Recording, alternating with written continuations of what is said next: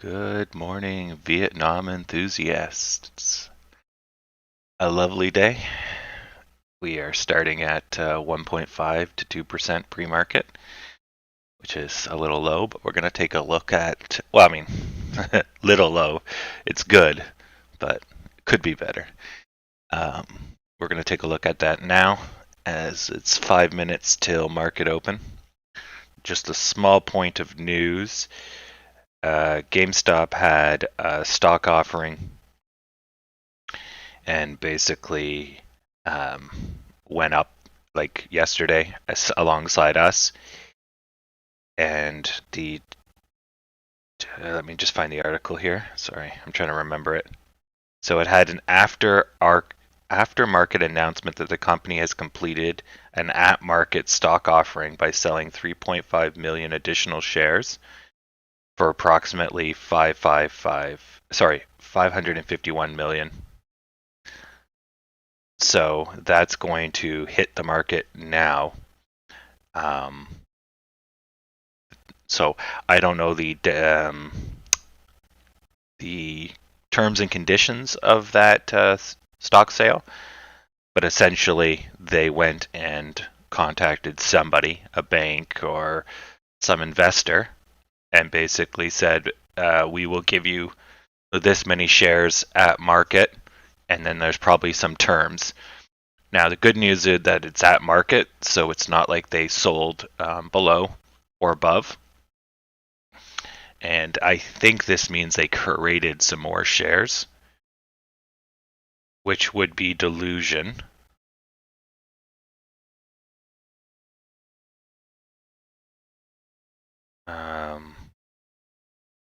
And there's somebody that pointed out that it might be a possibility that somebody was shorting and they needed to find the shares to cover. So GME created them and sent them to you. Or sent them to them. And that's actually a possibility too. You know, if somebody like an investment bank has loaned out all these shares and maybe even loaned out stuff they don't have, and now they're having troubles getting them. But I don't think GME is thin market, but maybe there's millions of shares they need to get. So maybe $500 million worth of shares, right? So it would be smarter to get them this way than it would be to try to get them out of the market, causing a rise in price, right? Who knows? But the good news is they did it normally, so they didn't do anything funky. They didn't artificially do things behind the channels. They did it in the aftermarket. So we'll take a look at that now because I want to see the effects of that. All right. So if we go take a look at GME, we should see in the extended markets. So somewhere in here, or over the course of all this time, could have been right here, they basically bought, $551 million worth. So when people start freaking out about these high numbers, that's half $1 billion, right? And look at the share price; it didn't even fucking move, right? So you can move billions in the market as long as you just don't do it all in the same second. And the market doesn't, where's that short squeeze? I don't see it, right? Like, so owing millions doesn't mean much, It just when everyone owes millions and they all want to get out at the same time, but you get the drill, right? So, anyways, in here there was the purchasing, which left them, could have been here, right? Or they did it all at once, right there. But this one's very tiny volume, so I don't know. Anyways, so GME will probably rise on that, and that's going to give us a catalyst to take off today. So that's the takeaway we need from this. So we didn't do much in the aftermarket. We did a bit in the pre-market. We were up higher. We're almost at 12, but we've been declining. But that's fine. As long as we're over where we closed yesterday, that's good. So the market's going to open in 1 minute and 10 seconds, or 1 minute exact as of now. Got okay volume in the pre-market. That's pretty nice. It's good to see a nice 2,000, 5,000. Some nice solid numbers. Yeah, we're probably going to have good energy on open. Yesterday's volume, I forgot to check it at the very end. We closed at 78 million. That's nice. Yeah, much better than our average, which was around 30 and 28 at some point. What's GME's volume yesterday? They closed at 10 million, which is above average. Average for them is around 6. But of course, lately it's been a little higher, so the average has moved up. Good, good, good. We must have a much bigger... No, they have a much bigger market cap. They're double the size of AMC. Oof. Okay, a little bit of sell-off just before the open. And game. Let's see what we got. 1168 on open. All right, everything's looking good. No problems. Good, good, and good.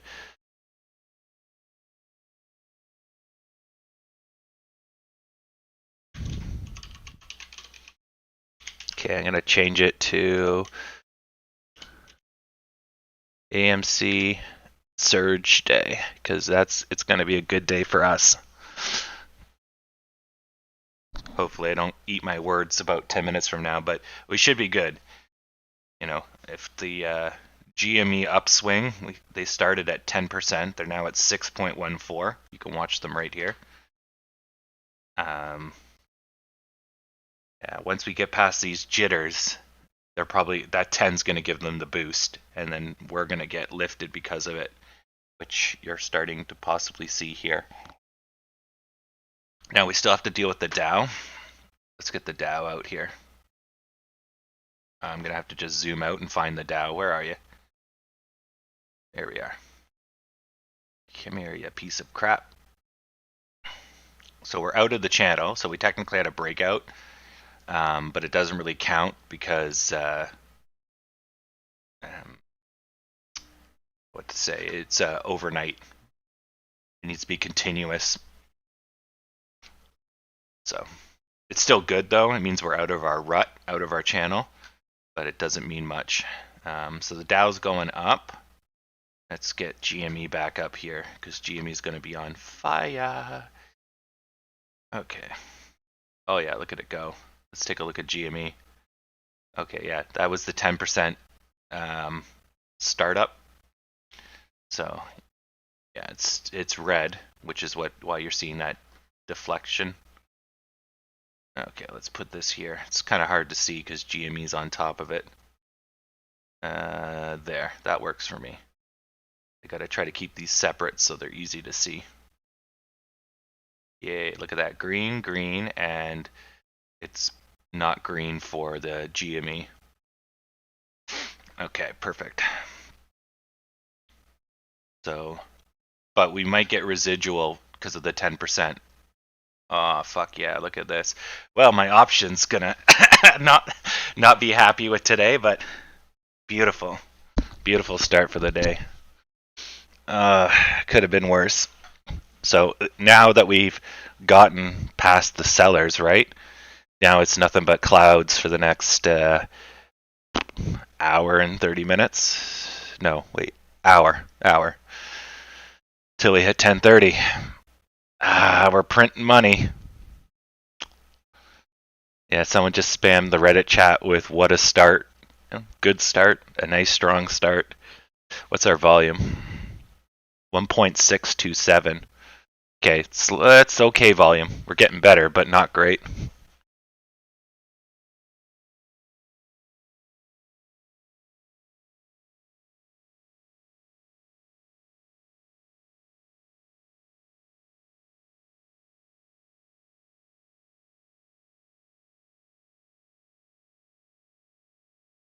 I saw 12. There it is. It's 12:05. Now, my memory's not super good, but if we remember yesterday, let's go find out. What's our resistance line that we're coming up on? So 12 is a psychological resistance line. Let's get rid of these guys. 1 month. Okay, so our next hurdle is right about here. So it was 1207, 1211, and then 1246. So right now we're doing this dredge. Now we started off pretty powerful, right? So, so for anybody that's new to stocks, this will be useful. If you're not new to stocks, then just ignore me for the next couple minutes. So, a little teaching lesson. So, when you go against previous support resistance lines, areas where the stock had trouble, right? If this was like 1 o'clock in the afternoon, this probably would give us trouble. But because it's the morning and we have all this energy and it's generally positive and there's all this positivity, right?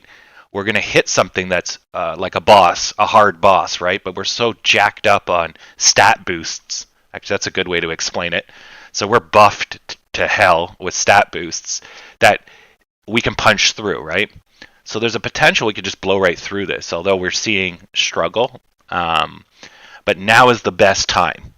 Here and just after 10:30 are our best chances because we have all this positive energy to blast through this mini boss, right?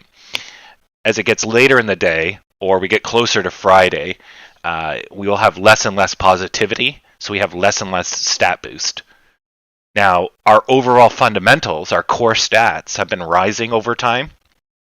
So we're getting stronger and stronger and leveling up as time goes by, so that's in there as well.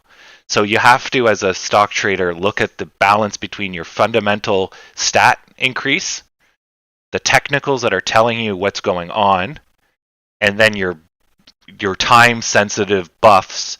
And when all of this comes together, then you might get a boost or a surge or a bull run, or you get resistance, right?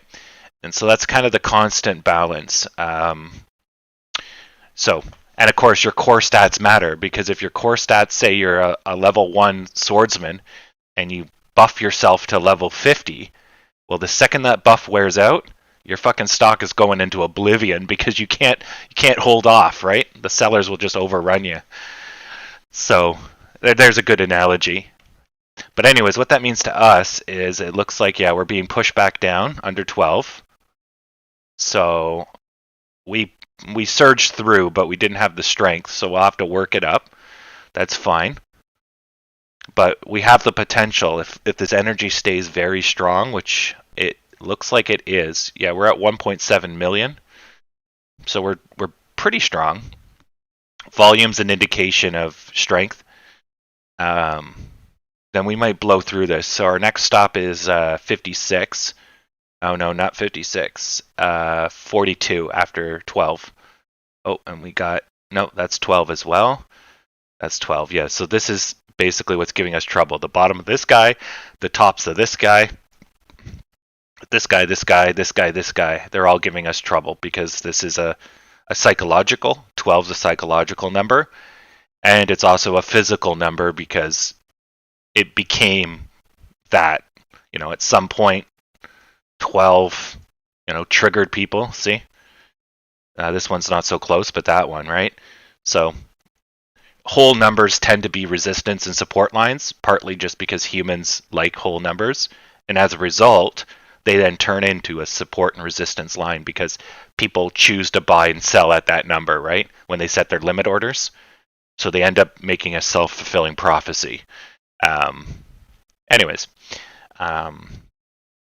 So that's going to be a bit of a problem, but we're at a good time in the day. So if any time to do it, it's going to be right now. So if you're watching here, we're doing great. Okay, so maybe we will get into the fucking 13s today. Oh,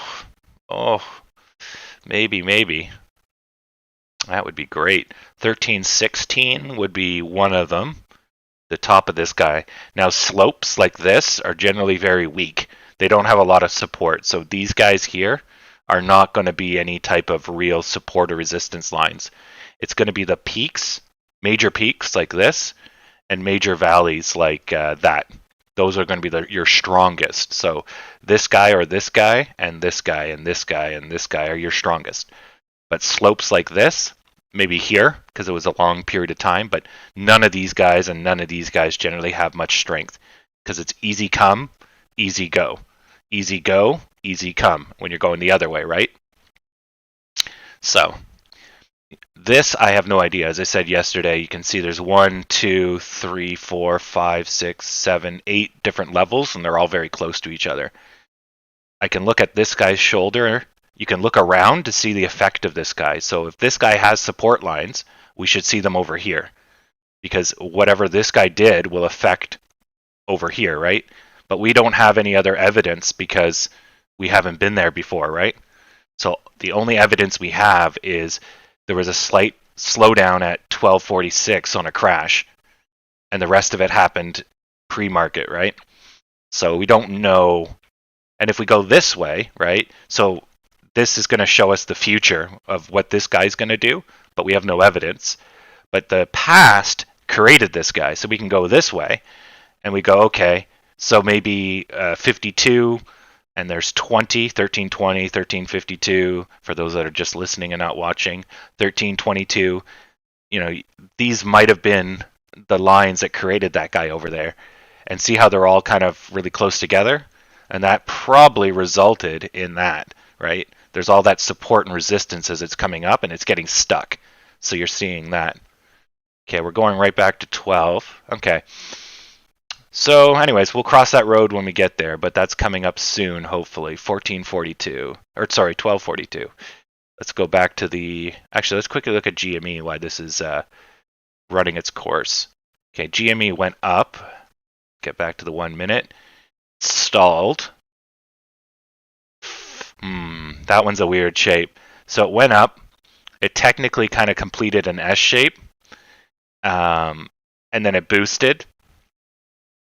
But, because there's a green here, right? Green, red, green. But it curved right away. And now you're going into a red S shape, which is very negative.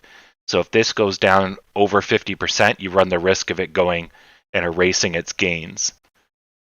How's the Dow doing? Ooh, the Dow's not having a good time. It's not a huge amount. It's only 0.28%. But see, it did a dome shape or a larger dome shape, and it didn't recover from it.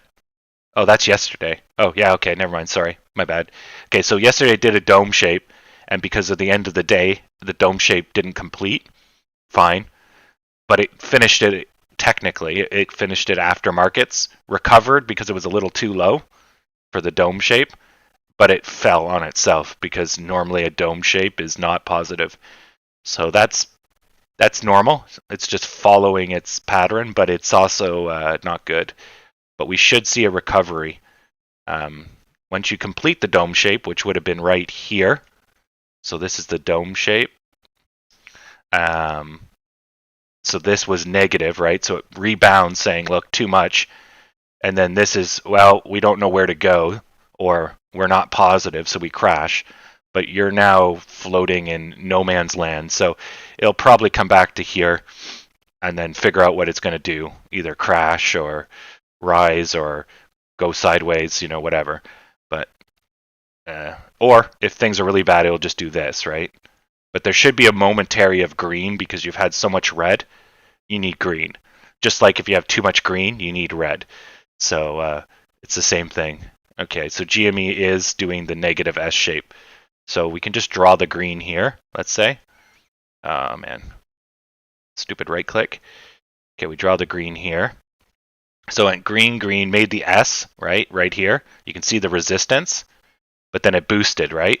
So once it got over this guy, there's the boost, but then it just died right after the boost, which is going to make now the negative red S, which means this is going to go like this, because that's the opposite of the really good bull shape, which is this right here.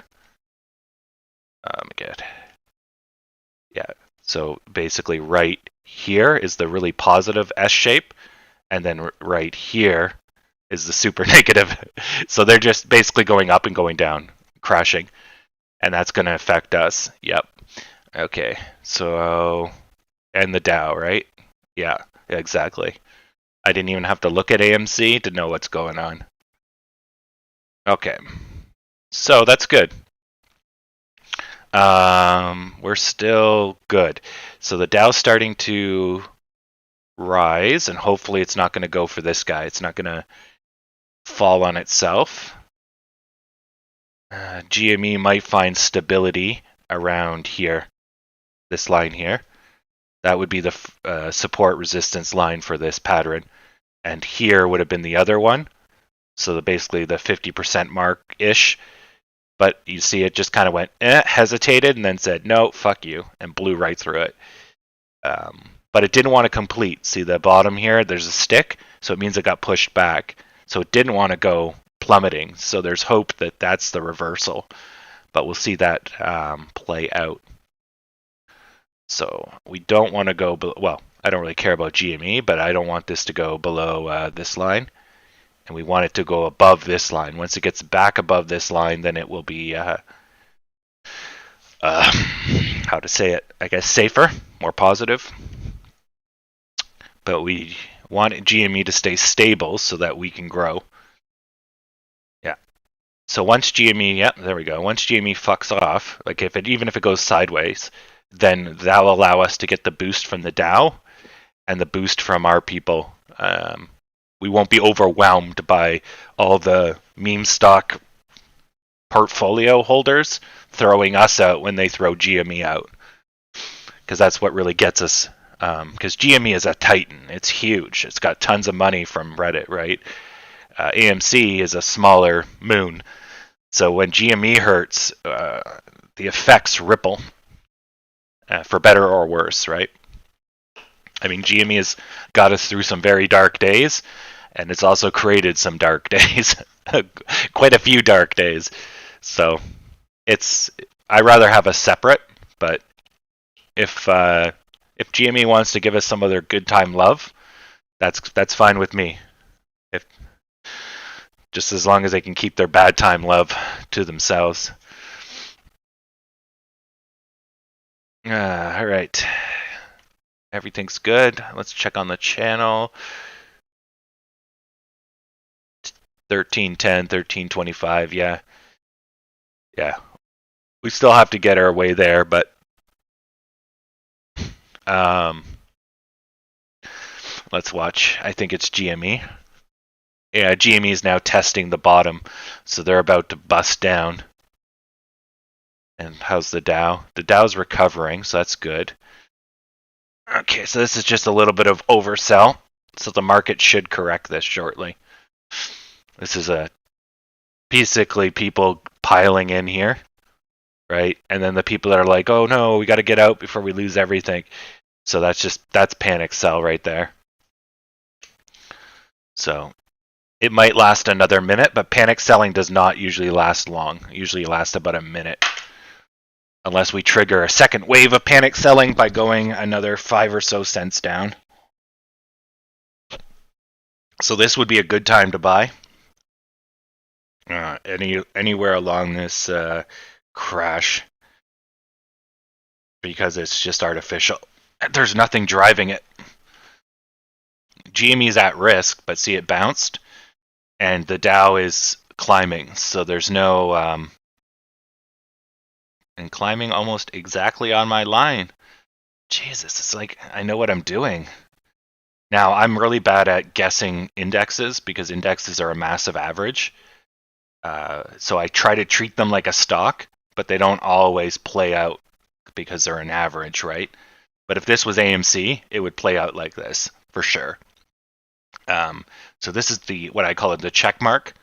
And again, when you get to the shoulders, which is right about here, you'll have to make a decision.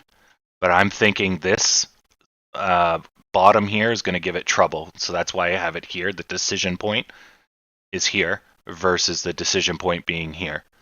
But if it goes through here and it doesn't show any like hesitation, then we'll move the decision point up to here. And if that doesn't show anything, it'll be up to here or here. But I highly doubt it would just float, without. But we'll see. It's showing strength, so who knows? But easy go, easy come. Because this was probably panic because, the whole market had a little bit of morning panic. But there's no reason to be crying. So, so weird without this green here. I'll just have to draw it in. I cannot draw a straight line to save my life with this stupid thing. Okay, there's the green. Okay, now it looks a little bit better. So, completed S shape, larger red S shape, and that should set us on course for negativity, but judging by the time of the day, I would say this is 50-50 if it's going to go under the line. Actually, maybe it's more likely to actually go under the line. It's not showing enough strength to get away, so it's going to probably fizzle and then drop. But I'm not 100% sure on that one. I also don't know GME like the back of my hand, so yeah, so there's your oversell, right? And then it got corrected because that was stupid. Now it'll probably stop at 1172 or somewhere just close to it, maybe 1168. Then I'll have to decide that the sellers had a point, obviously. Their point was a little too extreme, so the market corrected. But because the sellers did have a point and they did take over, there's some negativity. So you should not go back 100%, but you should go back maybe 80 or 70% because it was too much too quick, basically. But that doesn't mean we're going to go up. It just means we're not going down as fast as those people thought. But that was probably an easy, 1%? So if you bought, let's say you would get an easy 3% coming up. So let's put a long position here. And let's watch the money roll in. All right. So if it goes back to today's high, you're up 7%. Which is another reason why you don't buy on open. The market is very turbulent in the first 5 minutes. I usually buy closer to 10:30 once it's finally settled down. But the problem with buying closer to 10:30, there you go. Oh, look at it go. Oh, someone just hit the gas pedal. That volume. Well, today on Making Money with Justin Kelly, we're going to see a cool 7% across your eastern bow of your yacht. And if you look to starboard, you will see a golden statue of with atomically correct 60-foot wang glistening in the wind. We're just printing money. So good.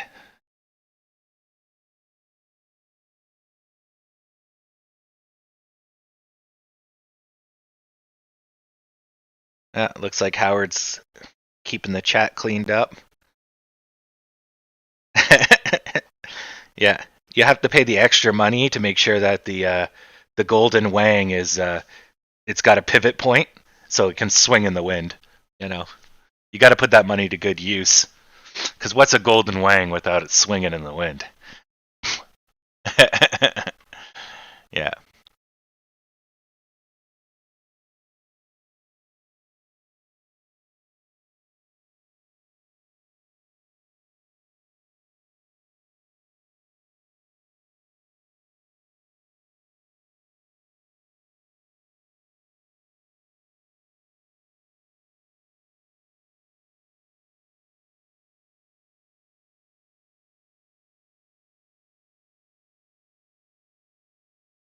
Yeah. Now we just have to watch because 10:30 is coming along, so we want to see as much height as possible. Bail out just before 10:30 and then get back in. So GME is still treading water, so they're still up 6.37%, but they're dangerously close to collapsing, right? So we want to see a little bit more height so we can just ease off. That looks like a baguette. Or a sea cucumber. Okay, so now the Dow's at a decision point. So it actually had a decision here. It stumbled a little bit around here, which is makes sense. That's going to be a support line or a resistance line on the way up, I guess. So you saw a little bit of hesitation, and then it got pulled back, but then it freed itself. So now it's starting to come up on exactly this point. So now you're seeing the hesitation. See, it's small. It doesn't know what it wants to do. Is it going to blow through? See, it's struggling. So if it struggles too much, then this arrow happens. If it struggles less, this arrow happens. If it struggles not at all, this arrow goes straight up. Because the longer things take time-wise, the more they go this way, right? If the price stayed the same, but time was the only thing that changed, the stock would go that way, flat, right? So you can think of that this is, when you look at the chart, it's just a tug of war. And the chart is just showing you things in the past. You're not looking at the chart like it's a living single object. It's basically you're seeing scales or shedding of the bleeding edge. So the only thing we really care about is what's happening right here. And then it gets locked in time, and then we go on to the next one, right? But this is the living organism, if you will. We're seeing this every second being updated, and this is just the trail that's left in the sand. Actually, that's a better way to explain it, right? It's like a snake or an animal in the sand. These are the tracks. But the tracks don't mean anything because they're kind of dead. They're the leftovers. They do tell us about where the snake did and its behavior and what it was thinking at the time. But really all we care about is what's going on right here to get its personality, to understand its little stock brain. So this is the start of an S, but it looks like it might just go straight down. So it hit basically the top. It didn't have the energy or didn't want to do it, so now it's going down. It's doing this arrow. I don't know how far it will travel. I don't know. I'm never really good at guessing the bottoms. Usually they go to a support line, which would be here or here. But that seems like a lot. Although this one's pretty close, so maybe. I don't know. This could be then a power S, so if it decides it's not going to go to, if you look at this line right here, so don't look at my cursor, but just look at the dashed line. So if it did touch this dashed line, basically, on the side there. So if it thinks that's enough, then it could rebound and make that power S shape. And then off it goes. But again, this is an index, so it doesn't quite work the same way as a stock. Okay, so GME is still going sideways. What's the volume? It's pretty heavy volume for not going anywhere. Okay, so it decided didn't want to go up, couldn't go up, I guess is a better way to say it. And I don't know. It doesn't matter the wording, I guess, but it was unable to go up. So basically, the longer you go sideways, the greater your chance of going down in most cases. I don't know many stocks that what they call melting up. So as the stock does poorer and poorer, it gets slower and slower, it drifts upwards. It's generally not the case. Most of them melt down. Things go bad, things go not up, it usually goes down because people panic. So as long as GME doesn't go into a tumble, we are okay with this position here. That might just shake out our weak-handed people that are, GME supporters, Dow lovers. So if we shake them out, then that's going to give us the power S shape. So we're going to see if that happens. If the power S shape doesn't happen, then we might just bail just to preserve our capital. Or if this Dow starts showing larger reds, like it's getting angrier and more convinced that it wants to crash, we're going to get out of its way because it'll run us over.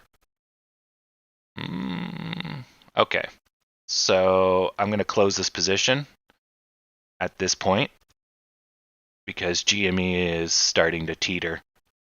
See, that's a strong red, and it doesn't look like it's going to stop. So I'm out on this position, and I want to see the Dow at least come back 50%, and then I'll get back in. Yeah. So with day trading, you don't, always get the full amount. You could have sold on the first thing of weakness, but we'll just sell a little earlier, and we'll get back in just a little bit lower, or we might have to wait till 10:30.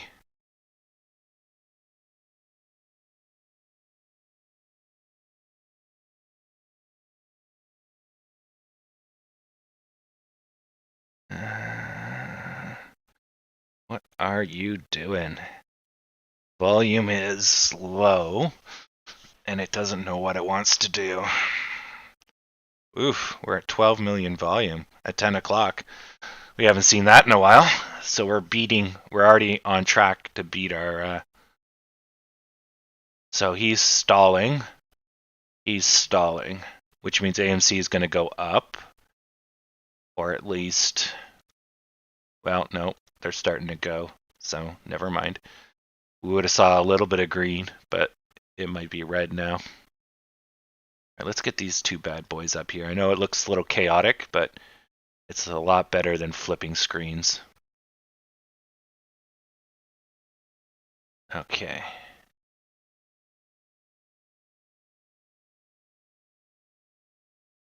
Do. Okay. And now is it safe to buy back in? No. No, not yet.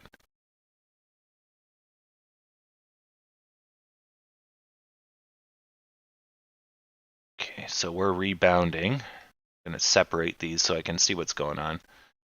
Okay. So for those that are just joining us, the top one is the Dow. Sorry, the top one is GME. The bottom one is the Dow.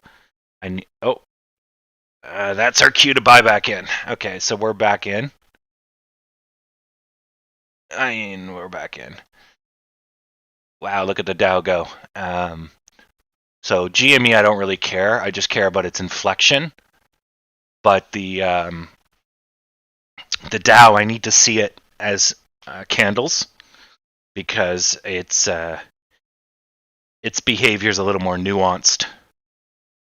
So anyway, so there we just lost maybe 0.5%, if that, just to step out of the way in case it kept going down. But we're back in. We're going to capture this whole rebound. Look at the Dow go. Woo! That baby hit the gas pedal. So now we just have to watch because 10:30 is coming up. And then we're going to bail if we see a large blue line at the top. Oh, wow. The Dow's going to be... The Dow's out racing our stock. Yeah. But you can see by looking at the two candle patterns that we're very much tied to the Dow. Like, we move pretty synchronously. But that makes sense. As AMC gets its own legs, though, as it gets more of its people back, we'll move independently. First, we'll be more independent from GME, and then second, we'll be more independent from the Dow, which is institutional money and smart money. Yeah. Okay, so now we're going to hit a little bit of resistance. So now the Dow's not got the same resistance lines as us, although it's actually kind of similar in this case. So the Dow might have a little bit more ground to move, but we're hitting our resistance line right now. So what that means is we'll stutter, we'll slow down because we're going through rough roads, but the Dow won't. But if the Dow keeps up its, exuberance because it's free to do so, then that's going to push us through the line. So the Dow is going to help us overcome our problems. And vice versa. If the Dow hits a major resistance line, we would lose them temporarily as a input, right? For gassing or negativity, depends, right? So that's why stock trading is a constant balance. You're constantly trying to weigh out all the different parties. And for all we know, there might be another stock that's more tied to AMC, but these were the only two I could detect, or I have detect, I should say, at this time. So this is us bouncing off the line. That's fine.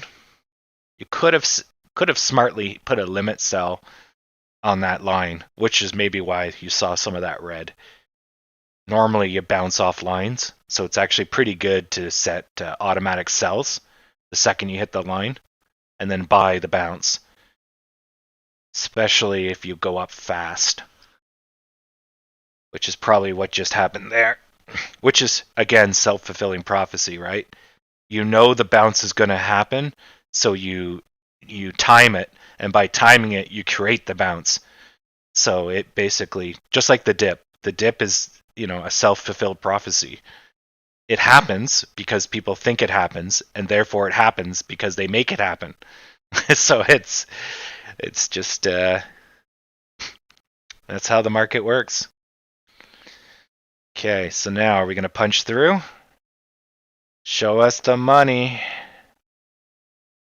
No, still, well, at least we're not bouncing hard, so that's good. So when you hit the line and you don't bounce hard, it's like the same as a bouncy ball. You throw it high speed at a wall, it comes back high speed. If you go at it slow, you generally bounce off of it slow.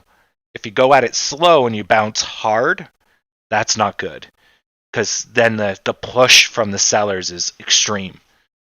If you blow right through the line, that's breaking the laws of physics. So then you're worried that you're going to come back because you've gone too far. And if you don't come back, that's extremely good, up until a point. Because after a while, if you go too far, you're going to have to pay for your debts. So anyways, in this case, we're being pushed slowly away from the wall, but definitely at a greater magnitude than we touched the wall. So that's not good. That's showing negativity, and we're seeing that matched with the Dow. The Dow is showing indecision and negativity in the last 4 minutes. Sections. That's what I wanted to say. But yeah, 4 minutes. We're technically going into a pennant shape here. A really full pennant. Top to bottom. Like this is like a pure 100% filled pennant. Although that red touched the line, so that technically breaks the pennant. But then the breakout you wouldn't see because of the line. So you broke out and the line crushed you.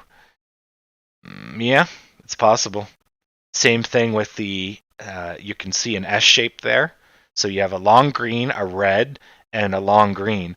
But because of the line, the power shape got crushed. So you see that red that happened a minute ago is probably from the failed S shape, or it's the failed breakout and it's got crushed. Either way, the mentality is the same. This line is strong and it's repelling the green, is essentially what you can summarize. But if everything I just said is true, not that it really matters, but let's just pretend, that means we still want to go up. So we're going to try again. And now we should be breaking out of the pennant because we have all this pent up energy. And we know we want to go up. So that should give us a boost, which should be happening right now. And perhaps the boost will push us through the line. But the Dow is red. So I don't know if we're going to have the energy. Come on. Oh, there's the, well, I don't really call that a boost. There's the boost. All right, so we're through the line and we got a boost for going through the line. There we go. Now, can we hold it? Can we hold it? The volume's not great. So, fucking gravity. Come on. Keep it up. There we go. So even if it just stalls flat, that's good. We just need to lock in. We got 4, you can look at the countdown here. We got basically 30 seconds to kind of go flat or better. A small red's not too bad, but I prefer flat or green. Come on. So the Dow, okay. The Dow's going up. There's a little bit of green, so that's going to help. And you can see the blue line on GME is starting to inflect. So that should help as well. Inflect is up, deflect is down in my parlance. Or angled up, angled down. Good. So I think we got it. So now the Dow's giving us some support. So as long as GME, oh, GME just went up. We're good. We're golden. Yeah. Here we go. Oh no, don't show weakness now. Come on. Come on. Everyone's green. Punch it, Chewy. Get us away from this blasted fucking line. Now, if we don't go up and we start showing resistance, it's probably because there's a support line that I haven't drawn or I don't know of. But we should be taking off at least till maybe here or slightly higher, 1 cent higher, just because these are going to be a little bit of resistance. But I think we should be okay. Okay, how much money did I miss? So I can just do the math. Okay, I'm just going to move this over here. So I missed out on, let's say, 0.5%. Okay, let's just, so we don't have so much clutter on the screen, we'll just put this guy here. Okay, and I'll just remove 0.5% from my winnings at the end of the day. So we're going to move up our stop loss to right about, oh wait, no, that's my get-in point. My get-in point's here. I guess my stop loss can't be. Yeah, okay. Normally, so what I would do is if that's my stop loss, right, I drag my stop loss up to here. But if I do that, it will fuck up the charting. Yeah. Okay.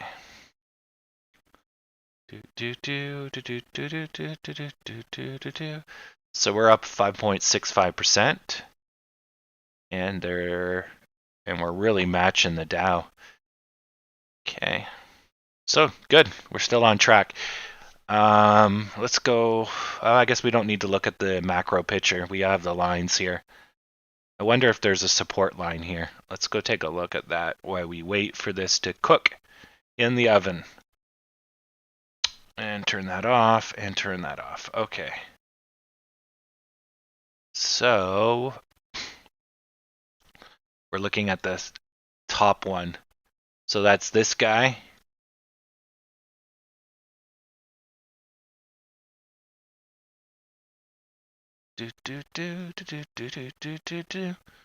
This guy, top of that guy.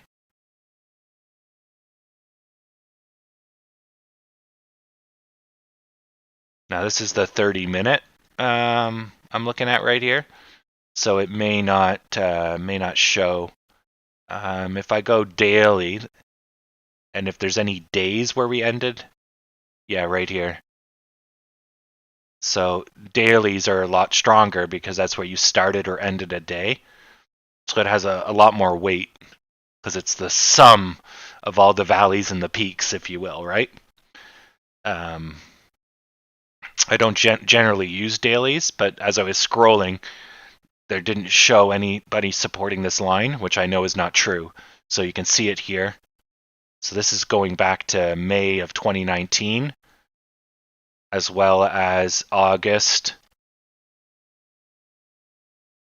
And yeah, right there, that's going to be a big one. So the 1192.12. Oh, this is 12. Ah, Jesus. That's why, right? Yeah, it's basically 12. Oh, my bad. Sorry. I was busy looking at the technicals. I didn't even realize the number. I barely ever look at the number. Oh, yeah, so it's 12. So, right, that makes 100% reason. Yeah. Yeah. Yeah, that goes to show you how numbers don't really matter. What matters is the technicals. So, yeah, basically 1195, 1192, which is essentially 12. But you can see the support. Oh, that's us right now. Sorry. Oh yeah, I'm on daily. Sorry, I don't usually use daily. I expected more runway. Yeah, so we got this guy, and then we got, going back to 2019, we have these guys, which is what formed our January guy, which is this one here. So those made this, and this plus those makes us now. And then we might have some trouble here as well. Let's put a 1 for that. So this is also the bottom of the stick, and then this will be the bottom of the candle part. Yeah, looks good. I don't think we're in too much trouble. So we're just trying to bridge this gap right now. So I think we'll hit some roads around 1221, which is actually where we stopped. That was our high for today. So we probably slammed into the butt of this guy here, which is probably why we didn't go any higher earlier. But right now we're just going through all the sticks, all these little sticks. They're giving us trouble. Yeah. Oh, and that one might give us trouble too. Let's put a line for that. Just because the volume was so serious in this area. But you see, once we're through this, right, we're going to have a huge fight at 1326 to 1340. That's going to be a major pain in the ass. Because the buyers basically supported these numbers for 2 days before they gave up. But there's going to be bag holders, right? So now we've already gone through it once, right? And we went through it with speed. Although we did then come down, but this is a little bit of a different story. We were going to go up, so I don't expect maybe too much of a fight. Like this, it will be a fight more than any other number in recent history, I guess. But because we blew through it, yeah, we've already broken through these lines. But if we're having this much trouble in the open air, I'm expecting the fight to get a little bit tougher. But what is it, 1016? So yeah, we're coming up on the dip. Okay, so maybe what I'll do is I'll just take my gains. How's the Dow looking? The Dow's crashing. Okay, so I'm going to sell off and take my gains and then wait till after the dip. Where are you here? Well, that's the one I want. So let me just time this properly. Because yeah, they're all red. Okay, so this is making a power S shape. So if once this fails, I will sell. If it doesn't fail, I'll stay in. So let's see. It's got one more minute, so 22 seconds, and then another minute to give me the power shape.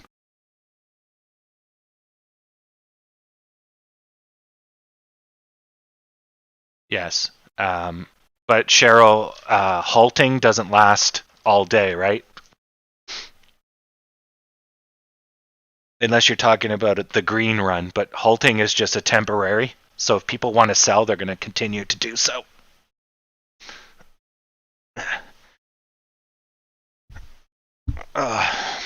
Let's see here. Got to get comfy on the couch. Yeah, it's basically going to technical breakdown, so I'm out. Just for safety's sake. Okay. So, what did that get us? That got us a nice 5.65. Oh, minus half. So, 5.1. Okay. So, that's the technical breakdown. So, basically, once it got below this red, you're going to have a long red. And then because there's very little support till right about here, you know, there goes a good chunk of my gains, right?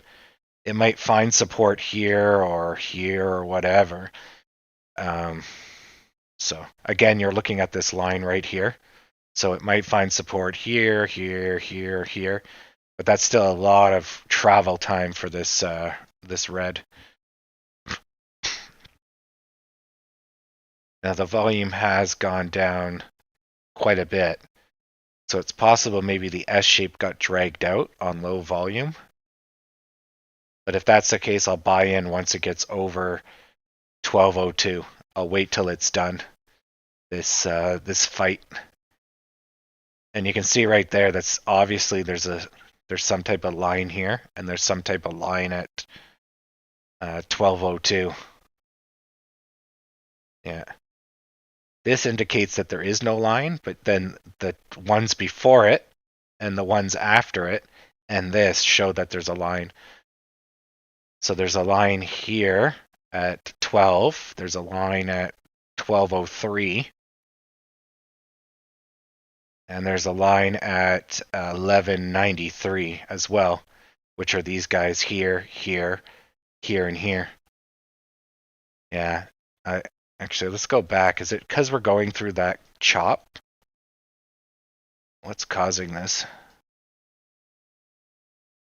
No, this is new virgin territory, isn't it? Where are we? Okay, so this is April. That's now. Let's go back.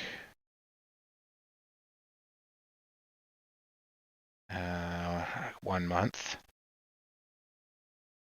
Oh, shit. Okay. Now, the chop is higher. The chop is between 1250. So, oh yeah, we do have this. But that's still also higher. So the troublemakers must be all the sticks. Yeah, it's got to be all the sticks. We shouldn't be having this much trouble.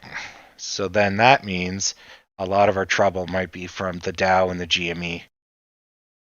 Okay, so we're going to buy back in as soon as it gets over. So that means if all of our problem is the Dow and GME, then we should be going positive. So here it stopped. So that's your indication of a reversal. And so there you go, right? So you can predict a bit, but I don't know how long, right? But then once it shows that it's done, you know this is going to happen. But how far? I don't know. But you just know it's going to do this. And then once it gets to a certain point, you can expect the chance of this to increase. And that's kind of the limits to my predictive ability. So here you might have a crown shape, so it's going to fall back to its support line. There. But the middle should be taller in a crown shape, and these should be equal height, best case. But because it's so small, so these are the same height, and this is taller. But it doesn't have to be because the thing's so small.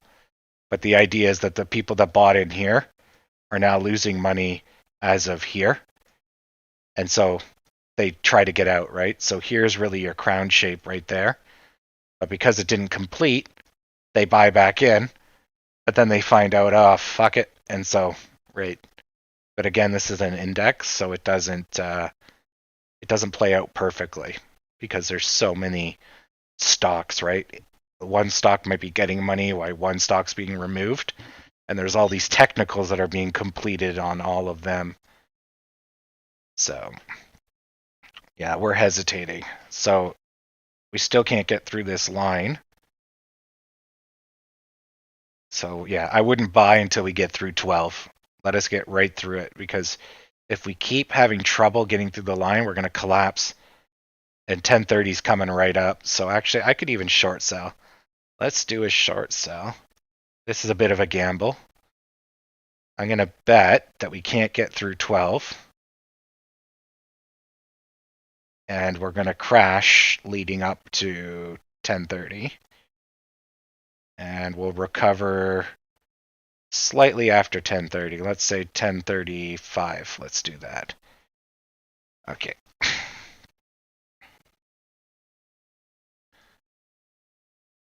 Let's give it that.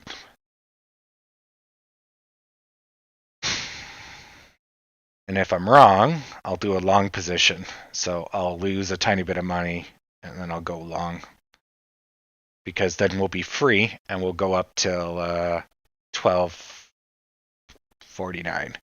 19? 19. 1219. Yeah.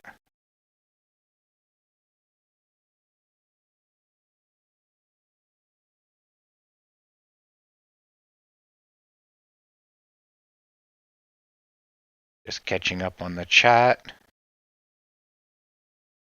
Right now, my real money's locked in at 14. Right now, I'm just doing the trades I would normally do with my real money.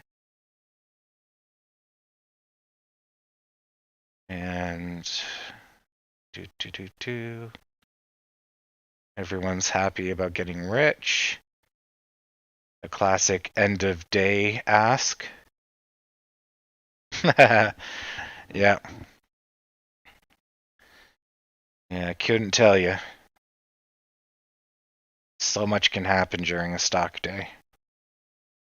I would like to say we continue to be positive. Let that play out. More money in my pocket. So again, I think we're doing the U shape, right? On the longer term. So we're going to go through these lines either today or tomorrow or the next day. So the 50% mark, let's actually measure that and get the right number. Can't box. So the 50% mark from the dreaded 14. Let's go use that. Okay. Is 1121. So that's basically where we stuttered yesterday. So that we got through, and here's our boost, right? So that probably explains yesterday's stutter, why we didn't go up. We stuttered for a bit. It's because we hit the 50% mark. So that's where we have to make a decision if we're going to crash or continue. And we chose continue. And see, if I knew that yesterday, then I would have bought with everything I had, right? Because I would have known that this was temporary. I was looking at it more as support lines, but generally the retraction and the support lines do match because the nature of the beast, right? You can see the 50% mark is clearly hitting these guys right here. So if we adjust this, that's why it's always good to use this once in a while, especially when you're on the recovery side. This is the dying side, I guess. So that's if we measure from here. Let's bring it up a bit and measure from, let's say, the crash.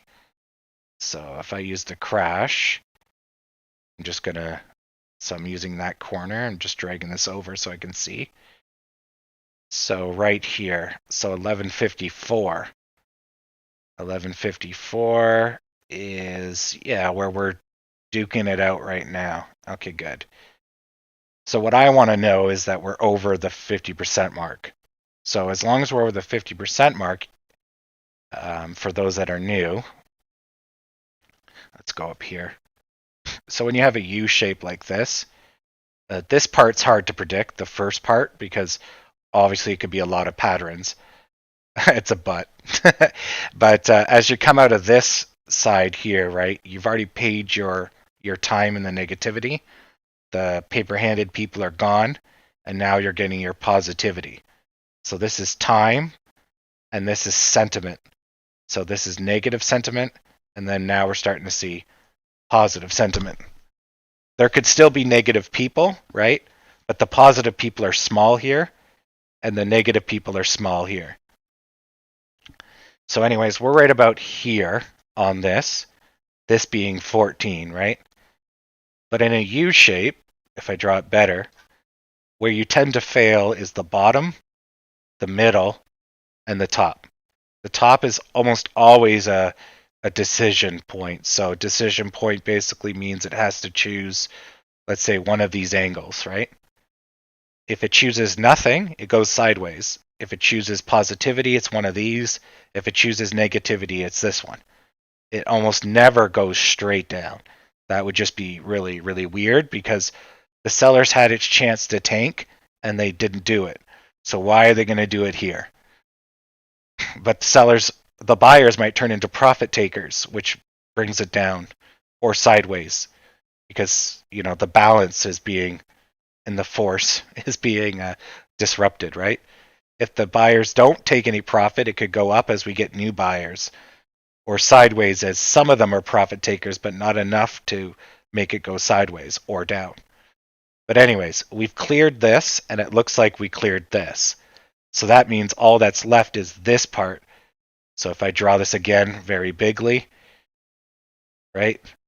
So we're in the U shape here, right? We passed the 50% mark, so I guess we're here now. And we've cleared this one. That was like 2 days ago. So now we have all of this to 14, and we basically will be uninterrupted. Somewhere right about here, like let's say 13 something, that may cause us a roll that will bring us down, but then we recover. And that's basically just because there's a huge support line, and as we get close to it, it repels us. So if we don't have the energy, we get like pushed away, and then we get the energy to then attack it later, hopefully. If we don't, then you get the cup in the handle. You fall basically, and there's your cup, right? But that's all coming up, so we'll talk about that when it gets there. But we're not there yet. But just so that you have an idea of what's coming up in your brains, so you can get a feel for it. But right now we're just doing the 1030 dip. So it's printing me some money. Some money. Et avec des monnaies. There we go. Do do do do do do do do do do do do do. All right. Ooh, GME. So that's and if I don't respond to the chat, it's just because I'm staring at this chart. I can't really look away. So interesting. So it's kind of got a channel here. And then it just kind of shifted down, but the angles are the same. So whatever this was basically just shifted the channel. And stocks do that a lot. So a stock might do this, but because of a sell, it's now shifted down. So if you notice it, it's basically like this. But the good news is if it just keeps shifting, right, you know the direction it wants to go, so you can predict it, right? If you think of it as just like a car driving that way, it just got pushed over by the wind, but it hasn't changed. So, yeah. I know a lot of people look at stocks as like up and down, but you can look at it as like top down, and this is, a road, and the stock's driving this way. Yeah, you could look at it that way. Whatever helps you understand the psychology of it all. So here it might be trying to re-enter that lane that it was in, if you will. If it does, you'll see it go up to about here, and it'll get stuck. So basically, the greens will get smaller, and the reds won't get big. So yeah, there's also a U shape that it completed right here, and so it had some indecision. So it boosted out, which is abnormal. It got pulled back, which is normal because it did something weird. So it got whatever. But then they just said, no, fuck it. And they hit the gas. So that's pretty abnormal. But GME is never a normal stock. The gassing and braking is so erratic. But that's partly because it's full of Redditors and you don't know what post is triggering people, right?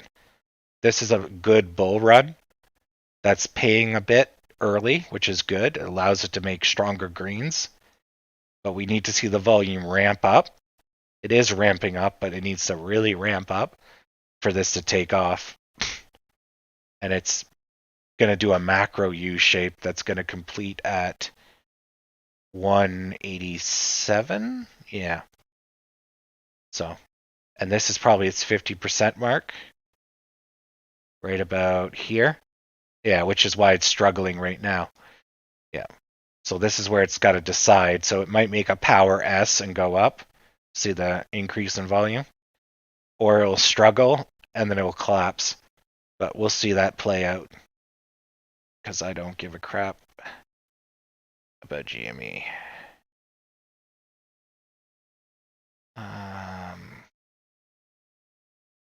Okay, so this is making a dome shape again. Buggers. Could make a power S shape here, but I doubt it. Normally this kind of shape is just, it's a dome and it's resisting. And so it makes all these weird ass shapes. Like this is weird as hell. You crash, recover, crash, slow recover, fast recover, crash, fast recover. Like it's like weird. That's just weird as fuck. See, that's normal. Something like this is normal. That's a little abnormal. See, crash, elevator down, stairs up, right? Stairs up, steep reds, slower greens, and then you get whatever the hell is going on here. But this is showing you that there's indecision, that people don't know what's going on. They're confused as well. We got a pennant shape. Whenever there's confusion or indecision, you have a pennant shape. So like I can see the confusion, and then I noticed, oh look, the tops are declining. The bottom is kind of flat. Poof, a pennant shape. Because that's your hint. Yeah, and you could probably make a larger pennant using this guy and this guy, but let's just keep it tight. Tight is more accurate. So that means if this green comes up and finishes its U shape here, it'll bust out. And we'll see if that plays out. Remove drawings. Okay. GME is still going along. How are we? So it's 10:36. So we should be recovering from the dip shortly. And I'll close my short position as soon as the Dow starts to show support. GME is crashing. So that's going to mute our recovery efforts. That's a huge green buy-in, which is probably what contributed to this. So there was a huge buy-in right here. Because it went below, right? That person's got out or partially out, causing this red drop, which means we should see a strong green because this is an oversell. So actually, I'm going to close my short position. Actually, maybe not. Hold on. No, not yet. It's going to say, so now there's a lot of pressure for AMC to recover up because this is an oversell. But if GME and the Dow are both shitting on it, I don't know if these two are going to weigh, that turd burglar is going to weigh heavily enough to crush AMC. Yeah, you see how it wants to go up and do it. And this is the hard part about being a stock trader.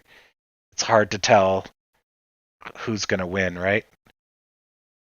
Yeah, so it's hard.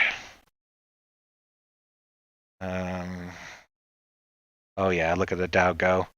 So if the Dow gets below this line here, which it pretty much is just touched it, then you'd have a breakdown. GME. So it hit the 50% mark and it failed. So this is what I'm worried about us. So we're technically on this curve. If you think of this as maybe like the monthly chart, the AMC monthly chart, it looks a lot like this, right? We'll go look at it in a second. So we're basically right here. I don't want this to happen to us. So today we go up, we hit the 50% mark, right? That I didn't know about or whatever. And then we get a red day, we try, and then we collapse, right? So that's very possible. So if I go here and I look at the 1 month, right? And we go auto. So you see it looks very much the same, right? So we're at the 50% mark. Or actually we're over the 50% mark, based on all the measurements. So we should be okay. If we get good height today, it will seal the deal. If we go red today, we'll be in a bit of trouble. But that's what I'm trying to make sure that we got to get through these lines. And if we don't, then these lines are basically going to spell our doom for the next, I don't know, 5-6 days. Because we'll curve, then we'll go down, retract maybe 50%. So go back to 1018, then start a recovery and go back for a second try at 12 or whatever. But if we can get the energy to get through, then we'll complete the U shape, and then our fights will be 14 and higher. But it all depends on, the play. But I think we're over the 50% marks. I think the 50% marks were in here, which means we should be, or like there's one here and maybe one here. So we should be nothing but energy, hopefully. But I could be wrong. The market will tell us, but it's good to check ahead just to be safe. Let's get some citrus in here since, yeah, even though I did open a short position, but we'll get some early citrus in here and help us out for the rest of the day. Oh, it's already taken hold.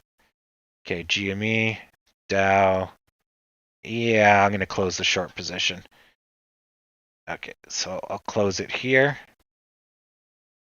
And that gives me how much?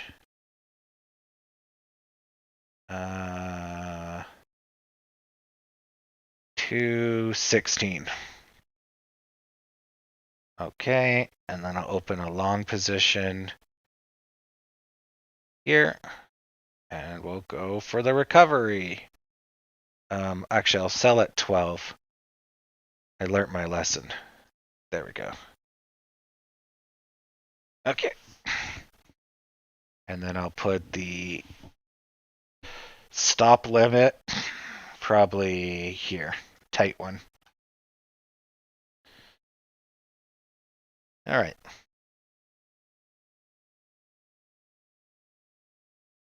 So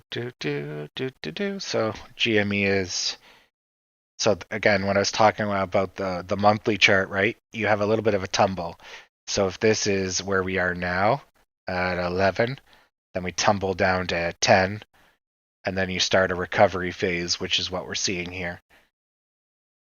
So when you do a U shape like this, the failures are in the middle, so it doesn't start a U shape. The corner on its recovery, it doesn't get it and it rolls over. The halfway mark and the top.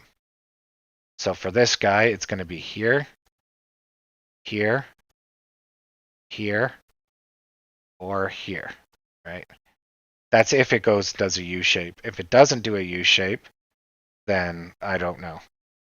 So here, it's not doing a U shape, but this is dangerous because it just jumped up. If it exceeds this guy, it's kind of okay, but the chances are this was too much too early, and it'll get crushed back down to this line here. But if they do hit the gas and they do get over this, they'll get boosted and they'll go straight up. And then it makes a power S shape. So green, red, green. But those are technically rare, although we have been seeing them a lot lately. So we'll see how that plays out. It just needs a few more cents. So if you were to play this, right, we would do a long position here. We'd get ready to buy a long as soon as it breaks out. And then we would set up a short position, basically if it collapses and fails. But we wouldn't play here because it hasn't told us what it wants to do yet. And then it's dangerous. Like Iceman, I'm dangerous. So, anyways, so we're now just bouncing against this line. And the Dow is looking like it's going for a breakout. All right. So if the Dow busts out, we should be rich bitches. Same with GME, right? If GME busts out and the Dow is busting out, that's going to give us the power to get up to 12 again. Now 12, we've been over it twice. Yeah, we should be good. Okay, they haven't figured out what they're doing, and the Dow is on breakout. Hooray! So normally with this, you would see hesitation as it gets close to the line. But again, indexes don't quite work that way. But in a normal stock, it would go up, it would hesitate, probably take 1 minute or so, then do the breakout. Whereas this, it just kind of, it hesitated by stopping, but it doesn't really, that doesn't really count. Okay, so that's good. So that means, yeah, GME is about to break out, and that means we're about to bust through this line. So we're now banging our head against the line. Usually you get 3 hits. So 1, 2, that one doesn't count. So that's a bounce. So then we should see the third coming up right now. Because there's the Dow. GME is the stronger one, and it's starting to roll. But that's tiny. Come on. Don't bounce severely. Push, push, push. Some lemons in there. Come on. You want to give us lots and lots and lots of percents today. You got this. Got this, AMC. There, it's going to be the great, great wall of lemon china.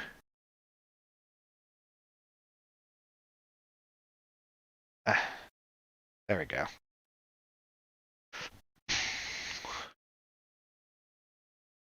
I'm gonna start a money with my. I'm gonna start a company with my stock winnings that just makes sandbags in the shape of lemons. It's gonna be great.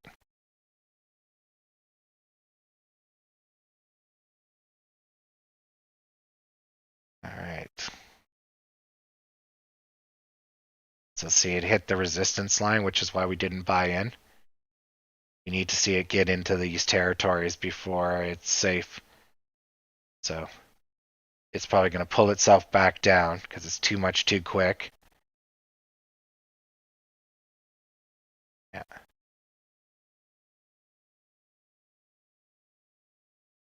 Either that or it was a power S shape and then it just couldn't get through the resistance line, which is a possibility. But normally when you do the S shape properly, it's going to blow through everything in the near future.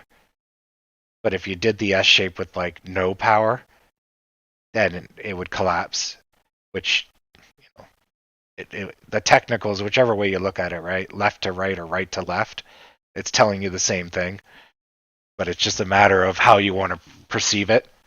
Usually I see all S shapes as powerful, but if you did have an S shape that's weak, it would look like another technical because it wouldn't do what you think it's going to do. But it's good to know, left to right, right to left, because if there was no line of resistance there, it would have gone up, right? But then if there's no line of resistance, it wouldn't be a U shape, because a U shape, the top of the U shape, is a line of resistance by default. So a little bit of self-fulfilling there, I guess. Okay, lemon bags are holding. Good, good. All right, Dow, come on, unfuck yourself. You had a nice breakout, but come on, follow through. Excuse me. Oh, I'm gonna have to get some food into me soon. It's the only problem with doing a 6.5 hour show. I gotta try to eat before. And don't consume any coffee or it's gonna hit you.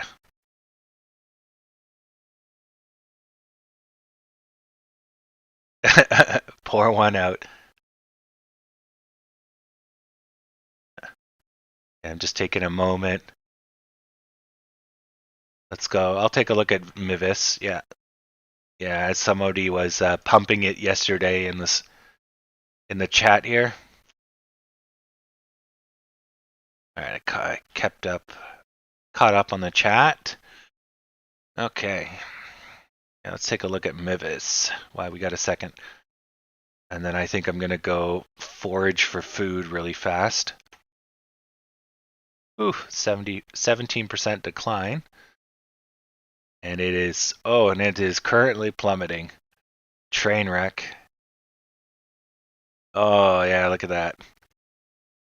So that's what you never want to see. Look at the steepness.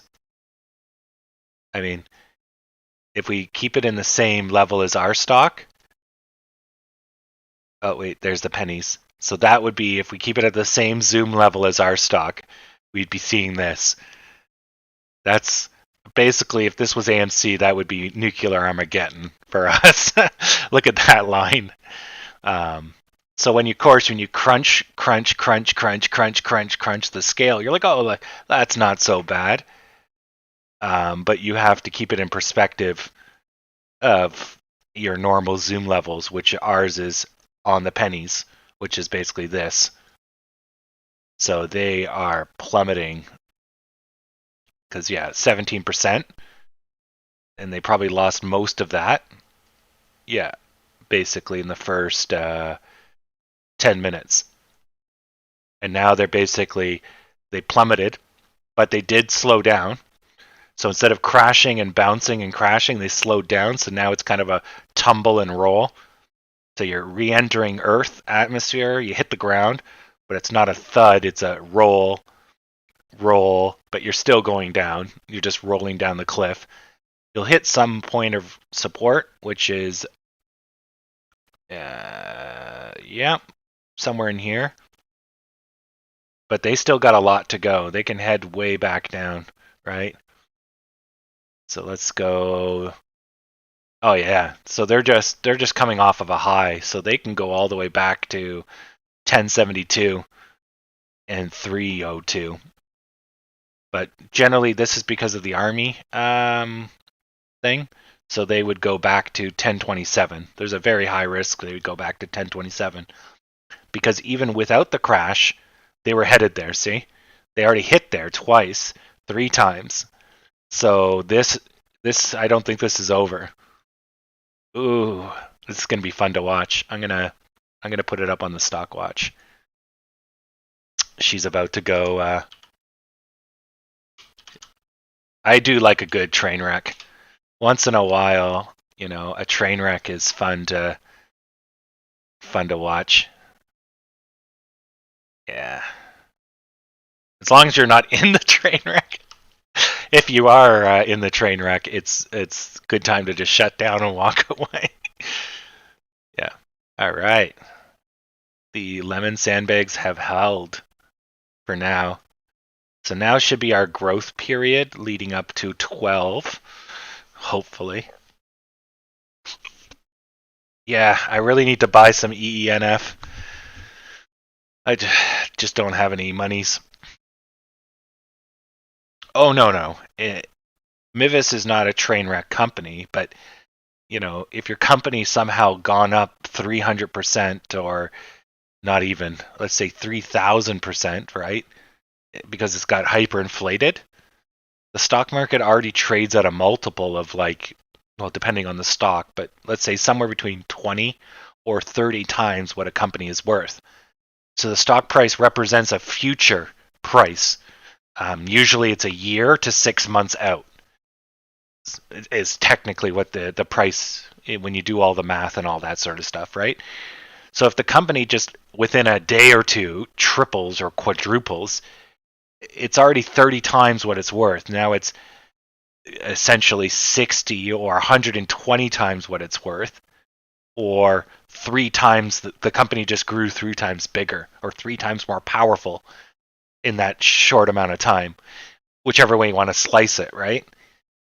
So that's very dangerous. That becomes a bubble, right? That's going to pop. It doesn't mean you can't make money. It doesn't mean it's stupid. It just means it's dangerous if you think it's going to hold. So, and yeah, I think the worst is not over. They're seeing some support, but you don't, as I've said, you don't walk away from a large crash like that, right? So they're starting to level out, right? How much the volume? The volume is high. Wow, it's double their average volume. Oh, not double. Uh, about 20, 30, 30, 40%. Yeah, let's say 40% of their volume. So you don't generally walk away from this. So they're trying to walk away from this, but usually you'll have 3 times the crash period. So that's 18 hours. So then you'll have 18 times 3, so let's say 30 something hours. Oh, sorry. Yeah, 30 something hours. So 48 hours is 2 days. So yeah, you're going to have to go on. Now this I guess happened overnight, right? That's why the hours are so big. Yeah, it happened overnight. So it crashed. Oh no, it started right at this morning. Okay, I was just going a little too far with my measurements. So let's measure here. So this is 30 minutes. So you'll have at least an hour and 30 minutes of pain Olympics, which is basically ending at 11:30. Now we could technically say that it started to stop here. So that's 17 minutes, which then gives us around 60, so an hour. And yeah, so that's basically that. So that's the minimum. Because 17% ain't that bad. 70%, 80%, right? You wouldn't walk away from that. And that's just really retraction on this. So that's probably why they're seeing support right here. But if they get below this line, right, then they're going to, it's Batman with his huge giant lips. Bat metal forever. There you go. He'll crash. But anyways, yeah, so this is a little dangerous. I don't think I would buy it. It might be worth shorting it because I doubt it's just going to rapidly recover back. So it may be worth the short. And then if it does, you get an easy 18% to a possible 40%. And then your risk is that it would go up and you would lose 5 or at worst 22%. Possibly. So, anyways, something to think about. Whoa, whoa, whoa, whoa, whoa. Oh, which one is like super rich? Oh, come back here. Oh, paper trading. I've made $1 million on AMC. Oh yeah, I'm a long at 1022. So AMC is completely paid out. I completely forgot about that position. Great. Okay, so what are we doing? Oh, they went around the sandbags while I was looking at Mivis. Okay. Let's turn off auto and get this back to the shape I know and love. Hit it when the chart is, there we go. Okay, let's relocate the sandbags. The lemon bags. Lock. There we go. Do do do do do do do do do do do do do.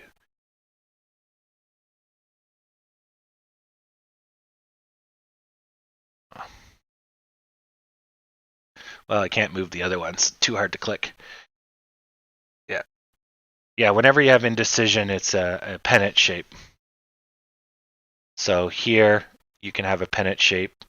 Mivis probably has a pennant shape. Well, there'll be a pennant shape in here.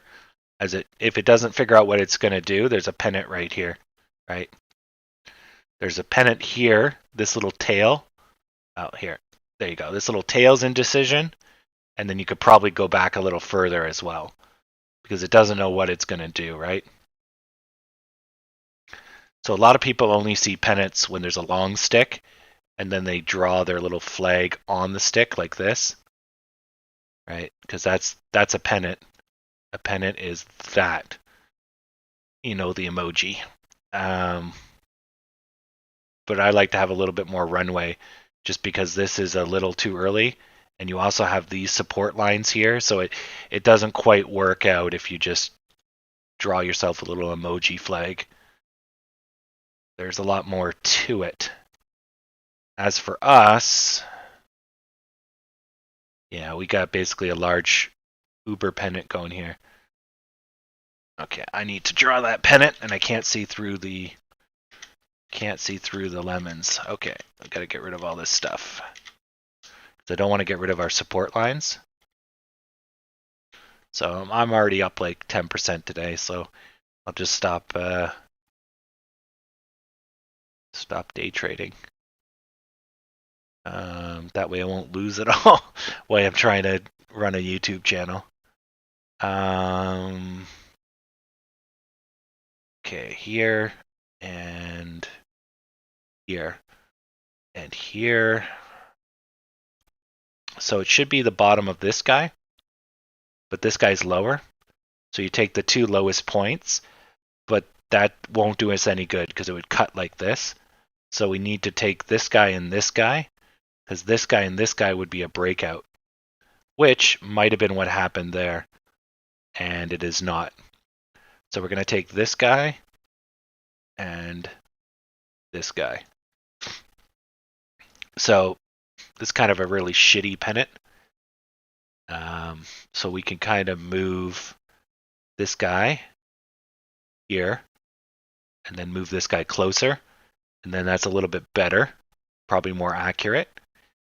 Most likely what we're seeing is actually a channel. So if I take this and I take this and this, and now I'm just trying to get equal distance between here and here. So that's likely what we're going through right now is a channel. So this was one thing. And then when we got over the middle piece here, we started a new pattern, which was trying to, I guess, finish the giant U shape here. It failed. And then we started drifting due to the support and resistance lines sideways and all that other good jazz. So now I'm making my money on the short. So we didn't get to go up, but we can now short sell GME's demise. Okay. And this one I will buy in, even though I don't want to make a long position. I'll basically buy in once it gets over this line. Because this is interesting. It at least will be the breakout will be the support line. Which is good, because then the boost will get us over the line and hopefully past the gravity.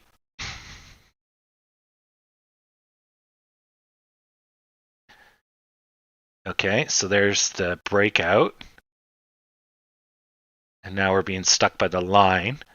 We're looking at the volume, which is down at the bottom of the screen, and the volume's saying it wants to try to get through. It's trying. Still trying. Got 5 more seconds. Okay, we failed to get through. So what's going to happen here? Are we going to jump? Are we going to crash? Any day now. Oh my god, it's low volume, so shit. Guess everybody's licking their wounds from Mivis. And the market's all red and we're green. Okay, good. So we punched through. So this is about the edge of the gravitational well. So we just got to go a little bit further, and you'll see if you follow the price line to the left of the screen, you can see the there's a whole bunch of tops and bottoms, right? So this is definitely the gravity of the line. So definitely we just need a cent. Good. Okay. And then one more, and we should be going right up to the top. So now we're on the edge. We're basically out of the gravity, but we're not free yet. No. We need to get ourselves free. Now we risk getting pulled back to the line, and that's what's happening. Balls. So you can think of it as the line's gravity, or you can think of it as these guys here are stopping us from going up, but it's essentially the same thing. Just depends on what you're looking at. Because those guys were formed because of the gravity, so they're there, and so they act as resistance lines, but it's really just the gravity. But the more times you get pulled in by gravity, it shows you how strong it is. Thus, it's just the line. It's just telling us about the line. But you can look at it as the more resistance lines equals stronger, or because it's stronger, there will be more resistance lines, right? Left to right, right to left. It's the same shit.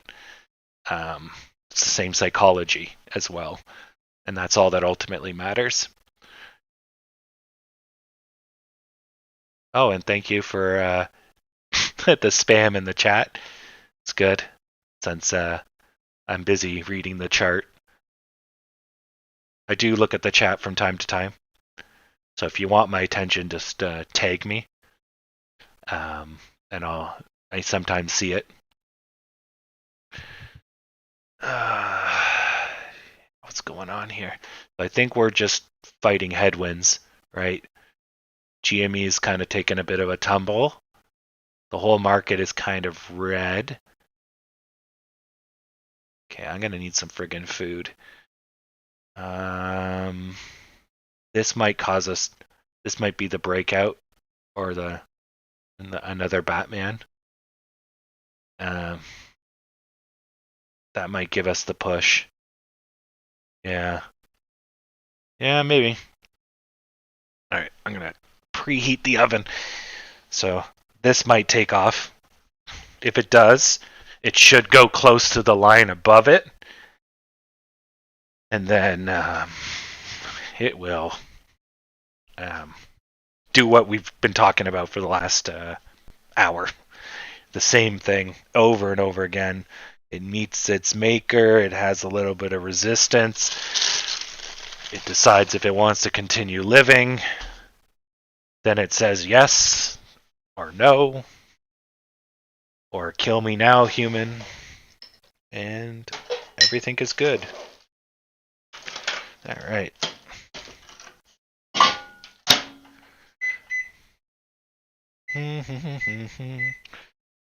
All right, gotta pre-eat.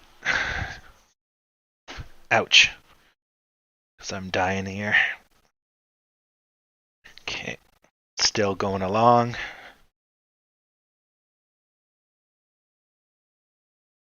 So now we got another pennant shape here. But that makes sense. So this pennant's not indecision, but more so this stupid line is causing us so much trouble. So we're basically, yeah,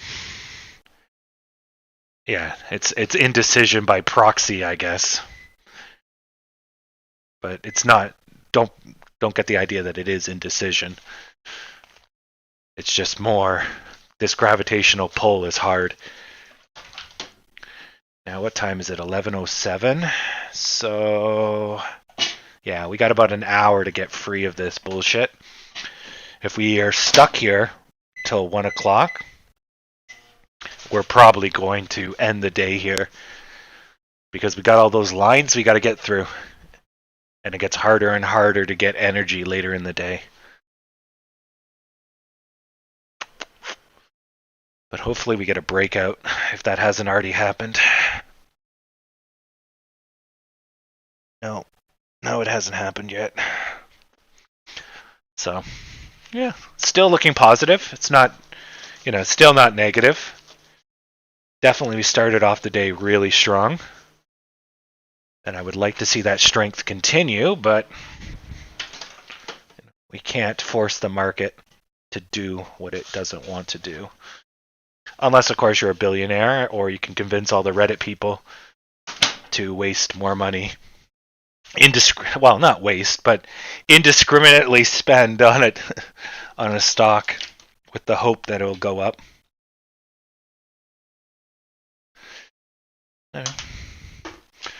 Or as the kids like to call it nowadays, YOLOing, I believe. I need a bowl. All right. I'm going to go super hobo. I'm going to have a chicken burger cut up on a salad.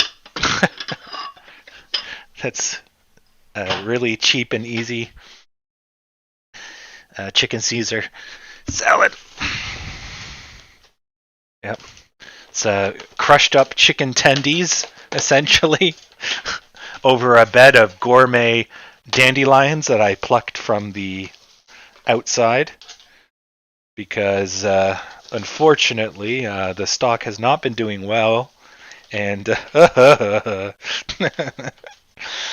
and my fake Salem the cat laugh. Yep. Got to earn your tendies. Can't have steak until this stock is back up to 14. So it's grass clippings and creamy Caesar for this guy. Yeah. And that's the difference between good stock traders and bad ones. Bad ones count their chickens before they hatch. And they talk about their Lambos and they spend their money the second they get it, right? But you really you don't want to spend your capital. So good stock traders are always just talking about how they're going to get more shares, how their money's going to make more money. Incidentally, that's how the rich stay rich and the poor stay poor, among a lot of other things. Because, that whole chestnut. So anyways, long story short, don't spend your money ahead of time. Wait until you win big. Or until it gets to 100K. So we broke down. Makes sense. I was hoping for a breakup, but whatevs. Okay, GME is on the recovery. So I will close my short position, giving me another 0.5%. Mivis is doing its thing. The Dow is about to break out. Okay. All right, so this is probably a good time to get food for yourself. You got about probably 5 to 10 minutes before anything's going to happen. Yeah, maybe at least 3 minutes, possibly 10 before the next piece of action. Yep. Yeah, we will become the 1%. 1 million's my floor. All right, I'm just going to stop talking for a tiny bit as I eat this chicken burger salad, which is basically just a giant chicken nugget, really. I'm going to call it my chicken nug salad, but we're just going to keep watching this. So anyways, and thank you for all the new people that have joined us today. We had quite a bit of people today. So we're doing pretty good. It's a lot of excitement. It's good.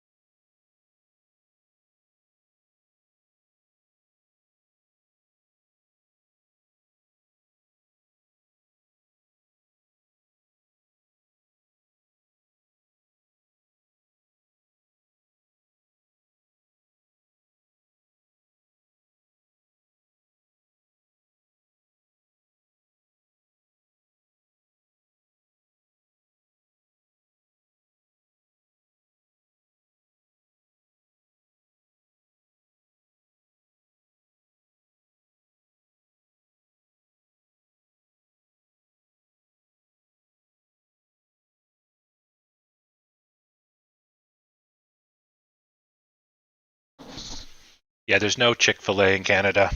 Um, they probably would not survive with their strong moralistic views. Yeah, that's the fastest I've ever eaten a salad. But I was hungry. just what a Neanderthal that salad. Just put it down. Yeah, yeah, that's a good way to spend your money. Take your wife's boyfriend's girlfriend on a date. Yep. Or something with your wife's sister. Just my wife's boyfriend's sister. Man, this family tree's fucked up. Yeah, those stock trading days were crazy days. Everyone was just piling in on each other, and there was bull runs everywhere. And you thought the '60s were swinging. Whew, those 2020 stock days. Just man, it was just paper shares on top of paper shares, and when I came out of my coffee-fueled high, I just couldn't tell if the market was up or down anymore.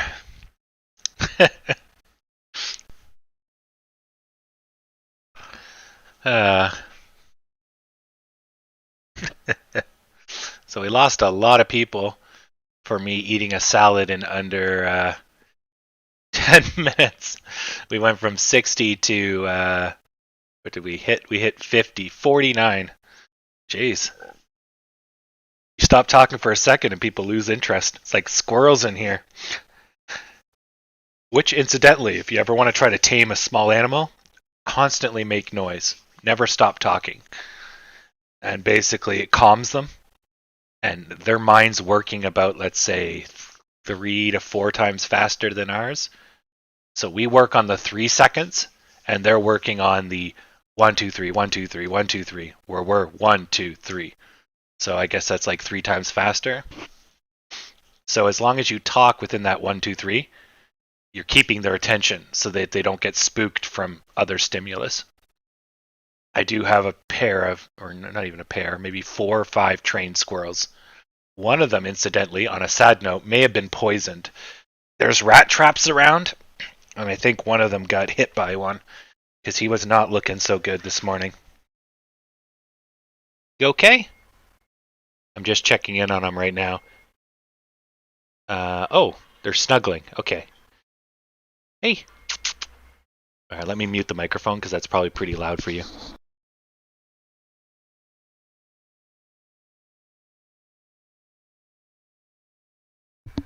Yeah, it's hard to tell. I'm not going to disturb. The one squirrel's sleeping and the other squirrel's sleeping on top of the squirrel for warmth. Aw. And they're closing their little itty bitty eyes, so they're not afraid of me. You didn't drink all the water, so yeah. The one squirrel was violently accosted by the other squirrel.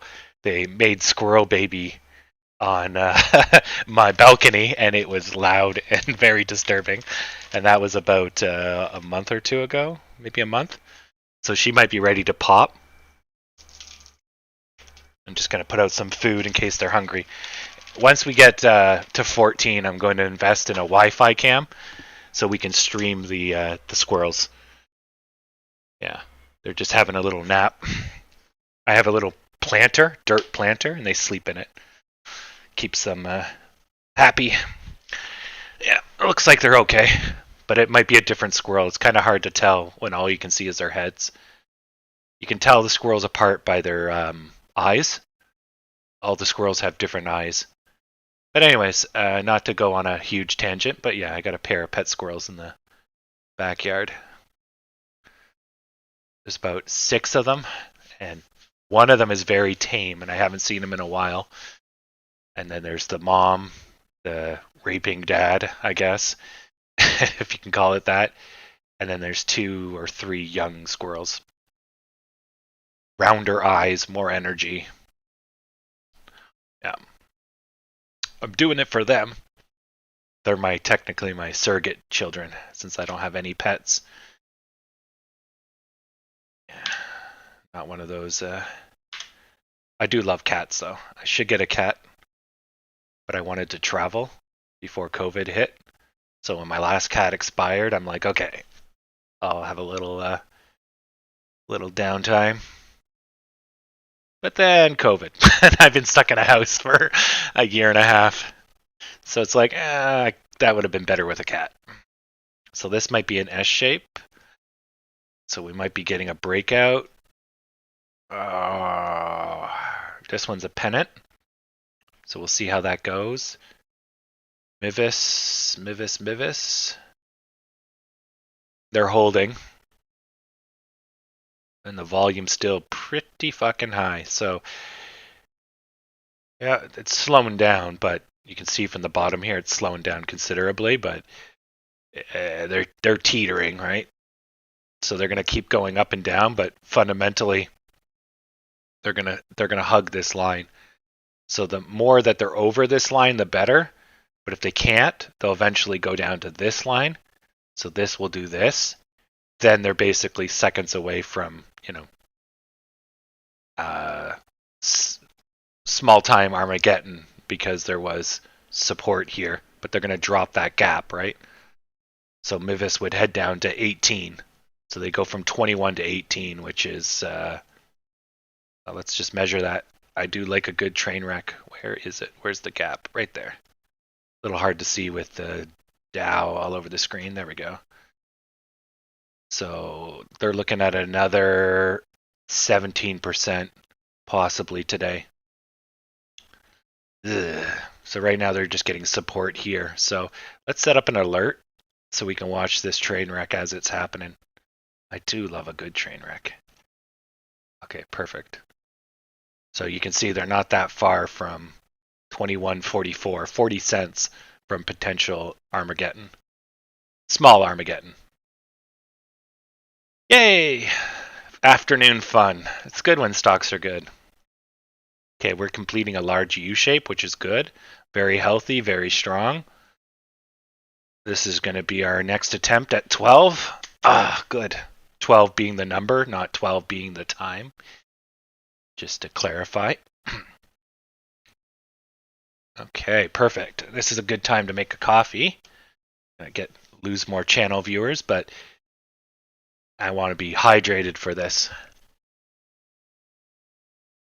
Yeah. Yeah, I think we're good. You can see we're punching that line, we're bouncing into that line, so that's a very good sign. We're not being repelled like earlier for the people that have been watching all day. Yeah, which is good. Yeah, and it's good that the channel got new people today, because our viewers, our core viewers, watch for 6.5 hours every day. I know a lot of you can't, and you're going to leave soon, or you just got here. But basically, yeah, we're an all-day show, and we just follow AMC for better or for worse, and today is definitely for better. And then there's some teaching moments when I think it's relevant. But it's good you watch now, because as I get further and further in running this channel, I'll probably teach less and less because, I figure everyone fucking knows by now. So, anyways, good times. We're going to get rich or die trying. But it's nice to have people along the way, right? Normally I just trade stocks alone, make my money, go out, have fun with it, whatever. But it's nice to have a crowd to, that they're winning with you. It makes this a little bit more rewarding. And when you have a really good day, you're sharing it with thousands or millions of AMC ticket holders, right? Or not ticket holders, rocket ship ticket holders. I don't know what you would call that. Passes? Boarding pass? Yeah, let's call that AMC boarding pass holders. Yeah, because it is an airplane ticket, but you really don't call that. And then on a ship, you don't have a ticket to ride a ship. It's a boarding pass. Yeah. Okay, almost there. So I'm just walking back and forth between the computer and the coffee. And Yeah, it's trying. It's looking good. That's going to probably break out. So it's going to go over the line, get a boost because it went over a resistance line. And then Bob's your uncle. It's going to be great.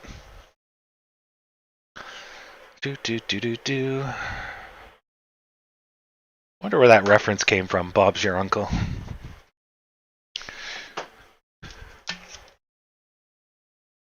Now that I think about it, it's a silly reference.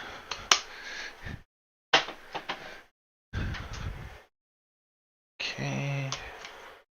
Take a look.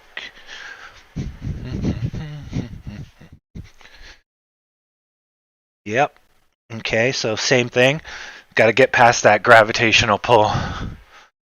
So once it does that, I don't even have to look at the stock and I'll know what happens.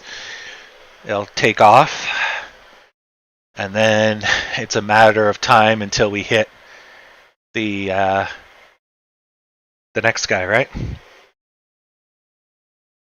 The next resistance line. All right. Brew my coffee. Brew.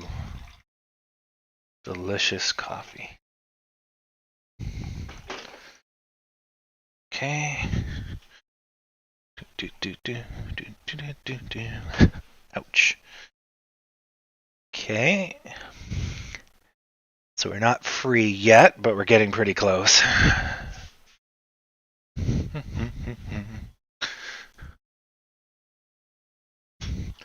It's 11:28.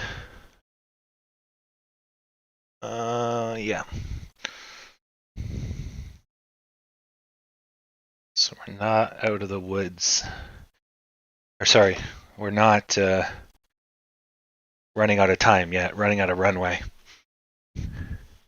We're out of the woods in the sense of when we were stuck at 10 and 9. That's gone. We don't have to worry about that anymore. But we have to deal with the micro. So right now we're right on the gravitational edge. So we need that fucker to break through. Come on. Alright, I'll get some lemons out when I get my coffee. We have the power of the mystic lemons. We might as well use our ill-gotten powers. You know, what was bestowed upon us by the great custodians of the stonk. And as Uncle Ben told us, you know, if we have great power, we got great responsibilities. So I did learn something from Spider-Man. Well, technically I learned it from Uncle Ben. The only thing I learned from Spider-Man is that kissing upside down in the rain really works with the ladies. That's pretty much all I learned.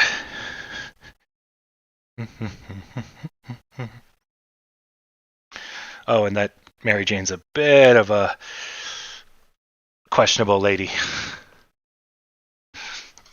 All right, that should be the breakout. Look at that volume.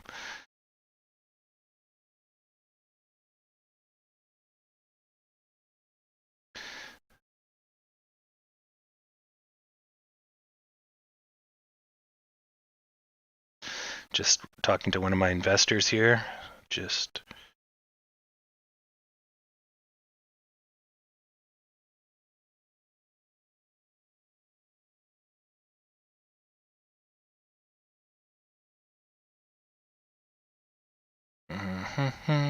okay, good.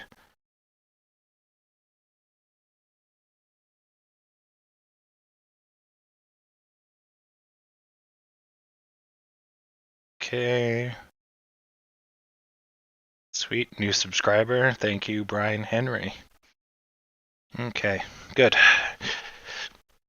I was telling one of my investors that AMC was about to pop, and he never got to me with new money, so he just missed out on yesterday and today, so probably about 20%. Sucks to be him. But he already has money invested, so he's recovering his money right now, basically. But the brakes. What, the JK Ottawa experience. What now?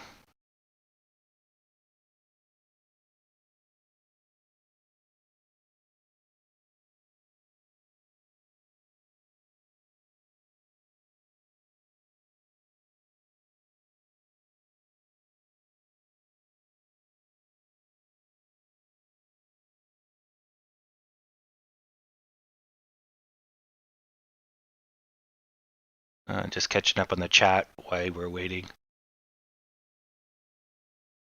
Yeah, I'll put up the side by side in a second.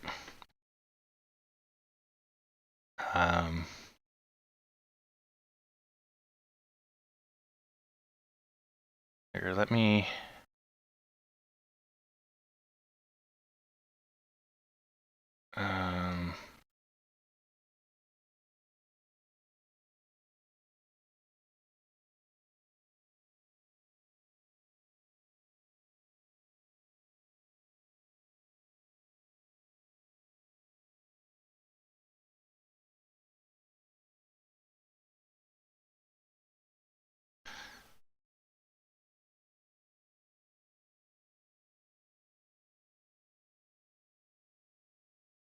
Here.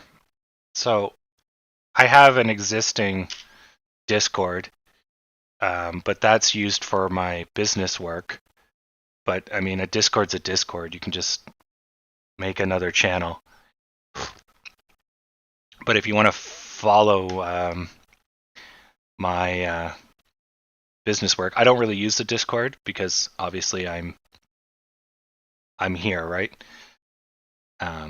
But it's useful if you need a Discord. If not, use the one that just got created. Whatever works for you guys. But yeah, that's there if you need one. It's up to you. You can join the other one or join my business one. It's up to Tom. If Tom really wants to run a Discord, then do his. If I get super big, I might promote my own eventually. But right now, I don't really have an interest to run a Discord alongside this. But if you just need an area to hang out, I'm offering mine. It doesn't matter. Discord is basically voice and text chat. So people use it. Yeah. I don't have any interest in really doing a Discord. So yeah, if you want to pile into Tom's, go for it. It's all good. Yeah, you don't. No. Discord is just a voice chat. Voice and text. But people use it because it's like IRC in the sense of threaded chats, but they added GIFs and shine and polish. I prefer IRC, but the standard is very hackable. But in time, I'm hoping to roll out Internet Relay Chat, IRC, to citywide. So I'm going to have access points around the city where people can see a live chat, basically, streaming over the internet. So you can get a kind of a sense of community. Yeah. Which you could join on your phone, but as you're just walking around, there'd be a signpost or something with the chat streaming, so you can kind of get tied into the local community. But that's what my business is, part of what my business is trying to do in the long term. Yeah. Yeah, it's all good. It's all good. But yeah, feel free to join that Discord. That's Tom's, and you guys can chillax there. Although chatting here is good because you bring life to the video feed. But if you want to have voice on the side, that's cool. Normally we would use the AMC stock live chat. And that's the one that shows up on the screen there. But whatever, whatever works. So that being said, we're just waiting to go up over 1205. Let's see, what's that? 1206. Once we get over 1206, we should break out. We got some solid buy-in volume in the last couple minutes, but this 12 is really giving us some trouble. Got to get free of its gravitational hold. Then we're going right up to 1219.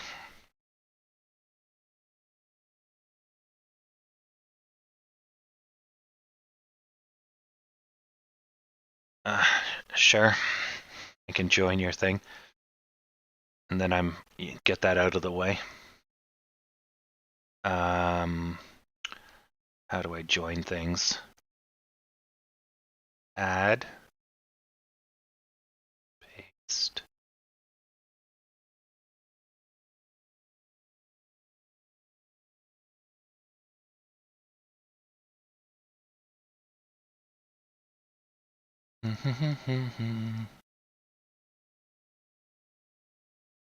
Oh my god, it won't let me paste. F.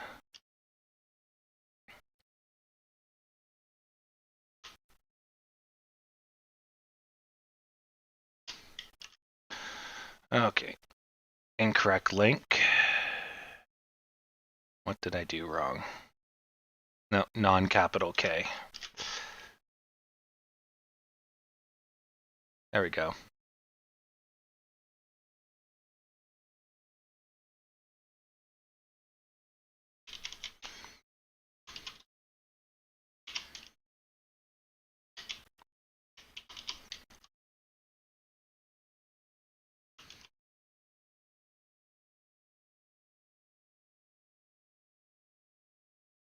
There you go. All right, so now I'm in the Discord. Everything's great. The JK Ottawa experience. Ottawa, O-T-T-E. That should be an A. But thank you. All right, well, enjoy your... Oh, it's a nice lemon. Well done, Tom. I like the logo. Oh, it's the same emoji lemon. Oh, nice. Here, I can post the link now, right? I can do an invite link.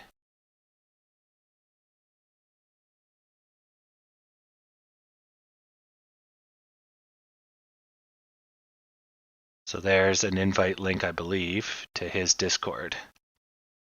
Let me just check. Yep, there you go. No, there's the link. You don't have to spam, Tom. The chat doesn't move that quickly. But I can post actual links. So there's the actual link. Why we wait.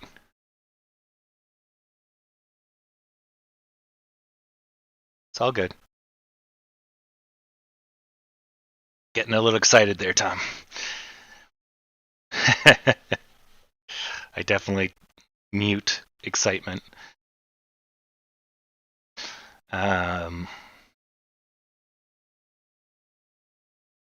So yeah, we're not going anywhere fast.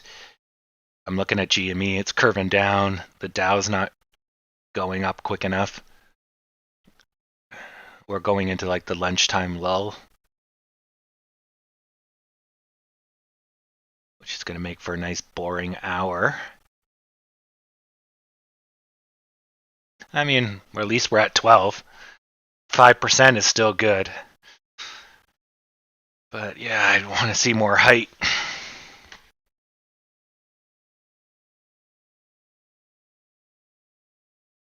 Yeah, so this is the line we're fighting over right now. Let's change this one to a different color.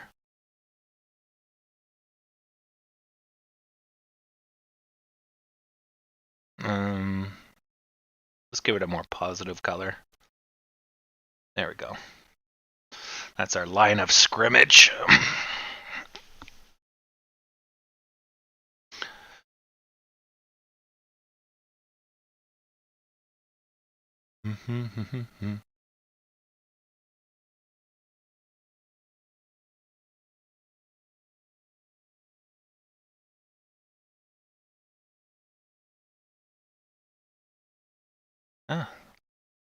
Look at all the nice people in Discord.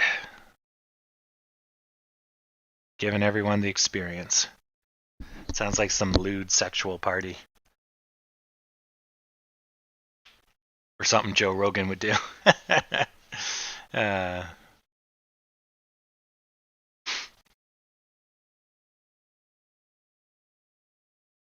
uh, Nothing like a good coffee and a rising stock price. It's great. It's like nothing better. Oh, maybe a really happy cat. That's good too. Now we're starting to form up a crown shape. I don't know if this crown shape really counts because we have a support line here. It could, but we're bouncing off of a support line or resistance line, depending on which way you're going, right? So I don't know if that holds up. I don't know. Because the mentality of a crown is that the people that come in on the left-hand side rise are going to be the same people that are on the right-hand side leaving. So right now, we went under the line. So then now we're at risk of doing the crown psychology. People are going to bail when they start seeing red, right? But because 12 is such a strong line, we get the gravitational pull bringing us back. So it mutes that fear. Because people are like, no, 12's the number we want to be at. And here we go, right? We're going back. And so even if a crown wanted to form, it would be distorted or made squishy. So you'd have less pronounced peaks and less pronounced crash, right? And the crown could technically end at 12. So it could be you just completed a crown, right? You went up, you went down to 12, you went up, you went down to 12, you went up, you went down to 12.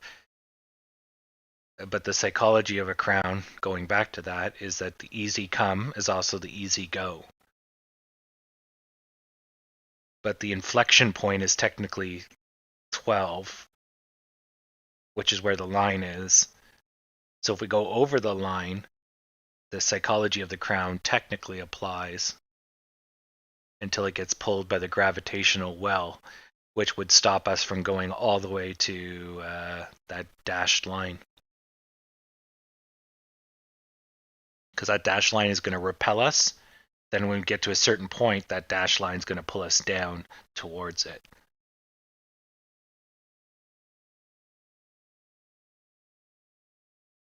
This is the problem when you're between two lines and they're so close.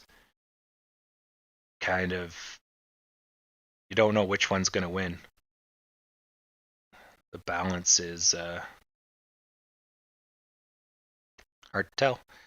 We'll find out when we get more evidence, which means more time, more candles.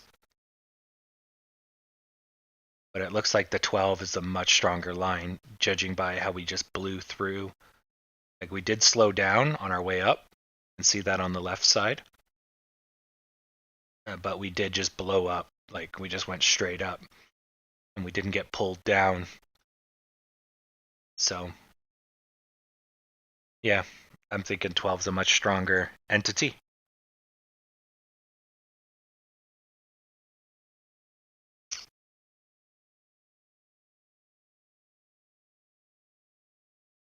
Sounds good. Links won't. Oh, yeah, post the permalink in Discord and I can copy it, yes.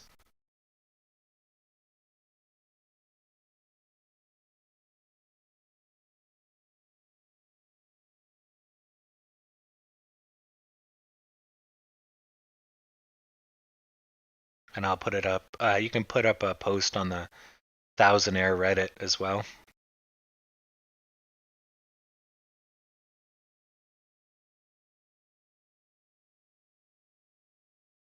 Yeah. Yeah, I'm not reading the Discord at this time. It's hard enough just to follow one chat, right?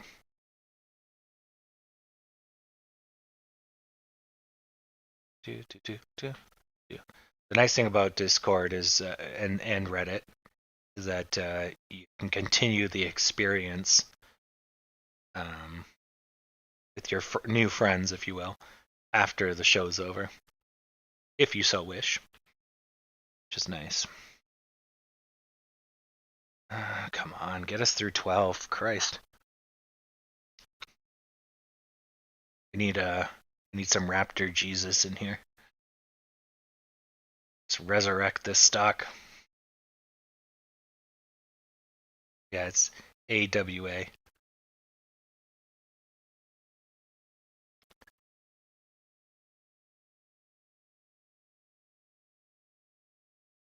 Sounds good. I'll get to that once I'm done staring at this stupid chart. Yeah, we're definitely struggling to get over 12. But we're not getting any help from anyone. Everyone else is going sideways too. Dow and fucking GME. So 12 o'clock is usually the peak of the day for most stocks. For us, it's around 1 o'clock lately.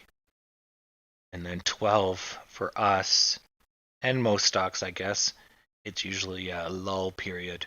So people go for lunch. They come back around 12:30, 1 o'clock. But I've noticed since this pandemic, it seems like people take their lunch early. So they'll take their lunch before 12. The lull starts early, if you will. If those two are correlated, I don't know. I can't prove it. But I've noticed that the slowdown that usually happens at 12 is now starting around 11:30. Sorry, 11:30. So perhaps now that most stockbrokers, I guess, are still working from home, you know, they just eat early, then maybe a 12 o'clock prescribed break time. I don't know. But I've just noticed the change. So as a result, we start to pick up steam around 12:30 more often. So if they had an hour lunch, it would have been 1 o'clock. If they have an hour lunch, it starts at 11:30, ends at 12:30. They have a 30-minute lunch, 12 is when they come back, or 12:30. So either way, 12:30 is mostly in the clear out of all those groups, right? So we're starting to see an earlier slowdown and an earlier recovery because it's shifted forwards. So, because like right now, we're seeing, increased volume, right? But the stock itself is not moving. We had a huge slowdown around 11. You can see the volume was just non-existent there, right? But that's more likely because we were going down. So people just wanted to get out of the way. But as soon as we started to show recovery, people got back in, which is exactly what's happening with the stock on a macro level. Nobody was trading when we were at 950, 930. It was Deadsville. In the last 2 days, our volume's been crazy compared to those days. Like 3-4 times, at least 3 times, yeah, those dead days. Yeah, so it's the same thing, right? So that's good. It means there's not angry sellers. It just means whenever we go down, it slows, which is good because at least it doesn't accelerate. But it'd be nice to see when we go down, our buyers kick in. But that's a whole different boat and requires a lot more coordination, I guess. But anyways, we're now over 12, but we're not out of the gravitational well yet. At least we went for another strike. Yep. Oh, so for the Thousandaire Club, you just have to have $1,000. So it's ambiguous, just so as long as you have $1,000 in stock trades, like dollars, you're a thousandaire. So what we want to do is you want to become a millionaire. So there's different grades of thousandaires, the 1,000s and then the 100,000s and the almost millionaire retiree.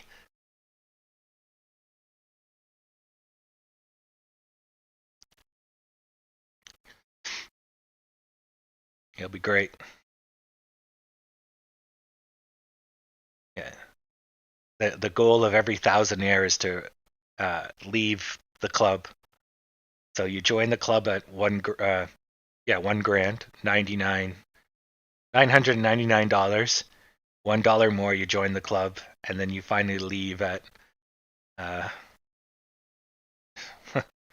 999,999. And we have a graduation ceremony, and I hand you $1, and you go off to the great millionaire club in the sky.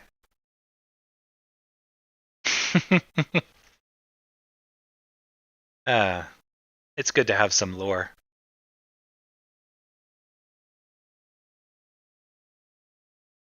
That would actually be pretty cool. Someone hands you $1, you join the club, and then when you leave, you hand that dollar to the millionaire hands the dollar to the next guy. It's like you're literally passing the buck. That would be pretty cool. I like it. Yeah, you're a thousandaire.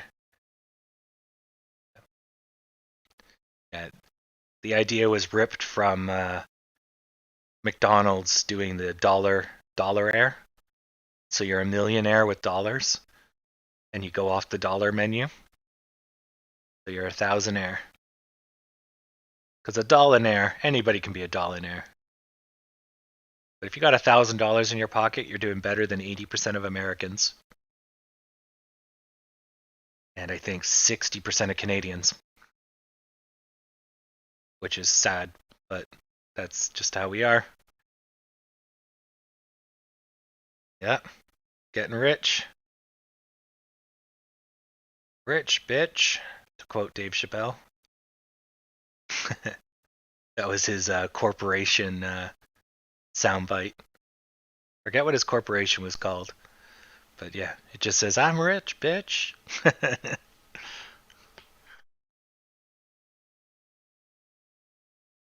Good. Okay, 5 minutes to 12. Maybe we'll get a boost right at 12. The Dow looks like it's pricing in a boost. It's hard to tell with the Dow without accurate volume.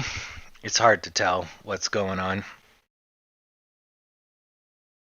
GME is still sideways.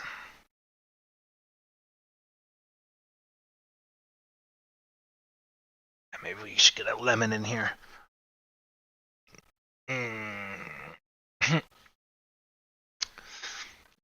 I'll get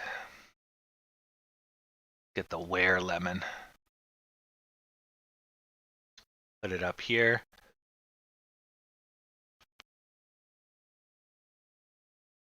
There you go. It's half moon, half lemon. And just because I like lemon doff.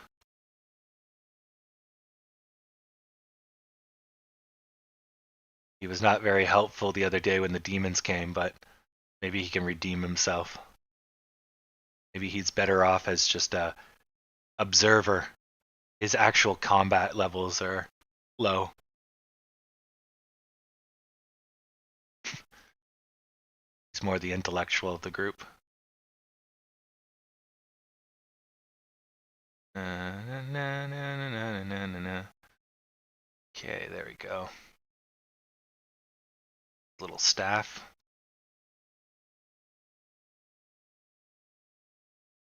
There we go.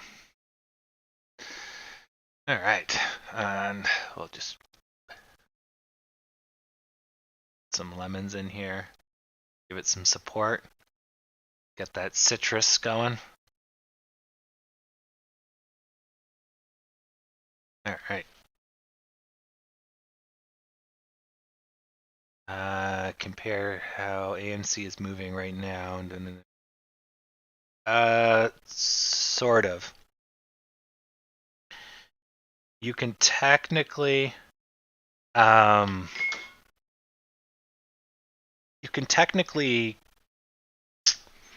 to word this? I guess the way to word it is So previously, when we went up to 14, what you saw was the sum of the mentality of the stock at that time with the people. So the takeaway from that is that when we drove up that number, people were thinking that these numbers or this situation needed to play out the way it did. So the stimulus created that effect. That cause made this effect. Now, because that's already happened, we're not going to duplicate it, right? If we went back in time, it would play out exactly the same way. But because we're forward in time, we have new stuff in the way, right? New stimulus. So you have to take the old, so the old told you something, and add the new stuff, and then that's going to change how we react this time. And now the question is what, and of what strength. So we can kind of look at support and resistance lines as negative roadblocks. We can look at we've already gone through it, so we've already blown through heavy roadblocks. So the only roadblocks we have are small, because none of them stopped us before. So why would they stop us now if we're stronger, faster, better, stronger? Because time has gone by, right? So it should be easier to go through a second time, unless our company got crappier, which it didn't. It got stronger and better and faster. So that's in the positive. We got new support and resistance lines, which is negatives, unless we try to go down. We have a lot of time that's gone by, so it should be easier for us to go up. And usually in a U shape, the ass end of the U is steeper and faster than the starting U. Usually. Unless the starting U was a crash, which ours was, because that's about as steep as it gets. So ours might be quicker and faster, but it's going to be dragged out a little bit because it's hard to replicate a crash in the other direction, which is a bull run or a short squeeze. So if you take all of that and boil it in a soup, the answer is whatever that soup is, right? So I don't really have a clear answer. We should be on the road to recovery. We're inside a technical that says we're going to 14. We technically don't have much of hurdles. We got like 3 major hurdles to get over, aside from this 12 that's murdering most of our day. But once we're past the 12 and we get past that 46 line there, then we should be pretty good. So I don't know. That's going to be my constant weigh out, right? All day. I'm going to be weighing that out. As we get new information, I'll be weighing against that. But it's a good question, right? But generally, from my experience in stock trading, once you test an area and you go through it, it's broken. It no longer puts up the same resistance. And you can think of it as people putting sell limits. So if your stock goes up and kills half the sellers and gets pushed back, when you come back, those people are gone. They're kicked out of the market, right? So they're not going to give you the same wall of resistance, right? So if you take your time and you just keep shooting them with arrows and killing them slowly, as long as you have a constant stream of buyers, eventually no sellers can stop you, right? If you think of it that way, because that's what's happening in the background, really, is that there's sell limits. People are setting up walls, if you will, and you're blowing through them. And unless they reconstruct the walls, which they generally don't do right away, unless the market is going south, you're going to hit them, go through, right? So, and when you hit a certain line like 12 here, and you hit it and you fall down, it's because people are setting up such a big order that basically when you hit the line, it floods the market with sell orders, which drives you down. So those are basically like profit taking. So that's why when you watch it go up to a solid line like 12, 13, 1250, you want to watch it and see how it reacts. Because chances are, if you don't have level 2 data, you'll see it go up and then all of a sudden it'll just burst down. That's what's happening. It's triggering market orders and causing it to. But that's healthy. That's fine. That's nothing to react about. It's just the natural order of things. So, anyways, so long story short, I have no clear answer as to what, but that's about as good as. Yeah, so the candles are just telling you, right? Yeah, so yeah, you answered the question in the last reply. So the candles are just the path the snake took in the dirt, right? So the candles will not match the candles of now because the candles are just telling you what's happened. So our little guy that's moving up and down right now inside the lemon is not going to move the same way as they moved in the past, which means it will not produce the same candles as the past, right? So you can look at it as the candles will change, or you can look at it as our little guy that is moving up and down, he'll be different, so he'll make different candles. Thus, the candles will change. So left to right, right to left, whichever way you want to look at it. But the takeaway is that he will be different because of all the stuff I just said. But it's generally more positive. So we've already gone through the hardships, so it should be easy for us to go up once we get through this 12. Yeah. It's psychological 12. Someone needs to get on Reddit and just 12 is not your enemy. Let her go. Let her go up. Yeah, no problem. I aim to please.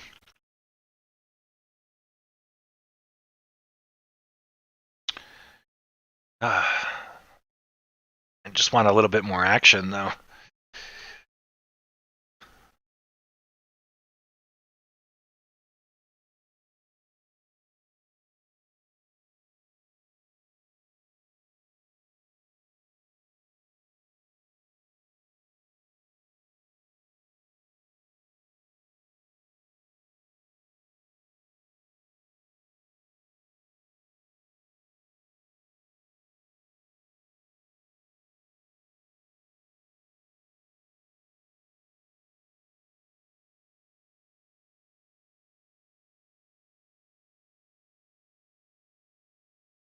Just talking to one of my investors.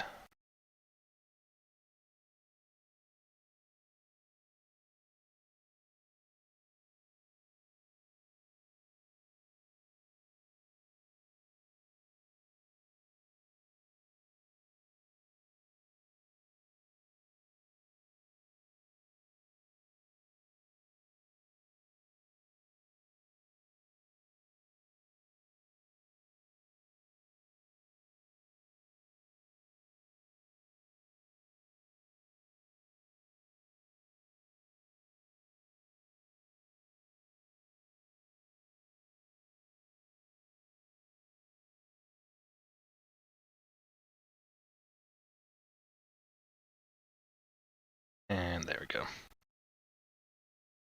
Okay. So yeah, we're just treading water here. So GME has basically gone sideways. So they're in a pennant right here. So that was a breakout, but they decided they're not having it, so they came right back. But they're basically on the edge to bust out. It's going to happen really soon. Yeah. So yeah, breakouts don't always guarantee a run. If they come back in usually like a minute or two, then you're okay. Usually it needs to be the next minute, but I've seen it, go flat then go. So it depends on. But if it's flat, it's almost guaranteed to continue. You need the pullback. So if it goes this way, it would go red, flat, red, or it goes red, flat, green, and then that green will then continue. Because it's basically just somebody broke you out, but it wasn't the whole market agreeing with you. So the market corrects, which is an easy way to say, the smart money says your move was dumb, so then they short your position here, push you back in, Or here, they buy in because you just made a discount for them.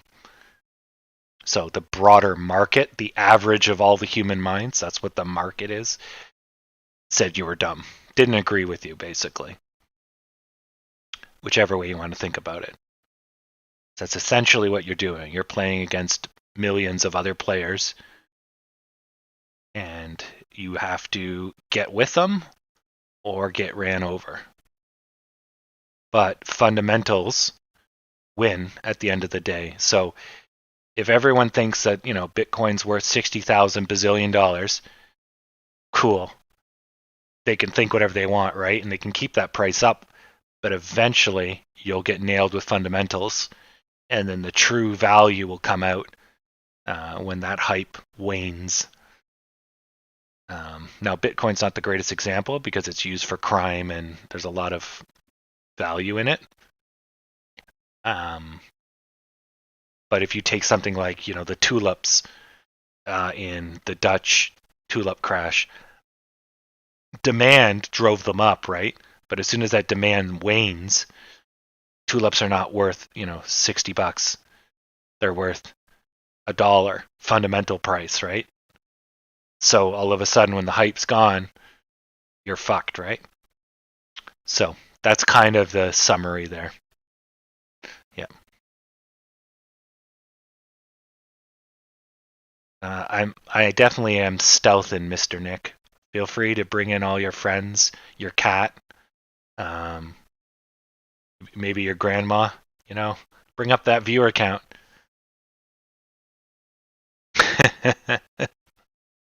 But I'm glad to provide a service. I don't do a good job advertising. I'm usually dead tired by the time the stock day's over. There's too much to do. Yeah. Oh yeah, fancy terms. I like fancy terms, but they don't do anybody any justice. And I'm quite good at explaining human psyche. Well, let's say I'm okay at it. I used to be excellent at it, but years of not practicing it, now my words are a little more jumbled. That's why I pause all the time, trying to figure out the proper words. But if I do this stream for about another 2 months, my human psyche should come back. Yeah. I'm just having to think about stuff I haven't thought about in like 5 years.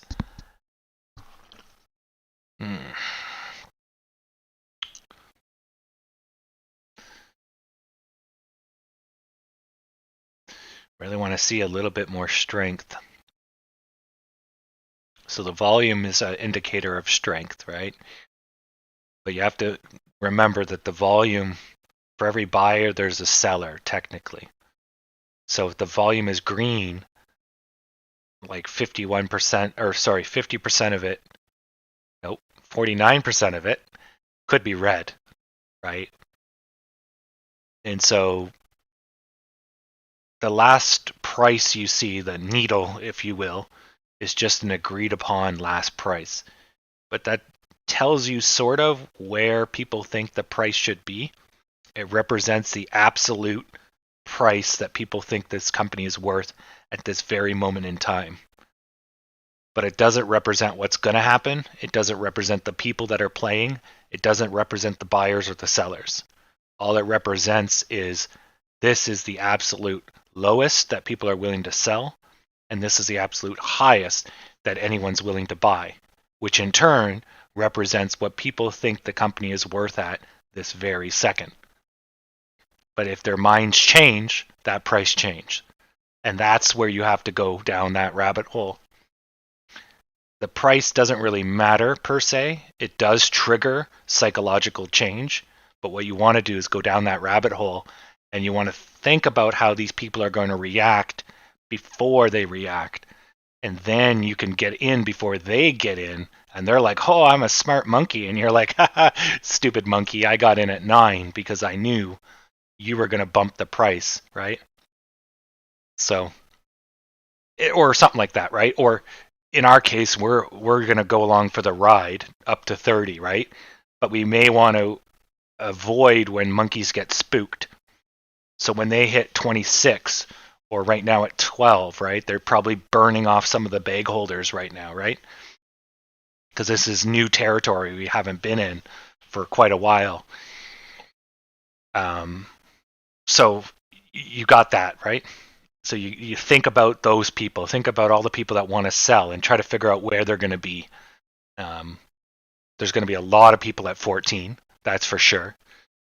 I wasn't expecting so much resistance at 12, to be honest. We've been here for almost half a day, or half a trading day.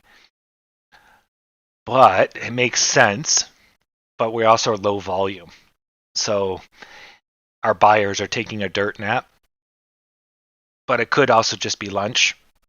So anyways, I won't ramble on about that, but you get the idea. I'm just kind of showing you my mindset. You're trying to figure out which part of this puzzle is the one that's causing the puzzle trouble. Yeah. Anyways. Yes, and you're quite right, Nick.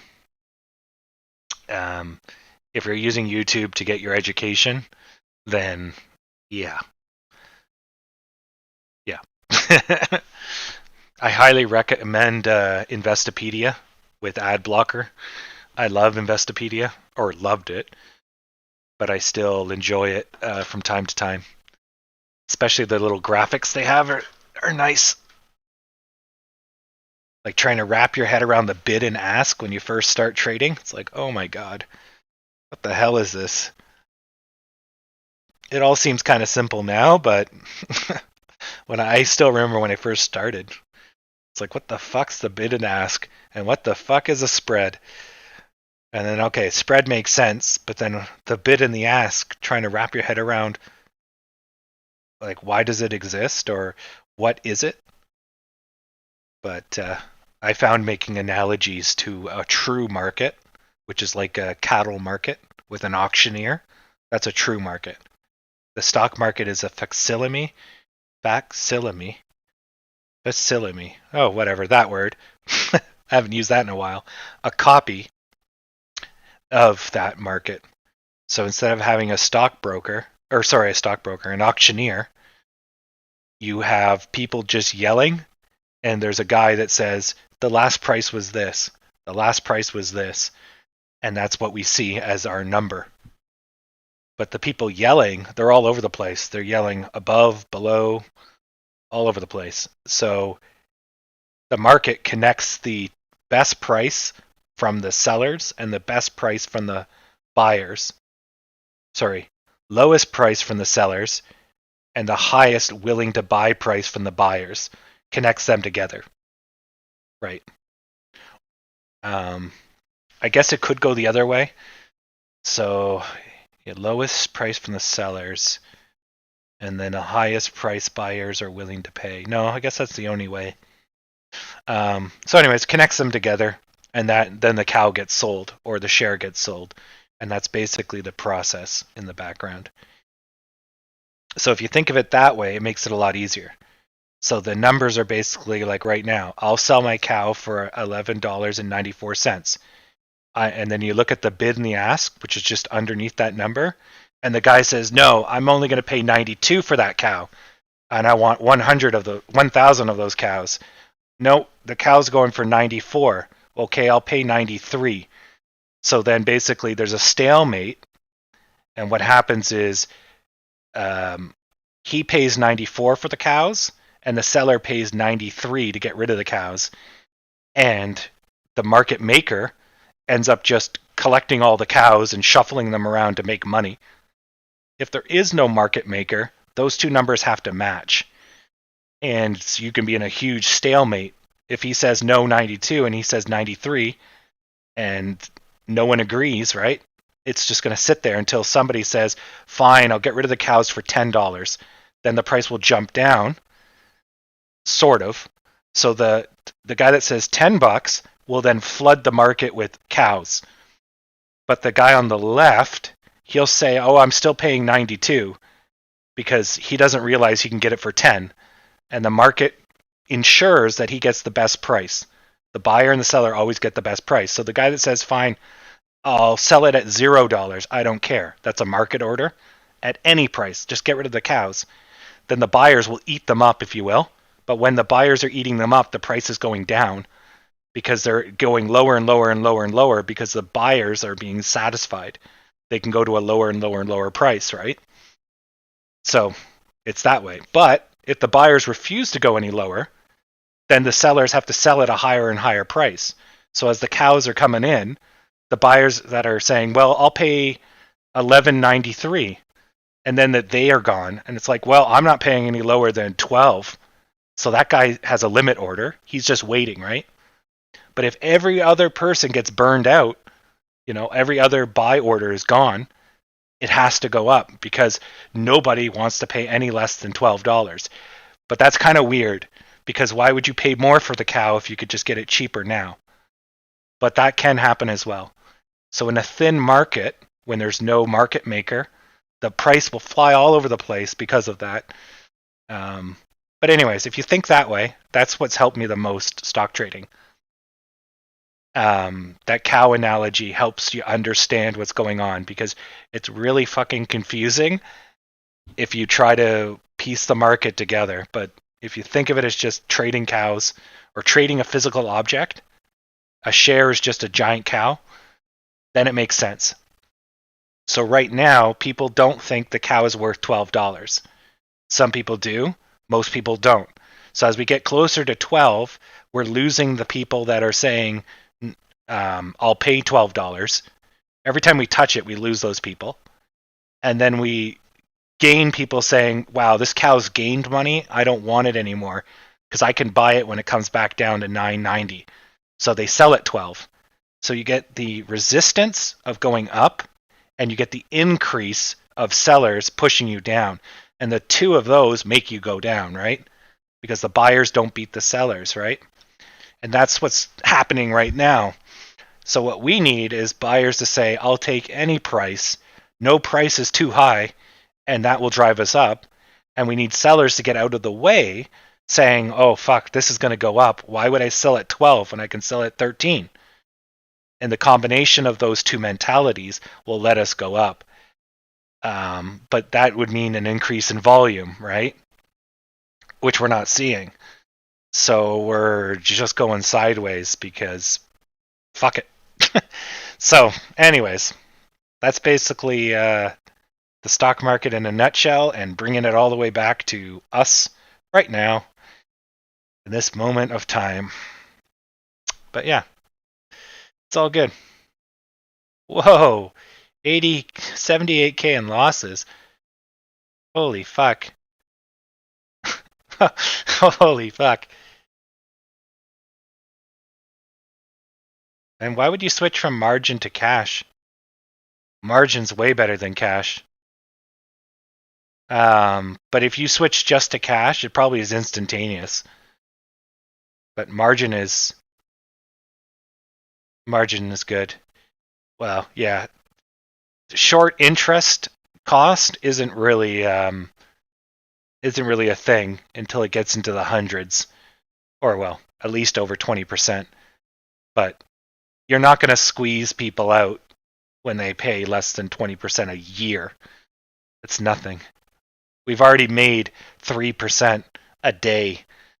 So that does way more damage than 20% divided by 12 or actually no, 20% divided by 365, right? If you want the daily interest that they have to pay, it's absolutely tiny, right? It doesn't matter. But anyways, won't go on the topic of short squeezes because we're quite a whiles away from that. Yeah. Yeah, if you're at 78K in realized losses, that's brutal. But then the question is, how much money do you have trading? You trading with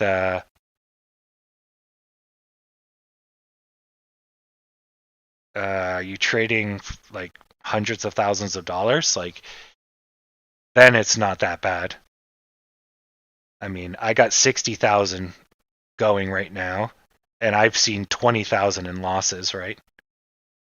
So But those are unrealized. That's just the bump in the road from that stupid crash. So, to answer your question, Bitsy. Oh, Mivis is going. I forgot about that. All right, let's take a look at Mivis. Oh boy. Yep. So it completed the dome shape. Okay. Let's just get a little Titanic in here for it. We'll play a swan song for it. Na na na na na na na na na na na na na na. I have to. Da, da, da, da, da, da, there's an iceberg, and there's Leo, and there's all the stockholders. Oh boy. That's so see the huge increase in volume once it broke that line? Just sinking. So that's a technical breakdown. So that's the stock breaking down, not because the market's pushing it down, but because it hit a certain point that we called earlier. If you were here for that. Okay, I like a good train wreck. Let's just take a look at AMC. We're still struggling. GME. So GME basically got to this point and then did a breakout. But so it recovered from this one, continued, broke out, but now it's just going sideways. It's basically, that's about as crappy as a breakout you could have. But pennants usually always pay out. So it broke out, pulled itself in, broke down, pulled itself in. Oh, sorry, that's a breakdown. Yeah, so okay, sorry, that's a breakdown and then it went sideways, sorry. Yeah, not a breakout. Breakout's up. Although it could be used in the negative, but I like to try to separate them. Break up, break down. Yeah. Oh yeah, breakout is neutral, right? Breakout's any direction. Up, down, and out. Yes, okay, sorry. So that is a breakout. That was the breakout. Right. Okay, get my parlance proper. Normally I don't talk to people when I trade stocks, so I just have to relearn my words. Okay, Mivis. Let's look at Mivis. It's slowing down, but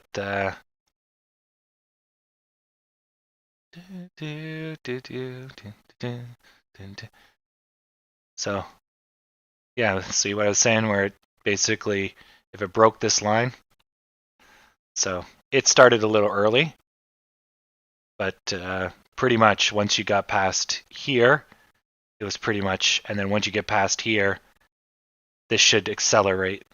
So there's the volume. So it's not done yet. So let's see.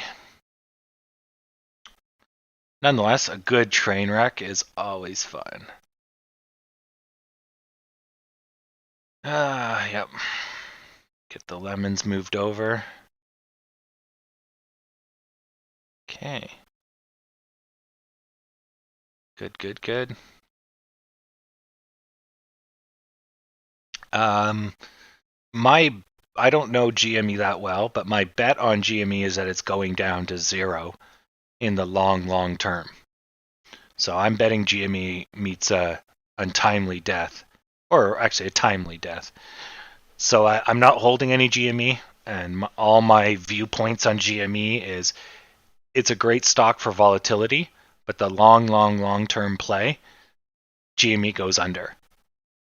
Maybe they'll turn it around, but I have not been convinced by any means that they can beat Steam, EA, Origin, all that. There's no way they're going to win the digital world. And as for the store world, they're doing okay, but they need to beat Walmart, Amazon, digital distribution. And when it comes to games, there's almost no reason for physical copies. Some people like them, yes, but is that enough to go to a retail store versus Amazon? So, okay, you know. So unless GameStop somehow magically makes this new utopia for games, or become something more than just a game place. But realize, though, all these utopia dreams of them becoming like a nerd paradise and selling other stuff, that also means that they increase their risk and their competitors, and they change themselves into a broader thing, which means they got to fight against more things, right? So you might see it as, okay, they got more strengths, but they also then have way more weaknesses and way more competitors. And so if they don't do anything exceptionally well, why do you even go there in the first place, right? So, and that's a problem even Walmart faces, right? The people that compete with Walmart do stuff Walmart does: groceries, toys, housewares, but they do it better. Better products, better delivery, better whatever, right? And better selection, Amazon. But Walmart still exists because it beats them on a prices or the now factor. You can get it right in your hands, right? So if GameStop wants to win, they gotta, beat Walmart at pricing. Impossible unless they strike deals, right? And then what, people are gonna just take a money loss to sell through GameStop that moves what amount of products, right? They can't make demands like Walmart can. So, anyways, long story short, I can't see any positive long-term outlook on GameStop, and definitely not at the price it's at, 180. Jesus, not even worth that. So to me, GME is a long-term short. AMC, on the other hand, it's currently a negative $6 a share company, and it really can only do better for at least the next 2 years. And then after 2 years from now, they'll run out of their money. So if they have not dug themselves out of their grave that they're currently in, then in 2 years from now, it's time to wave goodbye. But it should be, with all the money we've given them from buying into their stock, the next 2 years will be absolutely like rockets. And then if they can get enough height in these 2 years, when they run out of money, or they won't run out of money because they're, making new money, right? So they got 2 years of running negatives to survive. So if they start making positive dollars, the pandemic is over, everything comes up Millhouse, then AMC goes into a positive stock. You're going from -6 to 0. That's an infinite growth. And then 0 plus, you start 1 to 2, that's doubling, 2 to 3, right? So you're starting from such low share. We can only go to the moon, basically. If we're currently in the negatives, there's only ups for us. Whereas GameStop's in the positives, per se, but they're tumbling, like they're not making money. And the only time they made money is with Australia during the pandemic. They're like, oh, we went up 300% on their last earnings call. Yeah, because no one could buy anything, because no one was shipping to fucking Australia, because all the airplanes were grounded, right? Like, it was stupid. It's short-term gains. GameStop's only doing good in the short term, and mostly because of this pandemic. Anyways, so that's my that's my long-term call.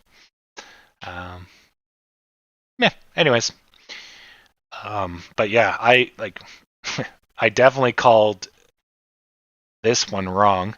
So when GME bottomed 1 year, so when GME did this, I was expecting it to be dead. I've been trading stocks since January 15th or so. No, I would have got in right here. So the end of January sometime. So I took like a year break and I just came back around here. So I made some money shorting GME, and I until they stopped it, because remember the whole Robinhood thing happened there, where they stopped you from buying and selling and all that sort of stuff. But this was a turd nugget I knew that was too hot to touch. So I bought AMC because it was cheaper. And as I just said, better evaluation in my books. But when this happened, right, I was like, okay, that's it. It's dead, right? And then it's like, boom, comes out of nowhere to like 172. And it's like, this is like, what, 2 days? Yeah, 2 days. And it goes up 326%. Like, that's fucking unheard of. Like, that's what happens when you cure cancer. Like, Pfizer's doing this, and then we got the cure for cancer. Vunk. Not some dying retail stock, right? Oh, so that one I called wrong. And this, when it went down, I'm like, okay, this has finally got to be what kills it. Nope, retard strength, but now it's going the way it should be going. This was just a correction because they went too fast, but it is heading to its death basically. So if we do this, right? But realistically, this is a trend line more accurately. So we're trending this way versus an actual wedge. So right now we're a little bit high, but there'll be a pull down. And then once we get to here, there'll be a drop to here. And then we'll go back to 45. I might buy at 45 just because I know, Reddit's, it's going to just try to gas it, right? So it's a gamble, but you know somebody's going to try to fucking revive it. So, okay. But at this level, I can only see a future of, heading to zero by June, right? Like that's, even if we like de-steepen it, we're heading to zero by September. Oh, no, wait, sorry. That's negatives. Yeah, so June, July, right? So this earnings call is going to come out at negative 70. Their last one was positive $1.34. So that's going to be basically 4 times in the hole. So that's just going to fucking nuke them. It's even worse than their. So it's worse. It's a worse estimate than what was leading into this whole Reddit hype. So you just have to ask yourself, has GME improved since December 2020? If it's gone up, yes. If it hasn't, then it's worth $11, and that's about to happen. So I would almost argue getting some short positions at this high, and you probably make a fucking killing when it goes down. But then you run the risk that will stay high, and the earnings will come out, and they'll be positive, and you'll get nuked.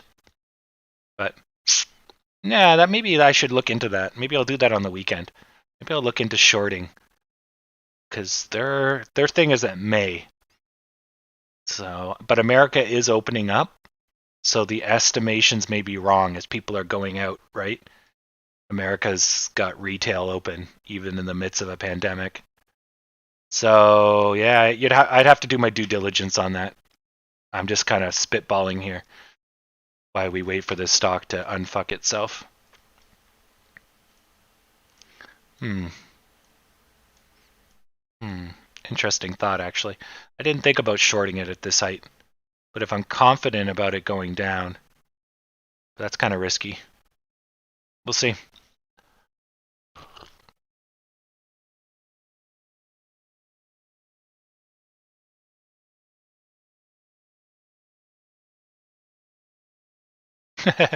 Thanks for the defense in chat.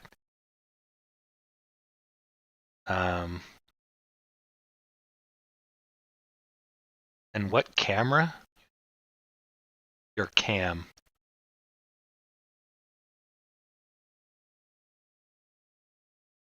Na, na, na, na, na. Okay, just caught up on chat.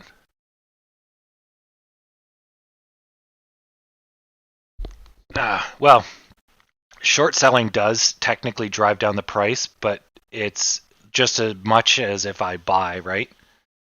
If I buy, I don't move up the price at all, right? I don't have that much purchasing power. And by shorting, you're producing shares so people can buy. So you're actually helping liquidity. You're helping the stock move.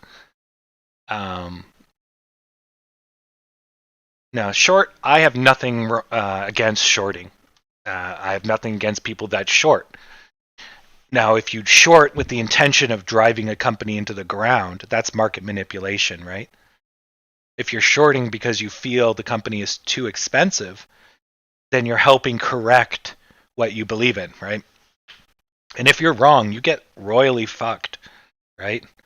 So you take on risk. So it's not a free game here.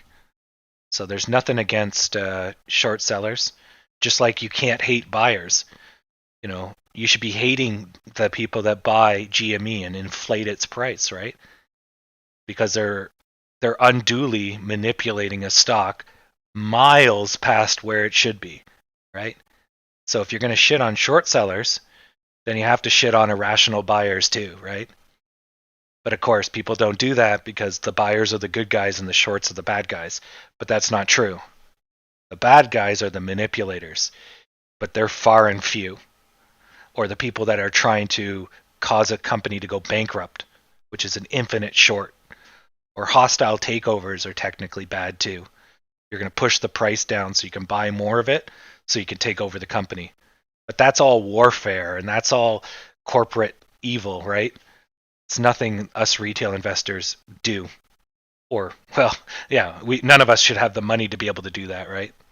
So, but that's, Reddit needs to have a boogeyman, right? So it's ladder attacks, the Illuminati, and short sellers.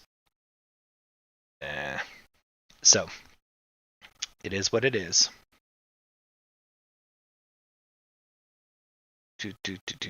Yeah, this could be a break down. The top of the pennant is true. The bottom doesn't really have a bottom right now. So we're just kind of trickling down. We should see a kick up in the next 20 minutes. We're on the lunchtime lull at the moment. Yeah. Yeah, but hedge funds don't always short. By their nature, a hedge fund hedges. And sometimes hedging is a long position.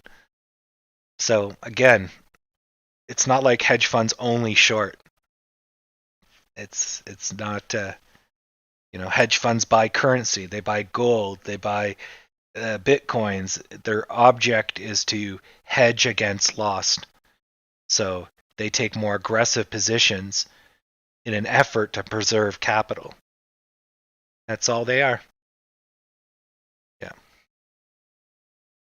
Which is really what you should be doing. But it requires a more active investing, and that's not for everyone. Because it takes a lot of fucking time out of your life. When you could just buy a mutual fund and go take a nap for 10 years. Which, if you're a multi-millionaire, you might want to enjoy your money instead of staring at a screen all day.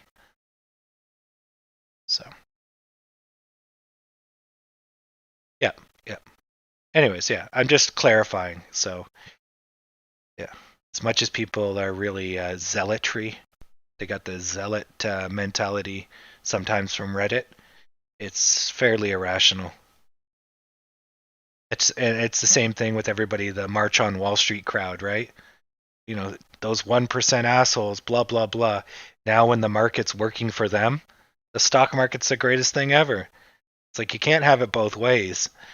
You can't hate the game and hate the players and then love the game and become the player, right? So, but it's, that's like most protests, right? Yeah. Yeah. Anyways, it's just silliness. If you like staring at a screen all day, then stock trading's up for you. I got all the patience in the world, so I could stare at a screen all day. Yeah, not a problem. Plus, I can see when stuff's happening. Like right now, nothing's happening. So I don't really need to pay attention. I need to pay attention once it goes below this line or it gets really close to this line. So right now we're just kind of wasting time. We can go take a look at Ms. Okay, so they kind of they hit an undersea rock. But let's see what happens. So they've already they already sunk a little here.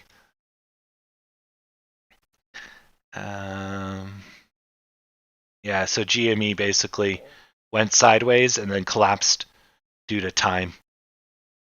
Yeah. We could adjust this, and yeah, it's basically collapsing from time. Because if it was this looks like a breakdown, you could do that, right? But then that's just you adjusting the past. So maybe the pennant was there, right? But then you're just adjusting it to make it work, right? Where I would say that, you know, you have to go on the available data. So the market's telling us though that there was a pennant here or here, right? But let's not, revisionist history, right? So we'll go with this. And that was basically, it went too long, couldn't go up, which is the same thing with a pennant anyways. If it goes too far and it's not going to break up, then it only can break down. It's simple binary equation. Okay, so that rock is a little bit smaller. Okay, she's still not done. So now it's making the negative S shape. So if this is red, then this baby's going to tumble. Little pieces of the Titanic here, I guess. But a sunk body. That's got to be a terrible way to go. All right, let's.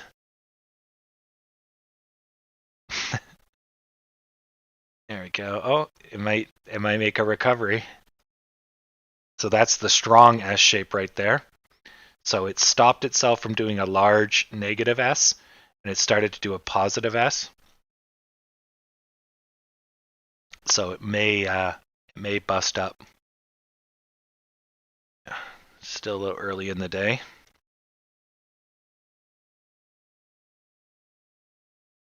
GME took a tumble, which of course would have affected us, or we tumbled and we dragged them down, but I don't think so. So what made them tumble? Looks like a breakdown of support, but this guy here. So they completed kind of a dome shape, and then there's the breakdown from this guy, accelerated them, and then this guy, this guy, this guy, this guy.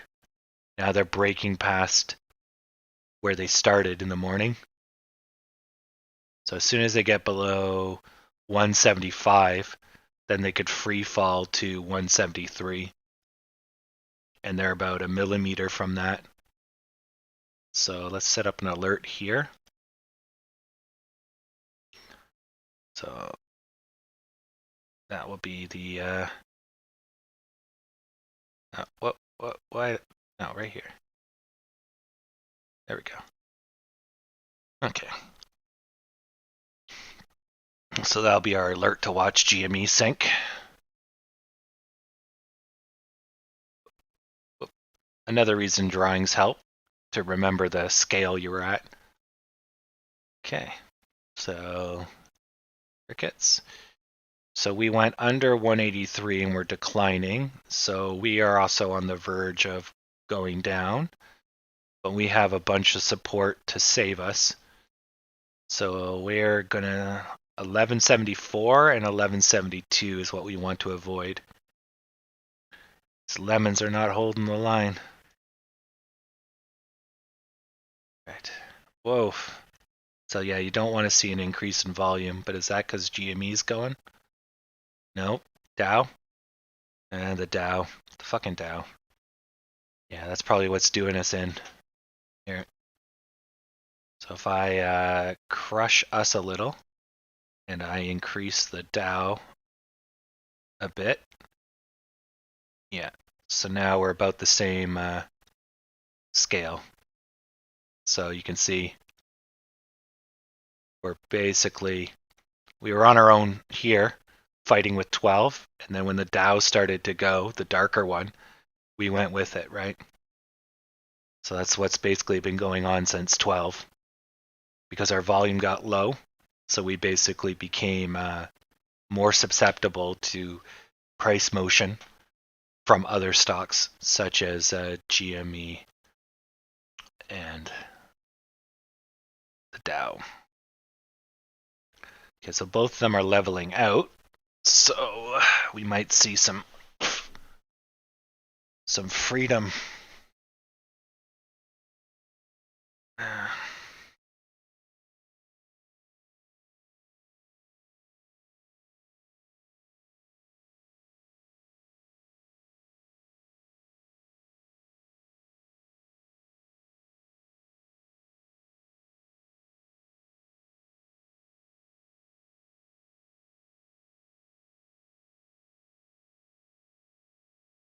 Okay, charge my phone and get on the comfy couch. The Dow needs 5,000. Yeah, can't hurt. Okay.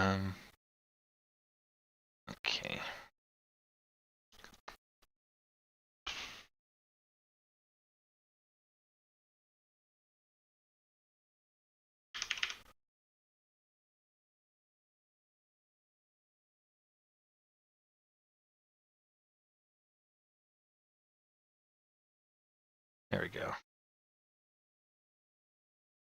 There. I might outstem the tide. Okay, let's just get these all set up so I can at least see them all in one place. We'll just ride this baby out. So, what's our total volume for today? We're at 33 million at 1 o'clock. We've slowed down considerably. We were doing really good in the morning. And now we're good, but we were doing great in the morning. All right, comfy couch. So warm, so comfy. Okay.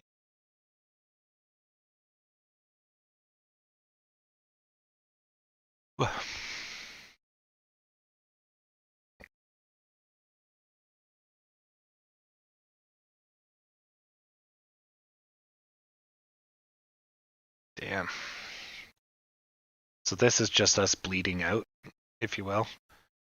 It's not that scary, but because we don't have any buyers, it's spooking the silly Redditors or the retail investors.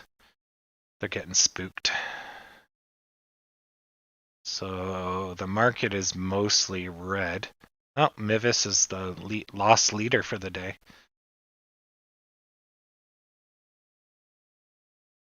We're not up there. Avis. So the winners, there's some 50% winners. Damn. It's good numbers. Although yesterday there was 110 person. GE's been up here a lot. Snap. Board.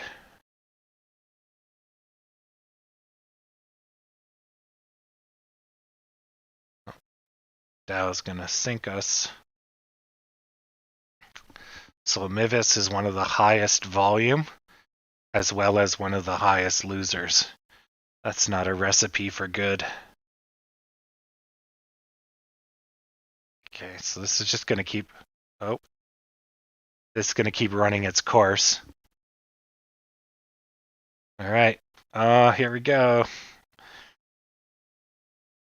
Da, da, da, da, da, da, da, da. Come on, sink. Oh, it's stopping right on the line. You're on the edge of free falling, which is really gonna fuck us. I guess I shouldn't cheer for GME to sink, but the sooner they die, the quicker we could be free of them, even if it hurts us.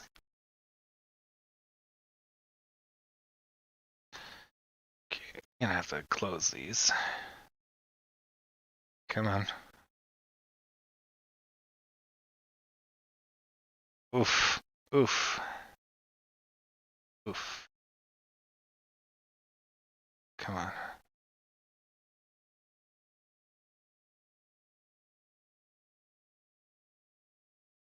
Mavis is just bouncing along the ocean floor now after taking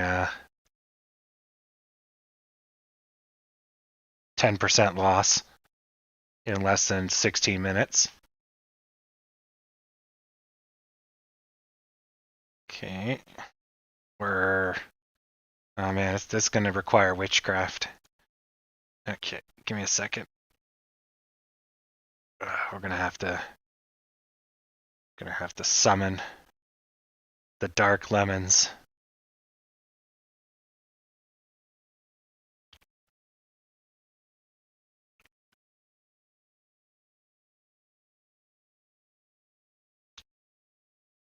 Okay, there we go.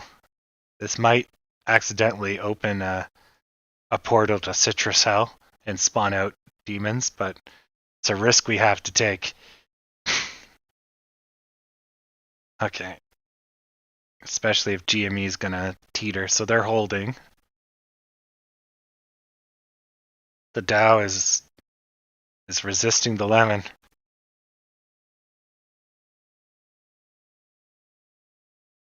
Alright, we'll just add some planetary lemons.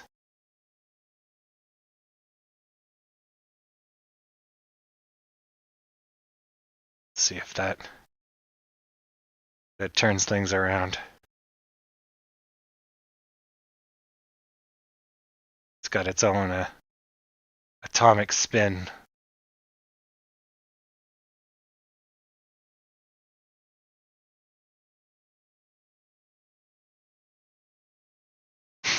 There you go. It's a lemon electrons. Is everyone crashing? Oh yeah. Something's happened. It's not just the Dow. Nasdaq's going. So the Dow is going, but something's happened at 11:45.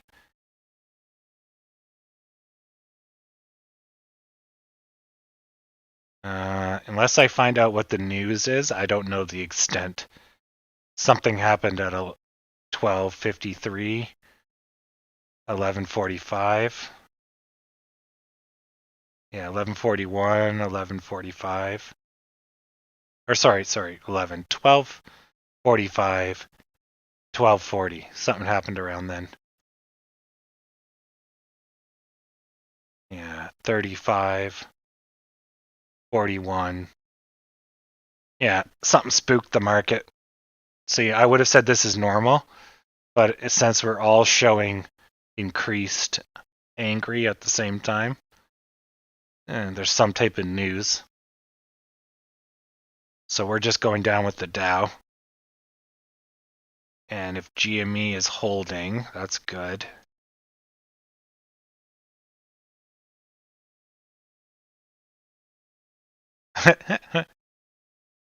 The market was doing great. We were doing awesome. And then something happened. Well, hopefully that holds off the demons. Yeah, something's up. I'm sure there's probably going to be a post on Reddit explaining what's going on. Looks like the Dow's already recovering, so it can't be that serious. So it looks like it's already over. Yeah, so whatever caused the spook, it's already over. Yeah, because this is the Nasdaq. Yeah, that's the right one, Nasdaq. Yeah, 100, right. So whatever spooked, the Nasdaq didn't really do much. The S&P took a hit, and the Dow took a hit, a big one. But the Nasdaq, which is tech, for the most part, didn't care. So I'm guessing it's something to do with industrial, trade, whatever, right?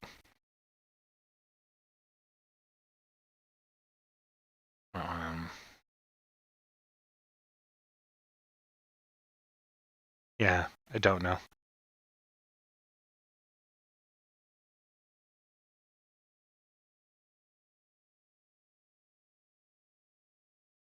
We'll see. We'll figure out, but it doesn't really matter too much, but it's just good to spot if everyone is reacting the same way, you know it's the market and not your stock. So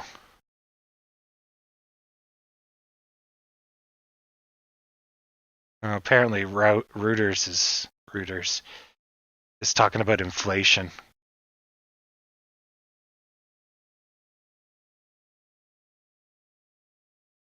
I love the title.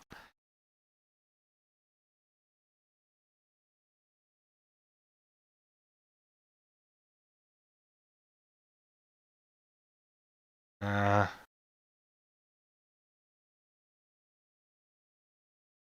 okay.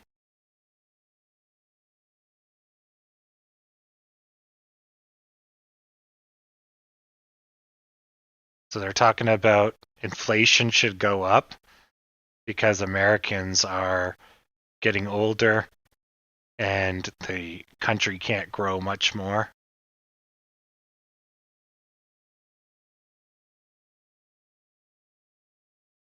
Yeah, and so the last time America faced this is when all of the war vets got too old and the productivity was rising at a healthy clip, so it beat out the old post-war.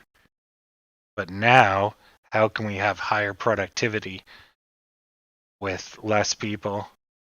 So we're going for a round two. Yeah, and then the result is the bull market gets nuked or it crushes it because as you get better inflation or worse inflation, whichever way you want to look at it, stocks are not what you want to be in.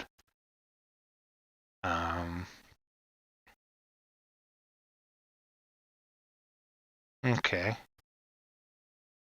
So, okay, so maybe it has something to do with inflation, but let's see here. The Dow.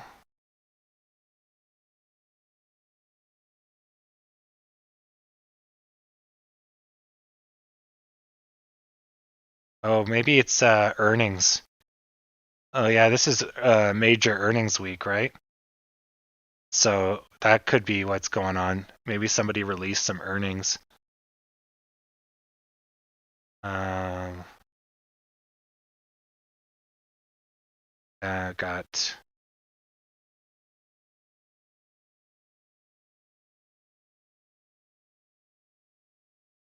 see if there's any majors on here. Hasbro, 3M. If 3M's doing earnings, what, today? April 27th. Yeah. So their earnings are end of day today. TransUnion. Yeah, this is major earnings week. So maybe that's what's going on. Look at all these companies. Holy crap, it's a ton. And maybe. Anyways, we'll find out. It's not a big deal. Looks like the worst of it is over. But yeah.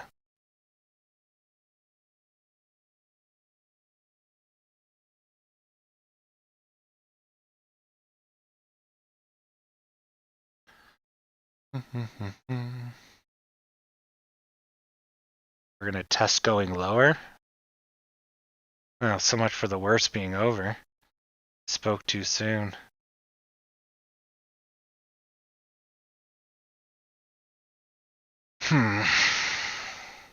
Actually, I wonder if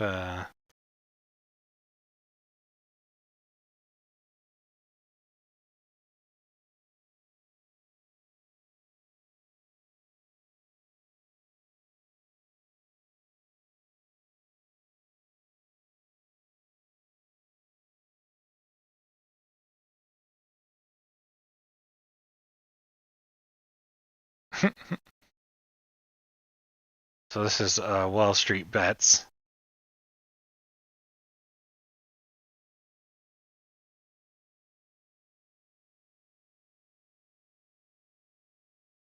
they're betting on a new squeeze. Okay, let's see indexes.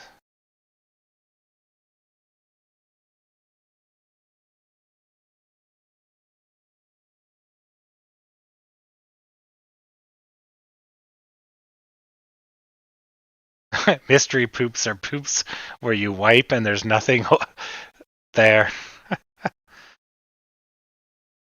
Yeah, let's see.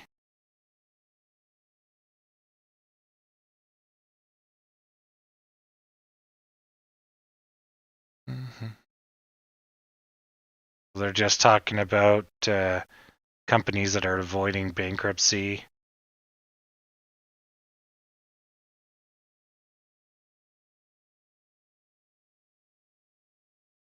See, all this stuff is like mostly garbage.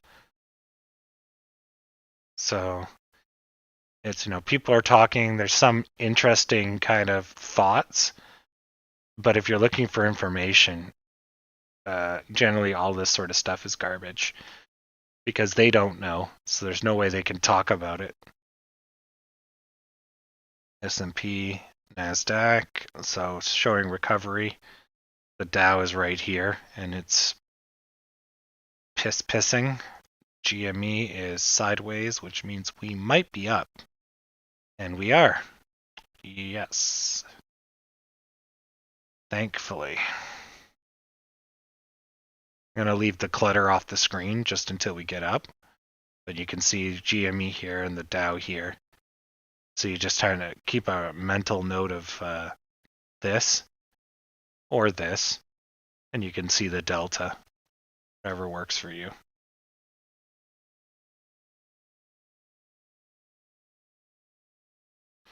The best trickle down economics is when you pee on the poor people underneath you. That's how I trickle down my economics. Make sure to have a lot of asparagus.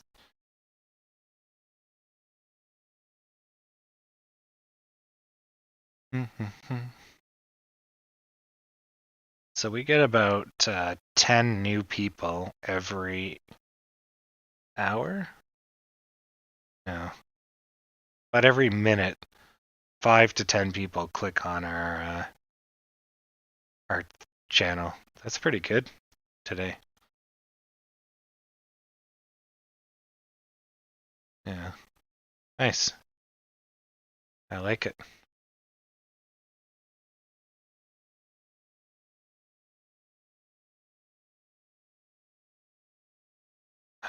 Well, I don't know about Americans, but you get taxed on what you make.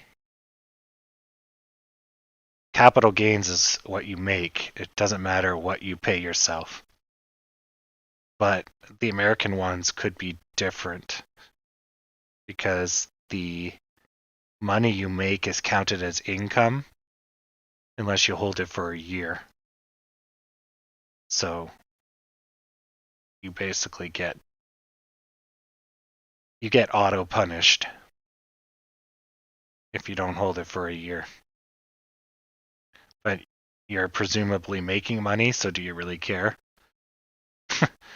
You don't get charged on your losses, so which is why it's capital gains, not capital tax.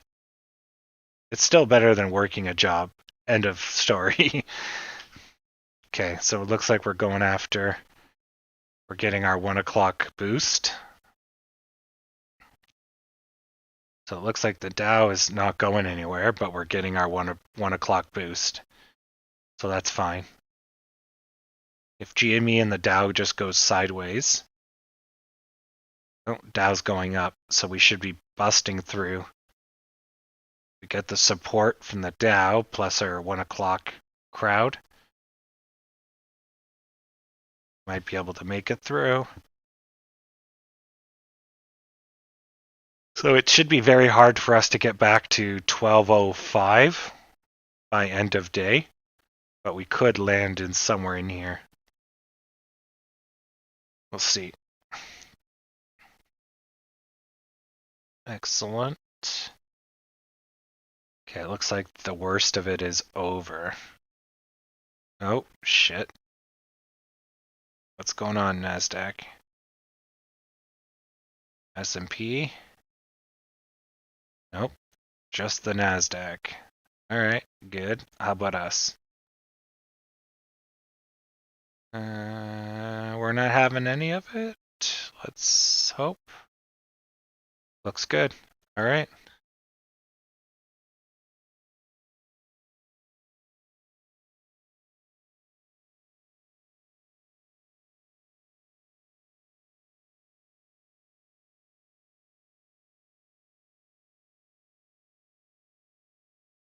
Yeah, looks good.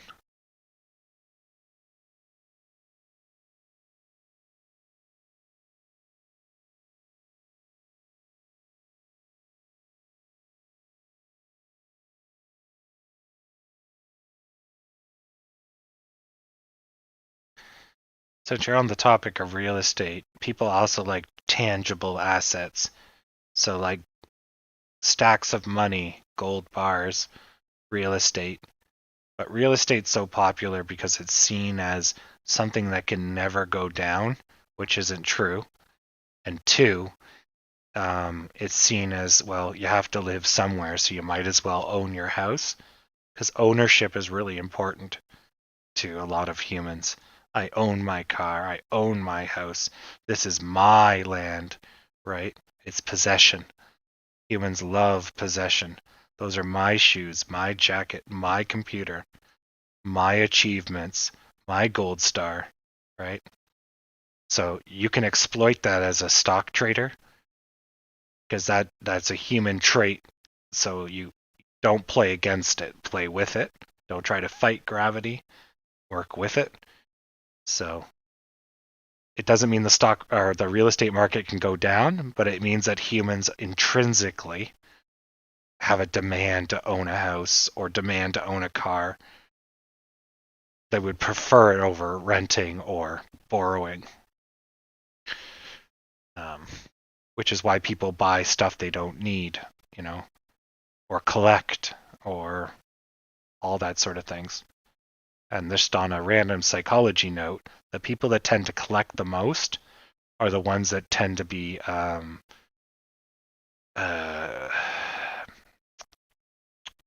more like orphans.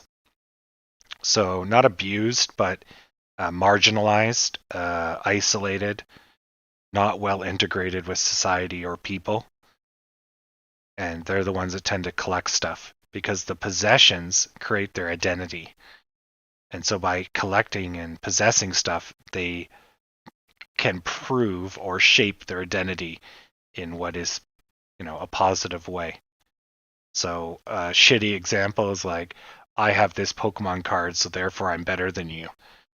That's a really shitty example. But if I have all the cards, I'm somehow more valuable as a human being. Or if I have this car or these cars, I'm more valuable. I have this shiny rock and you don't. More primitive, right? So it's along those lines. So, anyways, something to keep in mind. It's something that retail has exploited for years, right? Your house is bigger than my house. You must be better than me. So you sell a bigger and bigger house, bigger and bigger cars, right? Look at those McMansions, right? People are buying giant fucking houses that are just vertically tall, so they look big on the tiniest piece of ground, right? So, anyways, something to keep in mind since you brought up real estate. But we're making way more money on the stock market than anyone's made on real estate. We've already gone up 300% since January. At best, real estate's gone up 70% in some areas. So we've already kicked their ass sideways. Just in the last 2 days, we've made 20%. So, but the difference is they bought $1 million house. So when they quote numbers, 10% on $1 million is a lot. But if you put $1 million on the stock market and not in a house, Jesus, you'd be laughing. You'd be printing cars every day, right? So don't get too caught up. The stock market, well, actually, currency is the real wild, wild west, but we're not a currency channel. But that's where you go. Forex is where you go to make money. But we'll go with stocks just because they're a little bit more rooted in reality.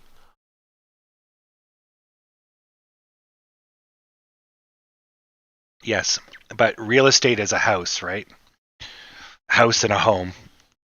The home adds value to the land, but really when you trade real estate, you're trading the land in countries that have private land ownership, because that's not like China. China, you can't own land in China.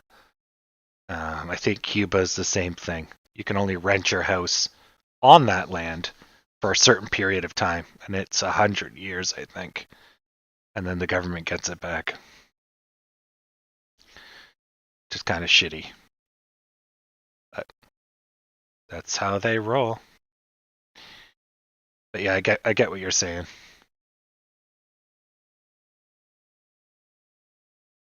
Yes, and you're quite right. Poor people buy things, and rich people buy assets that appreciate versus depreciating assets. And smarter people buy stuff that gives them value. The cost doesn't matter. So a car that is comfortable gives you more mental value than a car that's uncomfortable. So even though you saved money with a shitty car, the value in your psyche, you have to weigh that out, right? Versus a car you might fight with or be very uncomfortable and you drive long distances, right? So you got to weigh it all out, right? But you definitely don't need the ultra deluxe 5,000 flying car. You just need something over shitmobile and just overpriced because of the name. Like, yeah. So, but I don't think any of us here are those kind of people where you got to buy a Lambo just for the name, just to say you have it. Where we'd all be talking about Gucci and Chanel and that sort of stuff. So, anyways, we're bouncing on the line. Let's see why we're going down. So, those that are just joining us, we tend to go on tangents for a bit while we're waiting for the stock market to do its thing. Sometimes it takes hours. Or Titanic. GME is just going sideways. I'm getting a lemon colored everything. Yellow's my favorite color. Banana yellow is my favorite color. High saturation, bright yellow. As bright as you can make it. Love it. Really, I want a Lotus Elise, but I'm 6'2", and I won't fit in it. I was thoroughly disappointed. You have to be under 6 feet to fit into it. And I'm like, no. The Lotus Elise is so nice. Rock solid engine. And it's not even that expensive. Yep. Yep. Lemon bows. Well, I'm definitely going to get a Cybertruck. I've always wanted a bulletproof car. I want to roll up in a neighborhood and not worry about my car getting dented.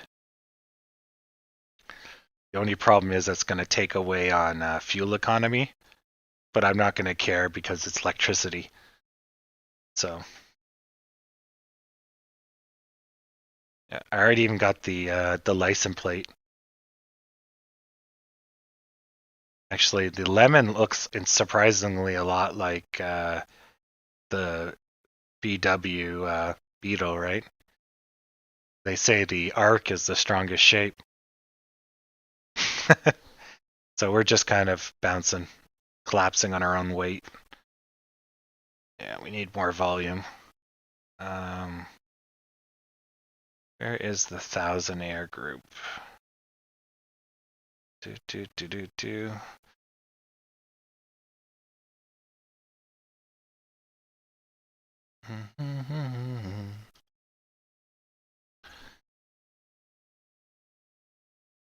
Get the link here.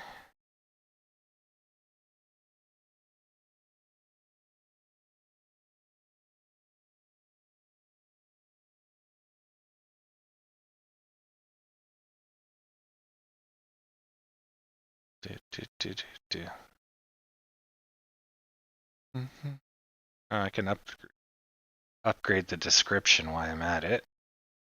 Edit.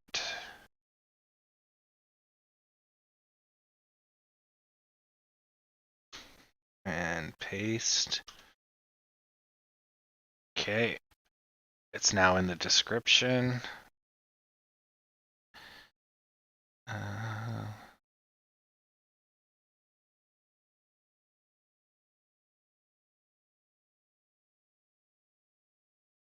So this is there's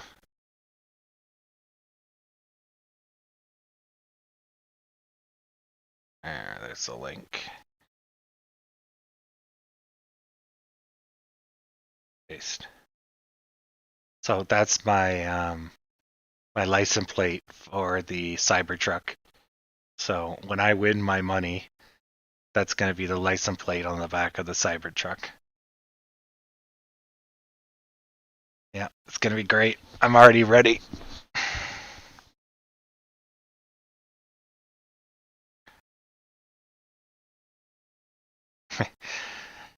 People that own orchards would just have people sneaking in the night refueling their trucks.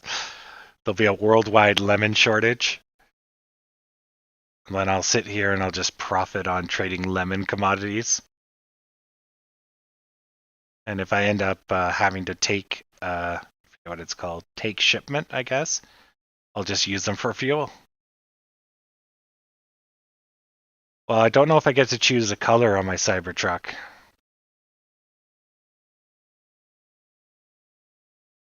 I currently have space gray. I guess I'm in the down payment group. I figured I'd get to choose later.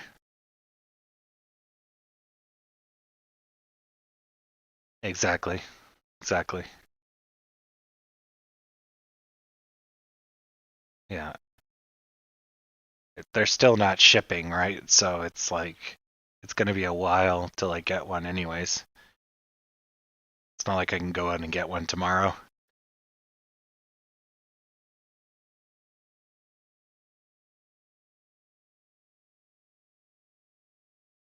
Yeah.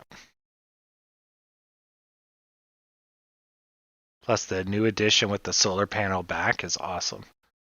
Because I drive quite infrequently. So if I drive like once a week, it could probably charge itself on solar alone.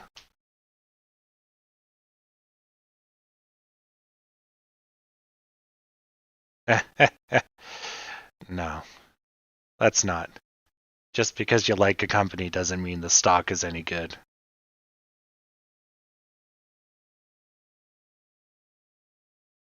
Yeah. Well, painting it banana yellow would probably increase its value. And if people don't like yellow, well, you're not having my truck. But I'd probably drive the Cybertruck into the ground. It's an electric vehicle with 4 wheels. Like, there's no reason to change the vehicle, right? It's got everything I need. Armored plating, the ability to ship stuff, room, wheels. But I'm thinking road salt in Canada is going to destroy Teslas. Because the people that make vehicles, especially in the United States, they don't think of cold climates. And as soon as their vehicles come up here, we use so much road salt, it just rusts out all the electronics they forgot to cover up. And your wheels start failing or your sensors all fail. And so, because salt also conducts electricity, I think. Yeah. So it fucks things right up. So, as much as I want a Cybertruck, it may not handle winters too well. Yeah, that's our license plates. Ontario is yours to discover. That's Ontario, Canada. So my diamond hands are yours to discover. Ha ha ha. Okay, we got some seaweed here. Yeah, but the Cybertruck, it's cybery awesome. Okay, the Dow's finally shaking off its garbage. S&P is good. Nasdaq is meh, but it looks like it's inflecting, which means we should be going green sooner than later. Ugh.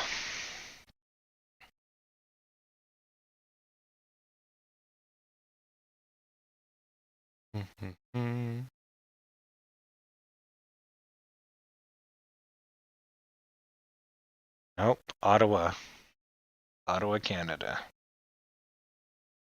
Guy.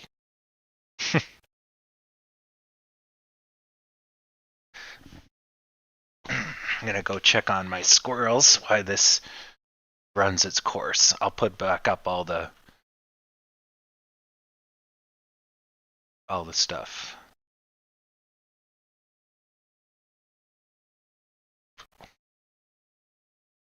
Oh, GME's down there. I see it. Whoops. Okay.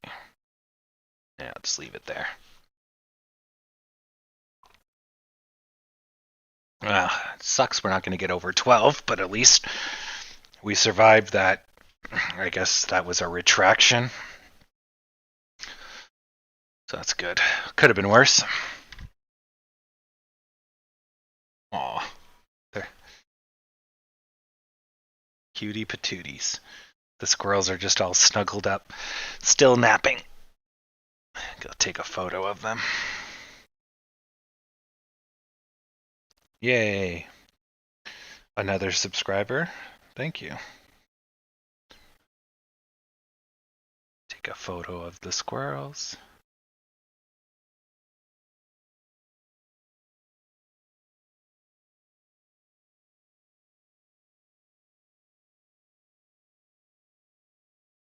Aw.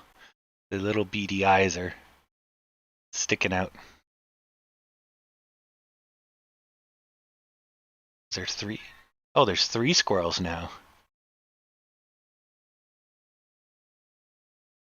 Oh, that's cute. Some hot squirrel on squirrel action. They're all curled up in a circle.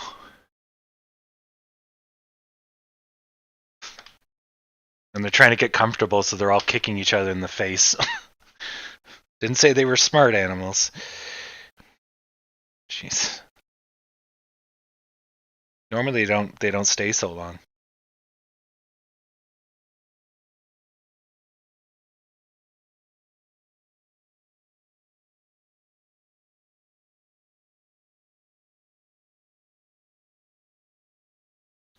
Well, the good news is the squirrel that was potentially poisoned doesn't look like it's dead, as far as I can tell. That's good.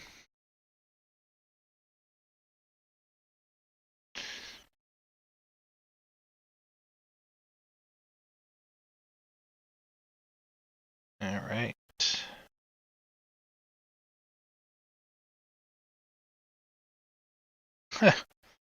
A recent study shows that U.S. honey has traces of radioactive fallout from nuclear bomb tests in the 50s and the 60s. Well, but at that point, you could say all crops coming from Eastern Europe has a little bit of Chernobyl. They saw that in milk. Milk production shows cesium 123 gets picked up, then gets passed into the milk, and of course that has increased. But I mean, these levels are so low, they don't matter. But it's still, not great. But them the breaks, right? Can't have nuclear tests without, something that lasts well over 100 years floating around. think half-life of cesium's 100 years, so that's only going to half power. So you're going to need a lot more to break that baby down. Where is my spoon? Spoon, spoon, spoon. What's going on with the stock? Nothing.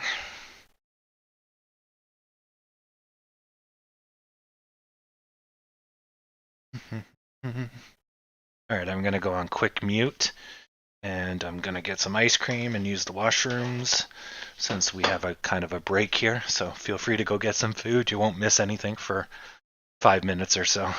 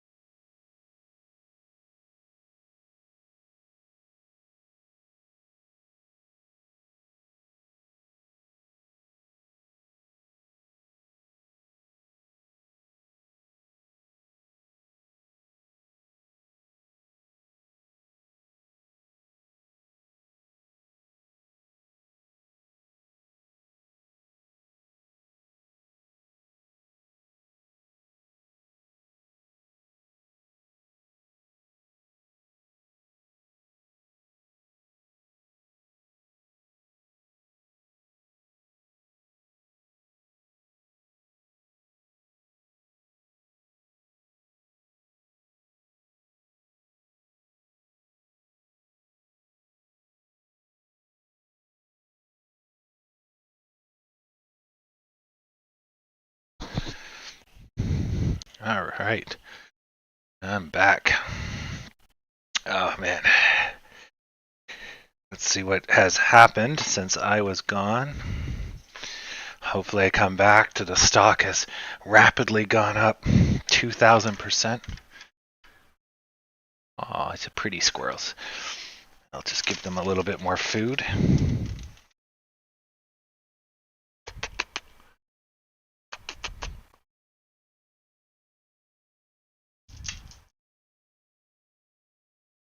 Okay, they're sleeping.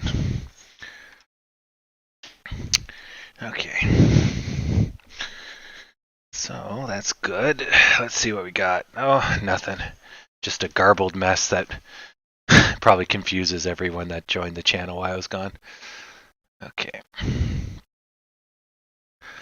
get these out of the way. Okay. So nothing as predicted.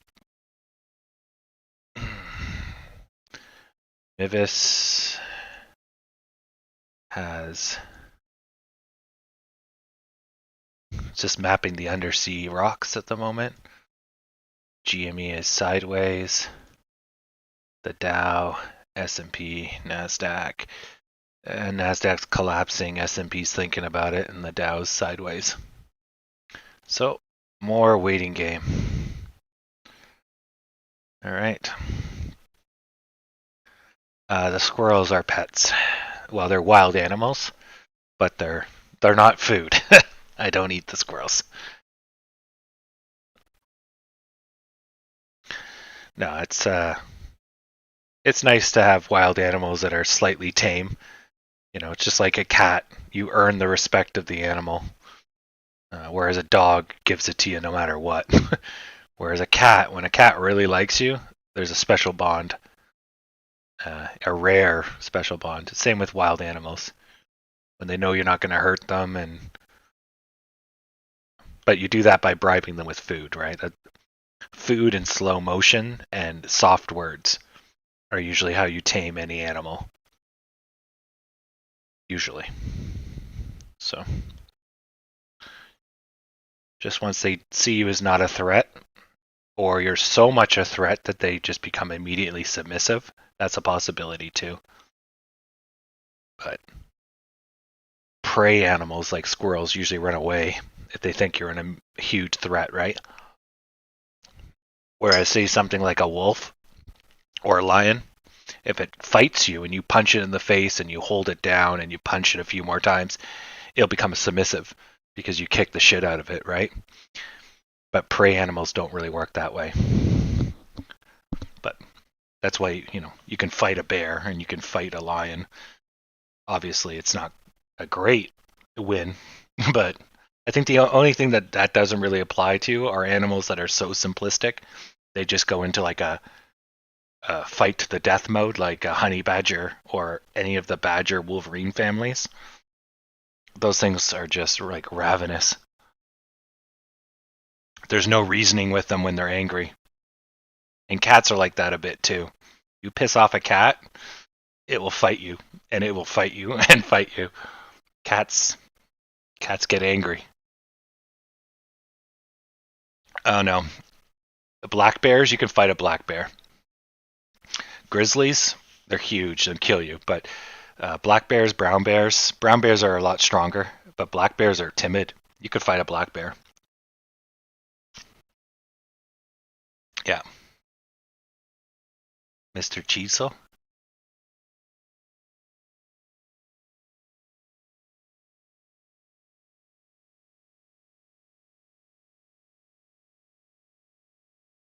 Oh, yeah. Because a lion is pretty aggressive, but if you can be the alpha of a lion, it will be submissive. But cats in general, so you would have to make it submissive. But cats in general get a mean streak to them, so then you have to deal with that. Maybe it just doesn't like you. Yeah. But yeah, you can see. It's kind of outside the realm of stocks, but an application of psychology. Yeah. But anyways, yeah, we're talking about animal psychology now, which is a different boat. Human psychology is hard enough.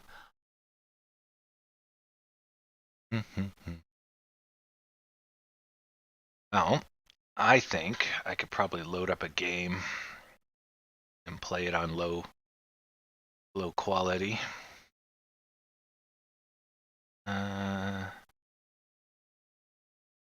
Fortunately, Space Engineers legs out the channel.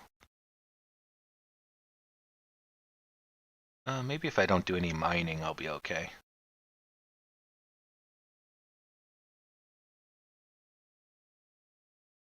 Grandma's Boy movie. Mm-hmm. Oh, I think I know that. Yeah.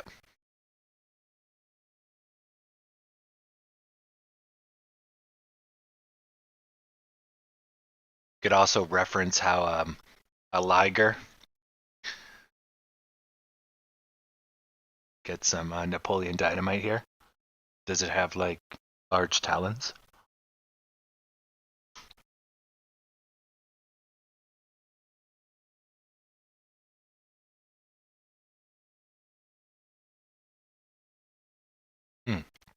And the game crashed. I didn't know you were a fan of simplistic movies. Although I do love Waterboy. Excellent movie.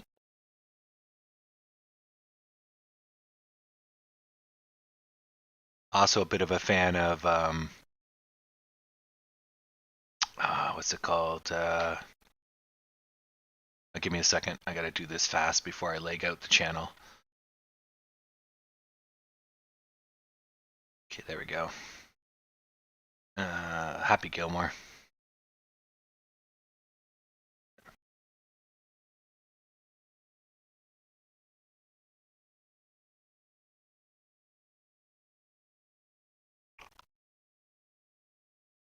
Just give me 1 second.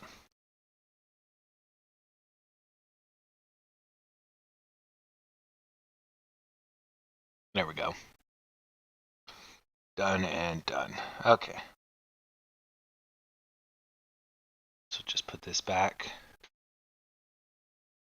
Oh, there. Ah, no. Come on. Why is it not snapping? Sorry, it's going to be a mess because it needs to snap to the quadrant. The hell? There we go. And done.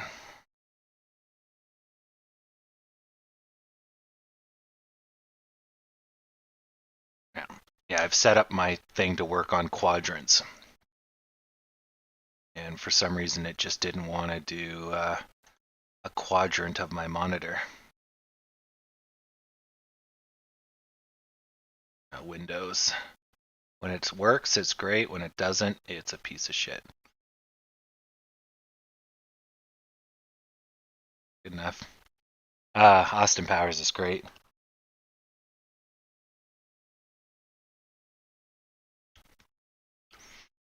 But Sir Stevie, it lacks mojo.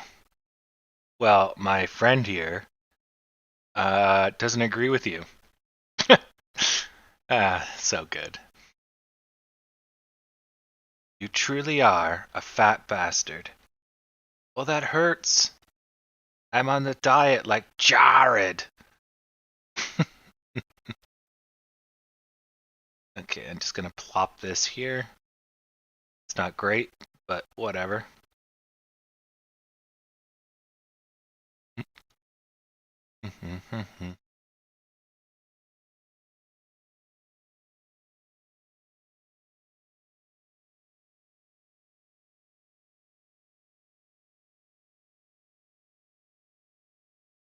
Except people with call it options are inherently traders to the idea of buy and hold.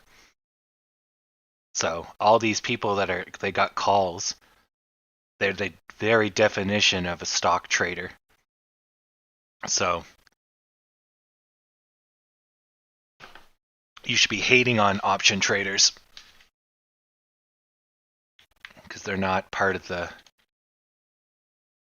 true buy and hold diamond-handed traders, all of them. I mean, there's a possibility they're just going to exercise, but then why don't they just buy the shares today instead of gambling? Yeah.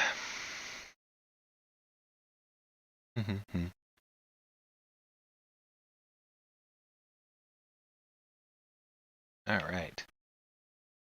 Exactly. I know it's true, which is why the dogma doesn't hold out. Or up, I should say. It's a nice feeling, but it's not right at all. Which is why, of course, we don't perpetuate it here, because it's silly.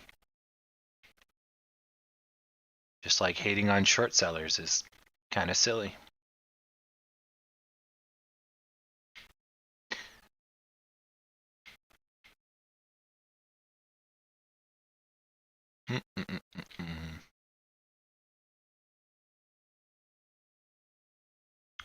Yep. I generally don't speak out of my ass. Sometimes I'm wrong about things, but it's not intentional. So for the people that were watching yesterday, I finished the cavern that I was digging out. So that took like 6 hours. It took a lot of time, but I finally dug out the cavern, so now I can build my missile silo. I guess I'll work on the roof while we wait for the stock. We'll be coming up on sour hour in an hour. So we got an hour to go, and then it should pick up, and then we can blast off.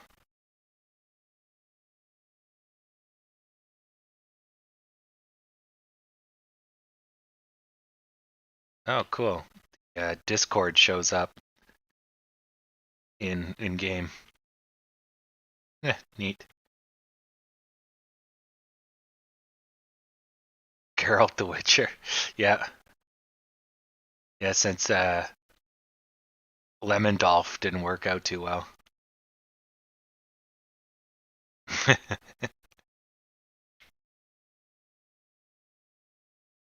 So this is going to be my Bombay doors. The what the fuck is going on? Oh, because I have the settings so low, the sun coming up over the rocks rendered really poorly. Okay.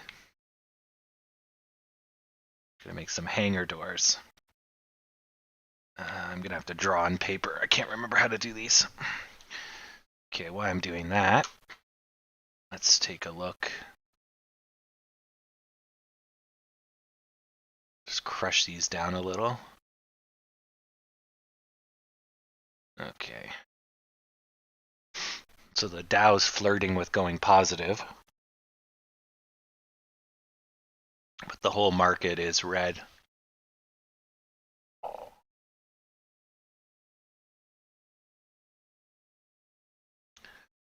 Mivis is treading water, but they look like they're going to go south. We'll see. We'll see. All right, let's draw this bad boy.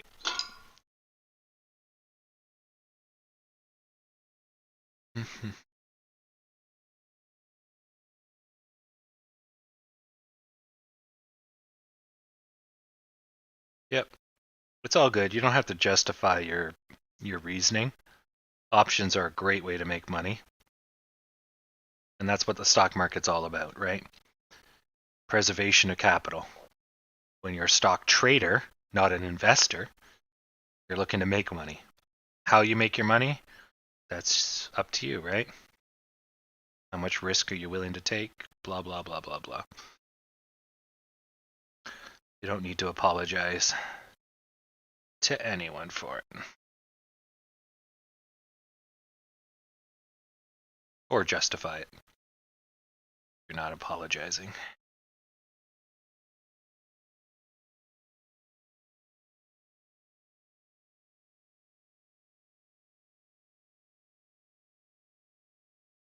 Okay, so what I need to do is build a diagonal on a 45-degree. That's what I need to do.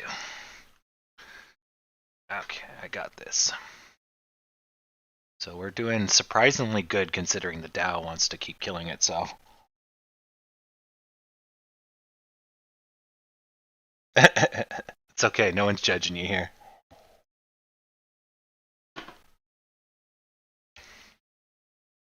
Not unless you want to be like super anal retentive or something, then we'll judge you. We'll be like, that guy's really anal retentive.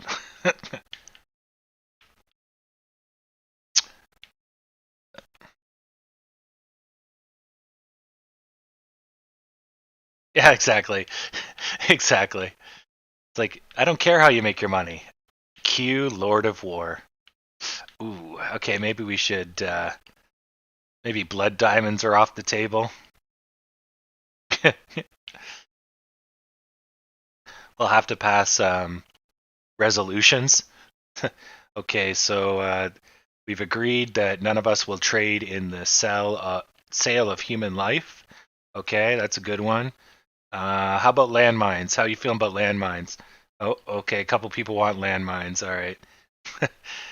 Nerve gas? No, nerve gas is still on the table. Okay, okay. That'll be the future of this channel. Oof, things are gonna get dark.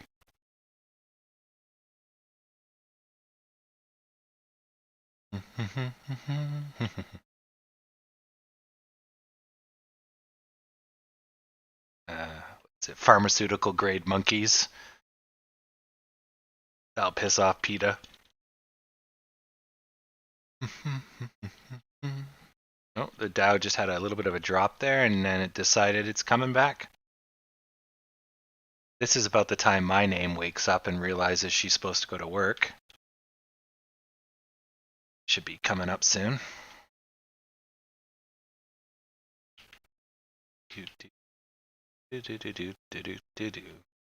And then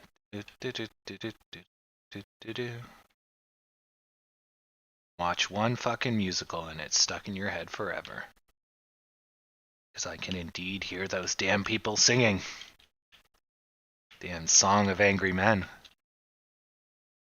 People that will not be slaves again.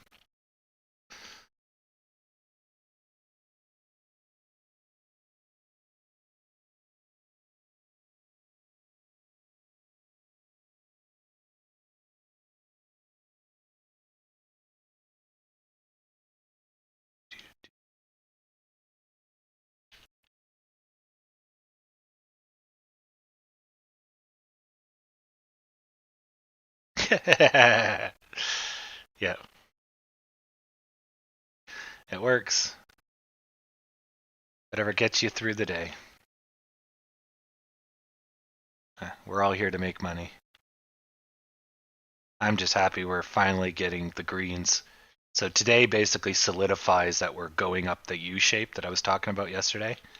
So there's still a chance that, it could have turned that frown, turned that smile upside down, basically. And so luckily it didn't.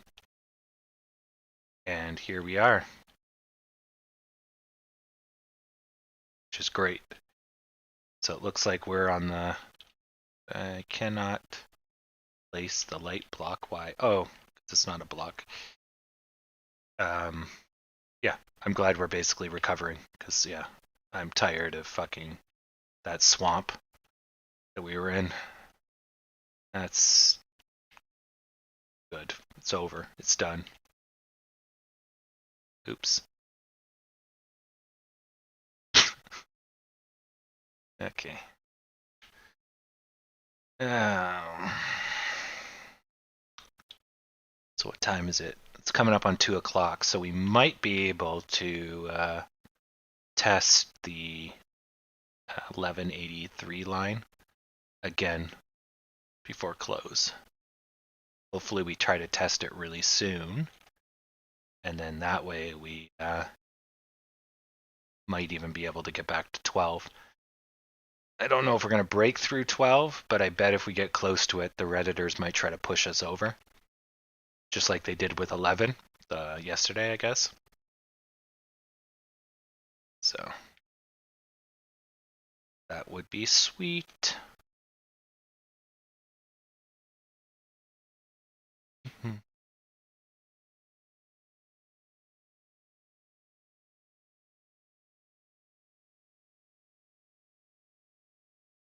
That swings.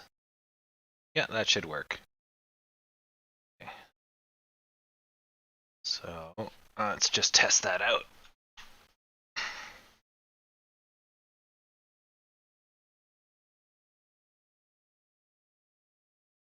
Can I access it from here? Cannot. Okay, I have to put a display. Display. Uh,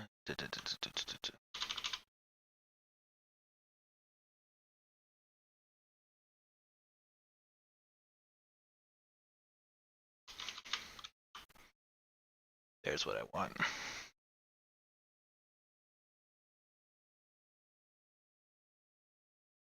Okay.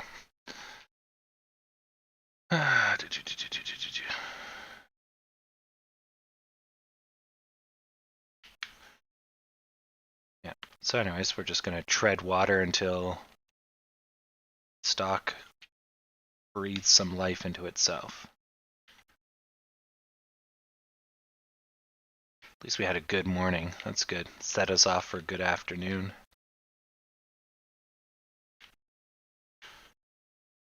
Yeah, could have been a lot worse. So what we can expect for tomorrow is that we're going to continue this trend. Every day that continues after today, we run the risk of more negativity.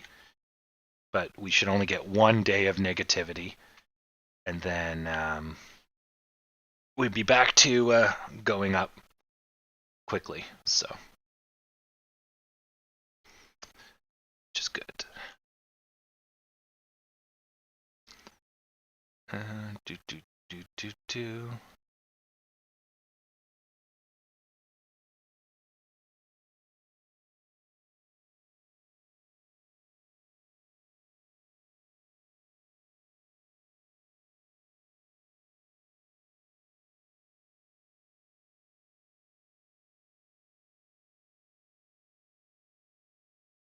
Did I just close the window?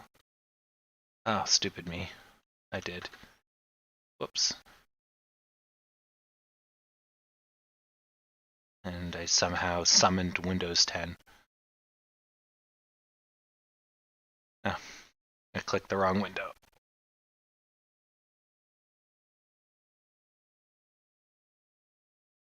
Come here. Oh, my computer's crashing. Come on. Jeez.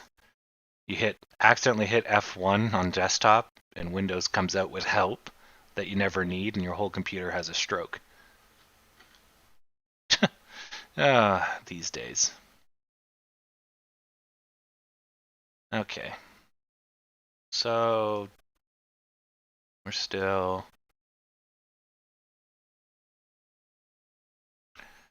trucking along. So we're trying to get up to this dashed line.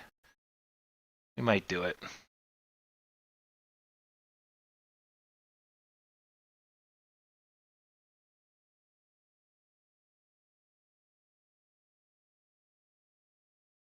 We'll just get a small frame rate drop while this loads.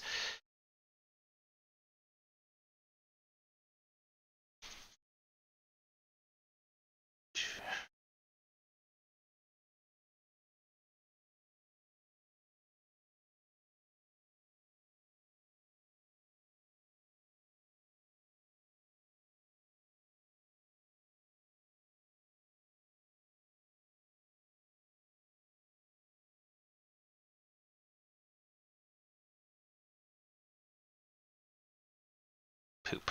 I did close the window.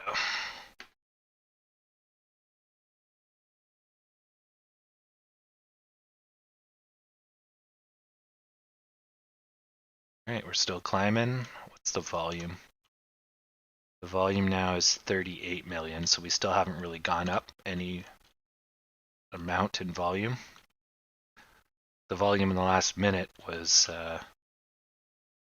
9, and the other one here is a 9. These ones are kind of big, but this is all really low volume in the grand scheme of things. So, nothing to write home about yet. But that's not to say might have a letter for Grand later today, especially if it keeps picking up.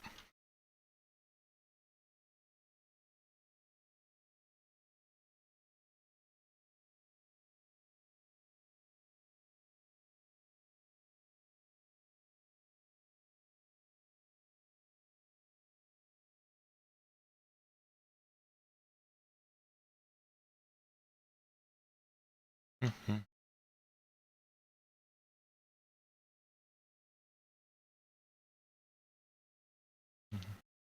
Looking better.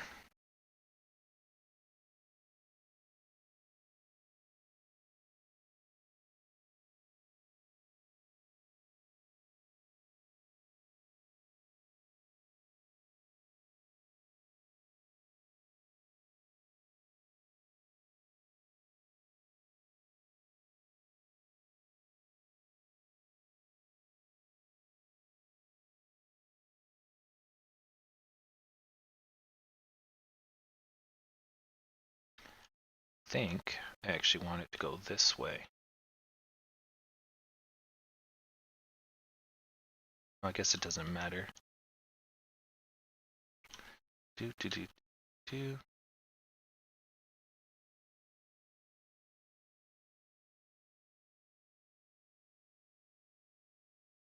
Except, how psycho do I have to be for you, Stephen?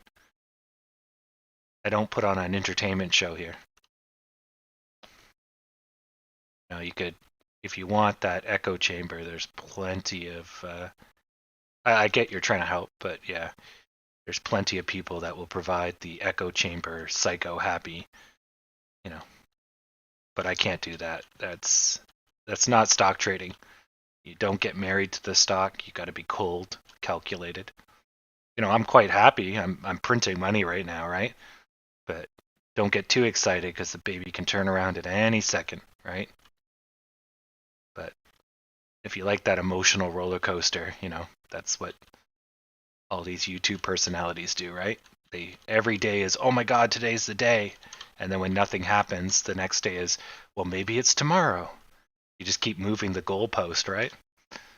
So I get it, but I'll never be that. Never, ever. We're here to make money, not put on a show. Yeah. Well, I guess Howard just said the same thing. A little bit of delay. Yeah. But I know people like that sort of thing, right? But it doesn't do you any justice, right? If somebody just tells you, yeah, everything's all right all the time, is he really telling you the truth? Unlikely not. You're just, you know, but some people like it, right? They like the energy. I don't mind it. It's fun. It's fun to watch Trey go psycho.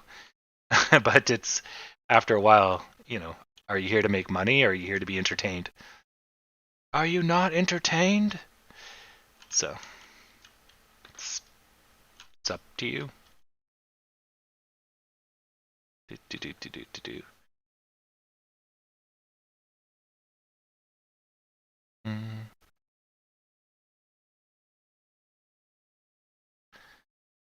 do, do, do, do, do.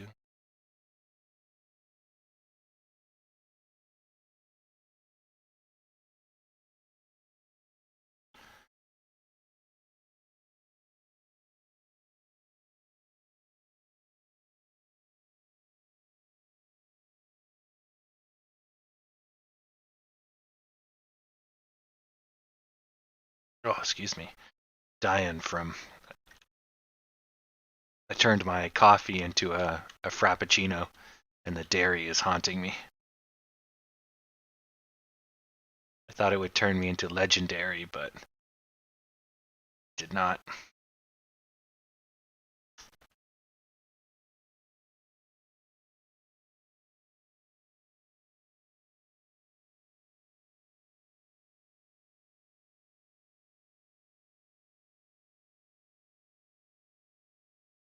There we go. Thought that wasn't the corner. I was right.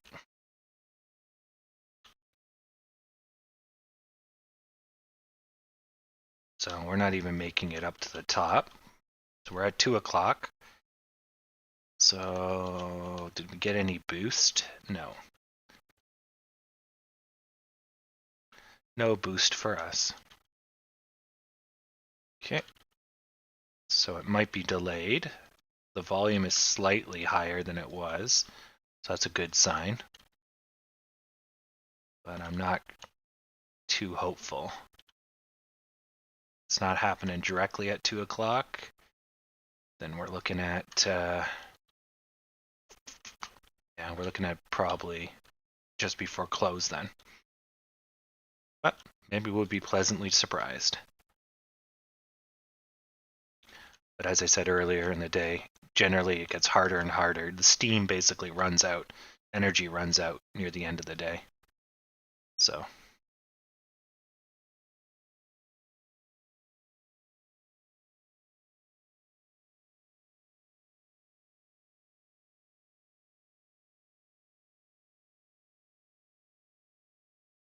Oh, this isn't the theater. This could be the theater, but this is the missile silo. I need to go to space, so I thought I'd make a nice big missile silo, build my rocket here, and then launch through the roof. I'm just making the bomb bay doors, or the hangar doors, on little rotating blocks, and that's what I'm working on right now. This is kind of like a mission control little room. There's a whole network of piping and plumbing back here, which then connects, if you remember the place where I had all that mining going down the cliff. At the end of that hallway, there's the solar panels. The solar panels, actually I could probably take a quick walk. So the solar panels are basically just diagonal here. So this is the room just below the solar panels. The solar panels are up here. So previously I just had these stairs, right? So you remember this hallway coming from the mining, and then there were stairs here that led up to the solar panels right here. So I flushed out this room, put in some piping. There's storage chambers for gas and materials, but whatever. A little security room to the rocket. And then this is your access to go out in case you got to repair the solar panels during a lightning storm. And then there's the original bases there and there. The theater's still there. Theater's way over here. So that's the AMC theater on Mars, which is what started this all. There's your food court, ticket booth. And then I was working on the theater, which is this, but you need some custom scripting to get these to work. So what I'm going to need to do is get a GIF, break it down to frames, and texture on a timer all of these. So you're going to be playing a moving texture, which is essentially what film is, right? Swapping out a texture, giving the illusion of motion. So anyways, so this is all just part of the mining apparatus. So there's my power, my original mining area for iron, and I'm just working over here now on the missile silo, which is underground on this wonderful Mars day. But yeah, gives me something to do while the stock's going sideways. Gives you something to watch. Did that actually just push down snow? Well, that's neat. So if you walk close to the edge, see? Not bad. But yeah, just to put it all in perspective.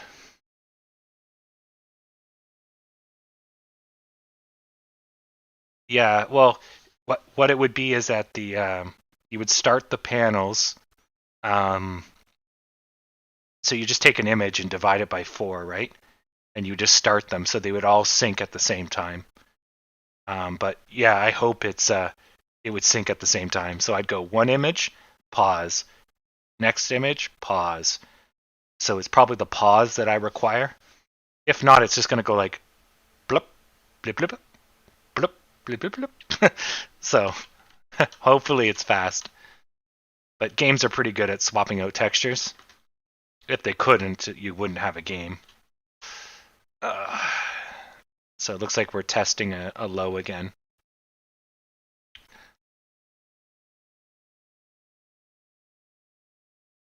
Okay, GME's going up. Viz is looking about it. The Dow is doing okay. S&P is doing okay, and the Nasdaq is eh. So we shouldn't be seeing this negativity. We should be seeing more positivity, which means this might be short-lived. This might just be we're taking too long sell-off, which sucks, but not much we can do about it. But as long as it's that and not something else, then it's less severe, and that's really all we care about. It's not a matter if it's right or wrong, it's just, is it going to screw us for a week, or is this a short term? Yeah, so we might see the rebound right away.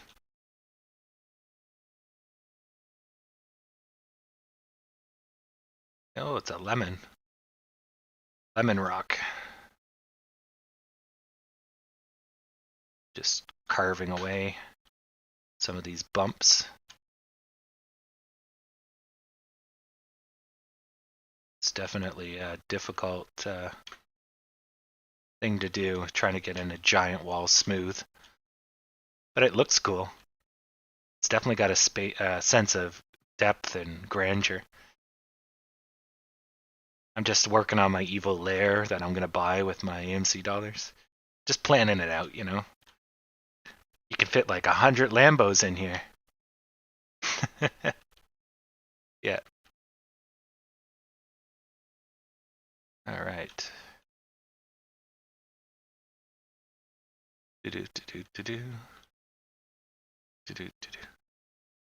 So this is just some refinery stuff. This is a hydrogen tank so that I can fuel up. This is an access panel, essentially. But I'm going to end up having like a fuel platform somewhere around here. Then out we go. And I'll have to eventually carve out that whole roof. But I kind of like being underground. You know, it's a neat. I like the exposed walls. Even though the game thinks you're supposed to just enclose everything in bricks. I like that I don't have to. Okay. So the stock is thinking about it. Still not sure. Volume's gotten stronger. So we might be making a gigantic S shape going back to around 1340, like the time. But I don't know if that will hold up. We'll see. We will see.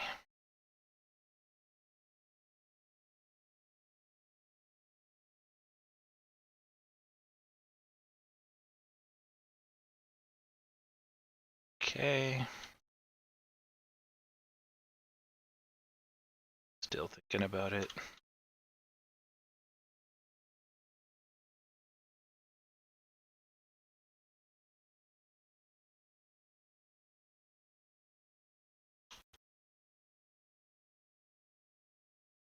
Exactly. This was a hockey game, or I don't know, football game. I guess you might have cheers. But it'd be like, let's go AMC. Because that's exactly what we need right now. Just need it to wake the fuck up. Like, look at the Dow's moving, and AMC is just taking a friggin' nap. So, wake the fuck up. You got a game to win, AMC. Sleepy ass stock. Did good this morning, but now it's just taking a friggin' dirt nap.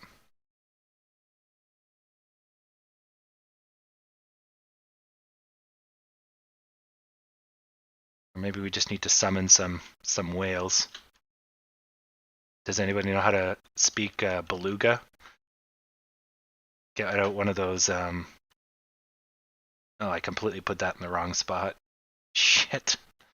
That one's in the corner, and that one is 3 squares off. Ugh.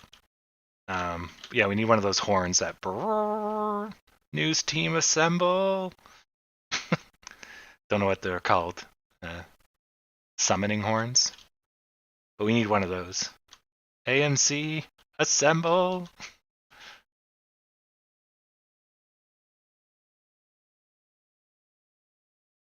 Good times.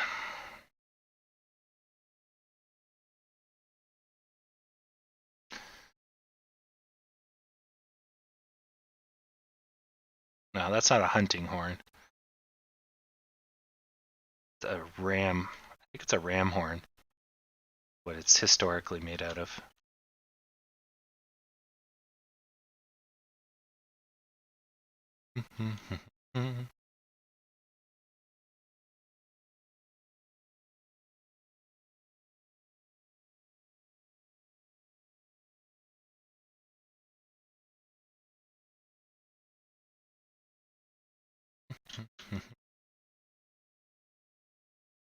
Yep, so that wasn't anything.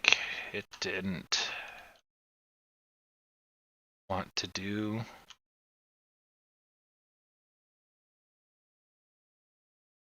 what it was supposed to be to do. Oh, I'm only 1 square off. Not too bad.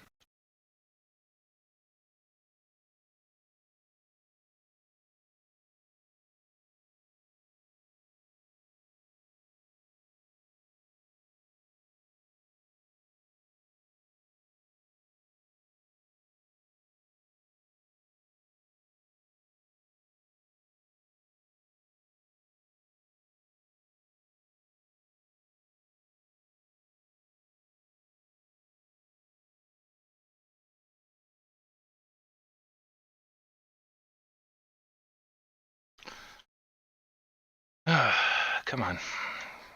Come on, AMC. Even GME's going up. Just wake the fuck up. Boom, boom, boom.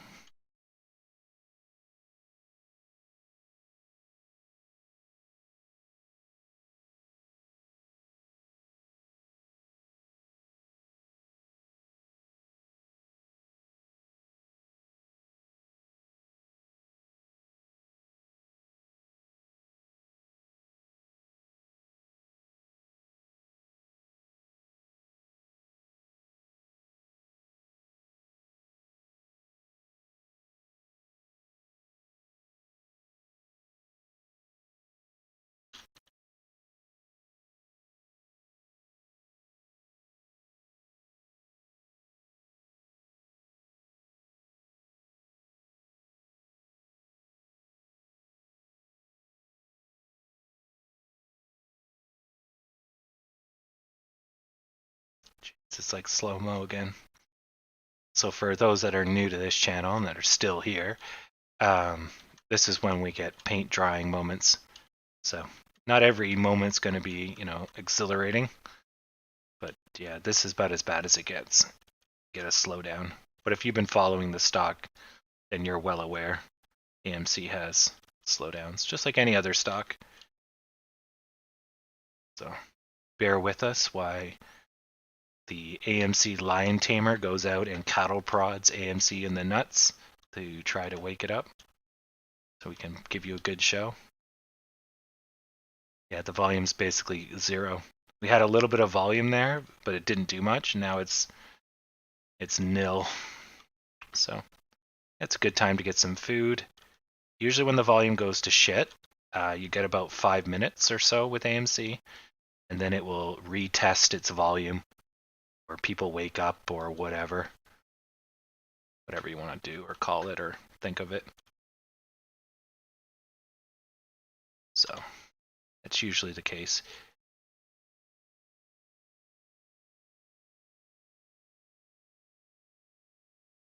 And So we're looking at probably at least another 10 minutes till 14:30. Oh, might be waking up. Little spark of life here. Might have heard us. Maybe Zach's back out behind the AMC giving out handies. It perked some interest. Yeah, this is about time we should see Zach. Zach should come in here and be like, I told you this stock would go down after it went up 20%. Or whoever that person was earlier that was all angry about me not blindly supporting AMC.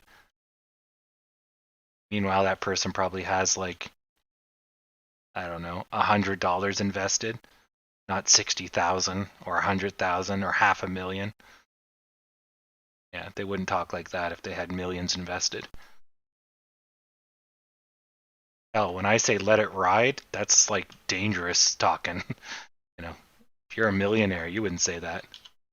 But as, I can afford to lose $60,000. It's going to hurt, but it won't kill me.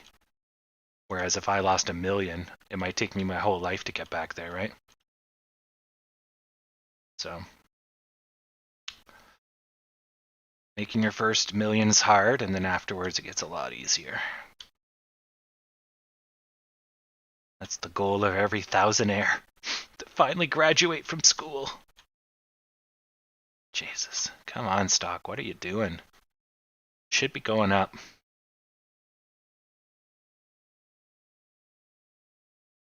And see, with this low volume, we should still be going up.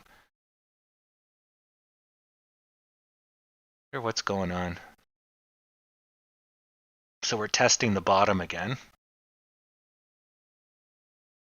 which is basically the middle point. I wonder what's causing all this negativity. I mean, the general market is red, but we're drifting upwards, so there's no reason for this unless GME is. What could be happening is GME is sinking. So what happens is, let's say 100 people sell GME and AMC, then 150 people buy GME, no AMC, right? So if GME is throwing us out, right, but we're not coming back when GME goes up, that's a possibility. Maybe, because GME is seeing still solid volume. There's still a bit of action going on here, right? So maybe we're getting thrown out with the bathwater. I don't know. Or it could just be as simple as, people want to sell. Just seems a little odd because usually we're a combination of these two numbers and both of them are positive.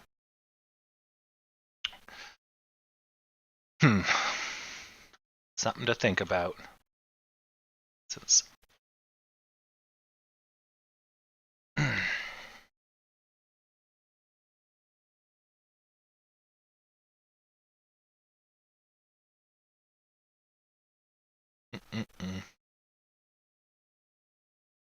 Coffee and vanilla ice cream is great. Cafe Agrigio, I think it's called. Either way, coffee flavored ice cream. So now that the Dow's dipping, we're already showing weakness. So if the Dow shows weakness or GME shows weakness, which they're both doing right now, we of course are going to go with them. The good news is we're still on track for the U-shape, right? Like, we more than confirmed the U-shape is real. So it means tomorrow is just another day of discounts. So not bad. Because seeing the strength is good enough. It'd be better if we could keep it. But the fact that it exists is good enough in the long run. That's all we need to see and hear.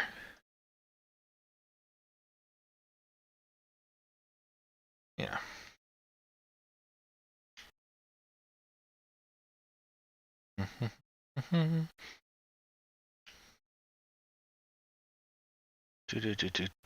Do. Think that's level.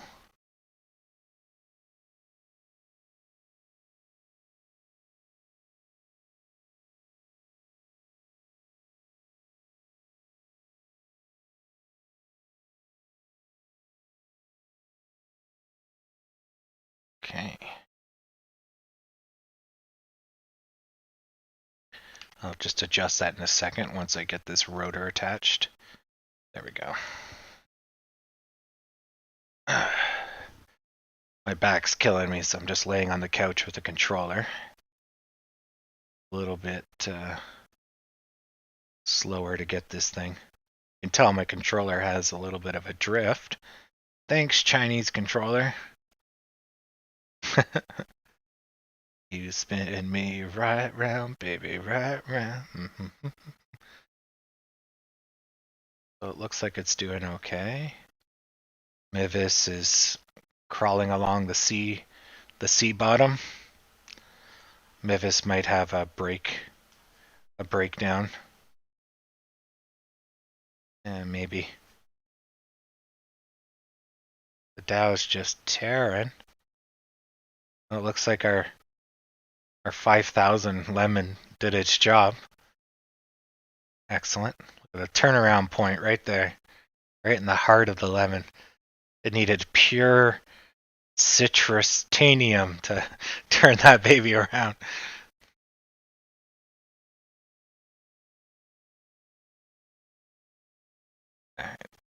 Perhaps we probably need to get our own citrus power in here. Hook that up, a lemon to another lemon.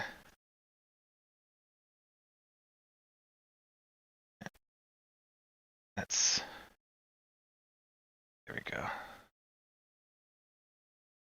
There's little sparks from the lemon battery.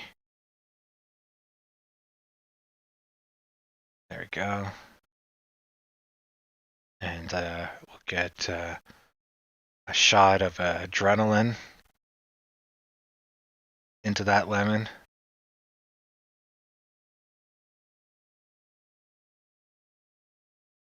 Wow, that's horrible. There we go. And what else can we do? Whatever that mysterious substance from the movie Crank. We'll get some of that. Let's say it's in powder form. You can have some of that too. Here, we'll just put it all over your lemon face. There you go. Rub that in. Yeah, see ya, Zeus. Happy whatever Ecuadorians do.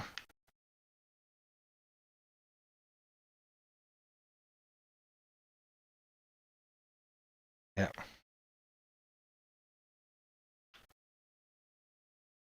Turning that lemon frown upside down.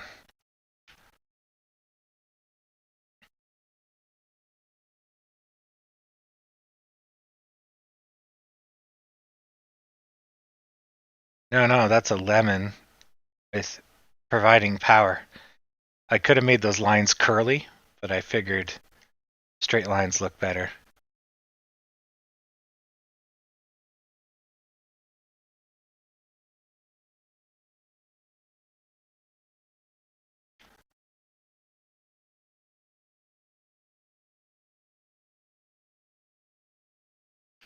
I'm trying to put some life support into this bad boy.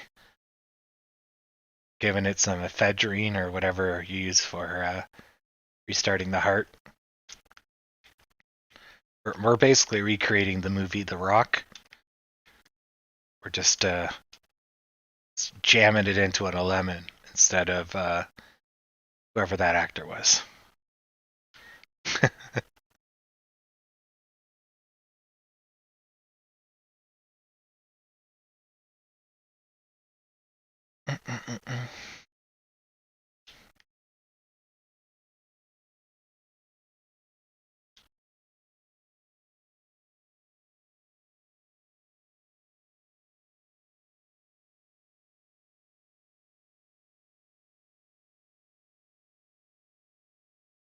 Can't tell if it's working.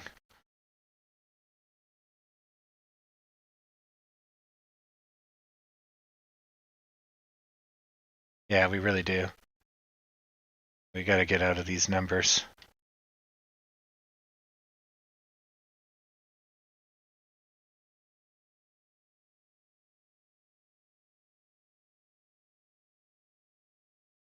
Basically just treading here.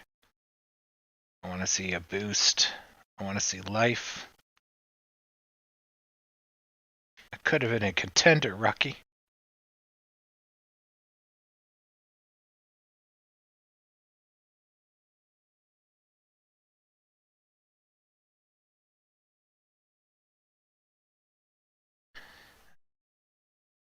One, two, three, 5 up. Okay. It looks like it might be holding. Better be holding. We're just dragging along the bottom here. Come on.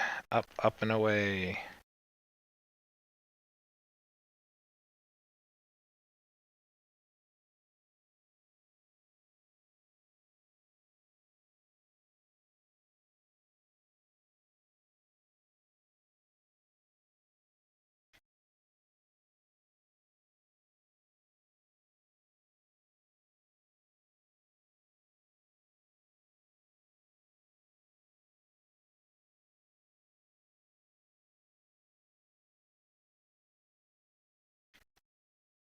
Why are you giving me trouble?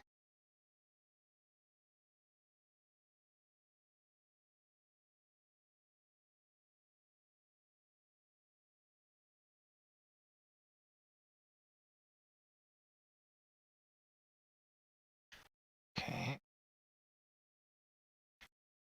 Yeah, it's maybe going up. Hard to tell. Cannot place this. Maybe it's this.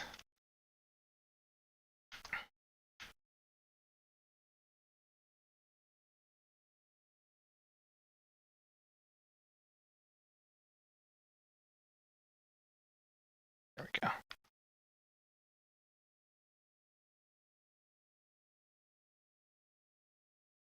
Gotta hold for gold.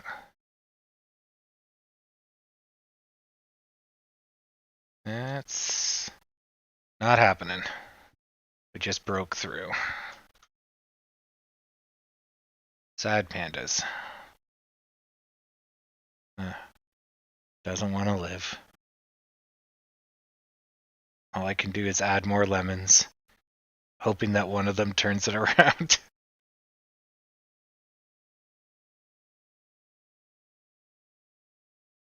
No, there was a chance. Okay. So yeah, GME's rising. The Dow looks good. S&P's great. NASDAQ is good. We shouldn't be going down. So maybe someone wrote a nasty post. Oh, you know what? Maybe there's a nasty news article. Oh, insider trading. Oh, that's why. News broke that. When's that? That is April 22nd.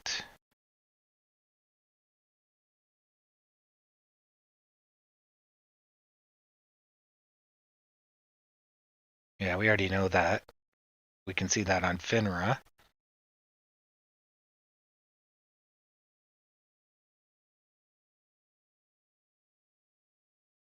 Oh, that's fine. This is old news.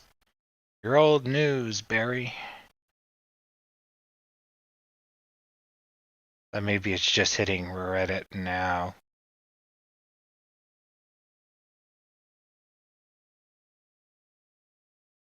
Microvision becomes the most mentioned stock among Wall Street bet investors. Well, like how that's working out for them, eh? They're getting burned today. Yeah, maybe there's some bad articles. I haven't really been looking at Reddit today. Because, yeah, this is showing negative sentiment, and we really shouldn't be having it. Not at this level. So something's up that has dismayed investor confidence. I said those words right. Well, it's not real insider trading, but it's insiders making trades. And that's perfectly legal, perfectly fine. But yeah, if I was the, CEO of the company, the absolute last thing I want to do is announce that I'm selling shares. That's probably the most negative thing you could probably do. Aside from like committing a crime, like driving your car into Apple headquarters. And so all of a sudden we just decide to turn around. What the fuck? Yes. I don't know what's going on. And so for all those people that are here earlier, you can see the difference between when I know what's going on and when the stock is just being mentally withheld. I obviously have no idea what's going on right now. But I don't pretend I do. Because, yeah, why lie to you guys? No reason.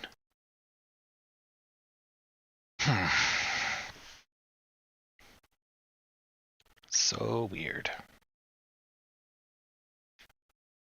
We'll probably find out tomorrow, or one of you guys will find out what's going on. Yeah, people finally read the article. They saw the title, and it took them that long to read the article. Yeah, well done. That's it right there. Okay, the article's news title, and people finally read it. And somebody finally did a DD on it. A 50-paragraph DD. God. Those Reddit posts, some of them. Like, they just go on and on and on and on and on. And then at the end of it, they're like, well, that's just my view, and it doesn't really matter. Except you tried to justify it for like 100 friggin' paragraphs.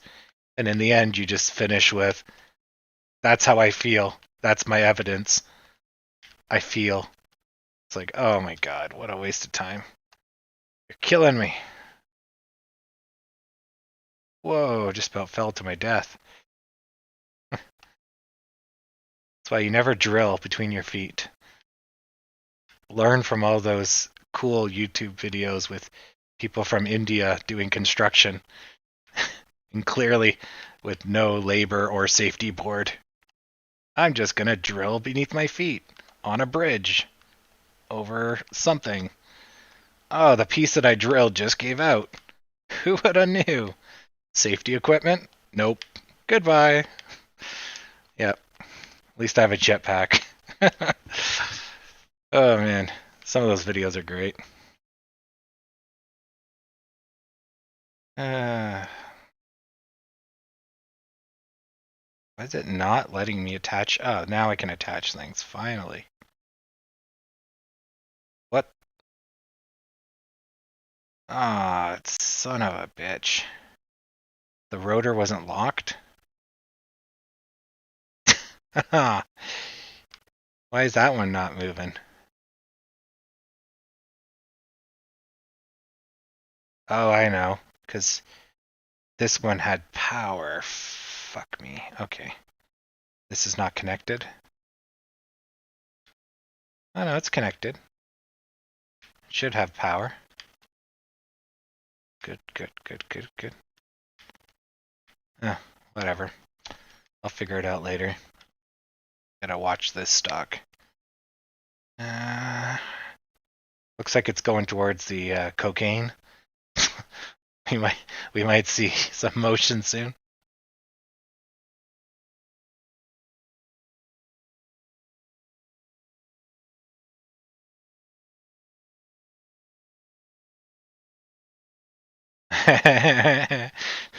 Damn you, Howard.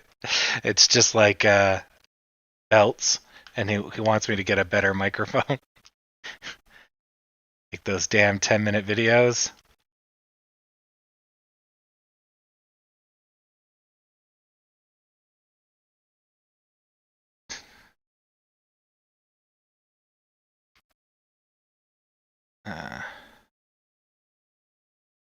For whoever's in Discord, who's Zeus talking about? Since I'm not following the channel. I'm just trying to build stuff while watching a stock that should be going up.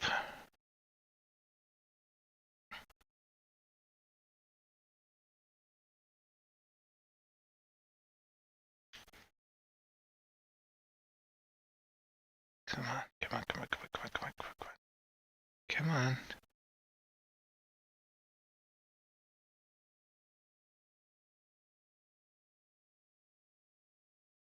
Damn it. I'm trying to lock these blocks together.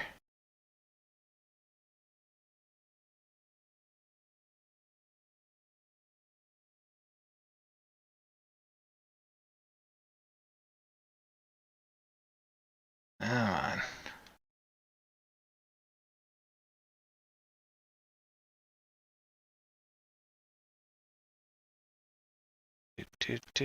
There we go. Got it. Aha, cheat. I cheat. Don't want to stay in place? Well, fuck you. You little dog, too. Oh, I think I just ran out of fuel.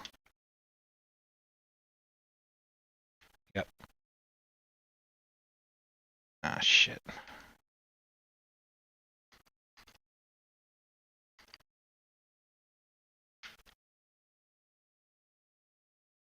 Here we go.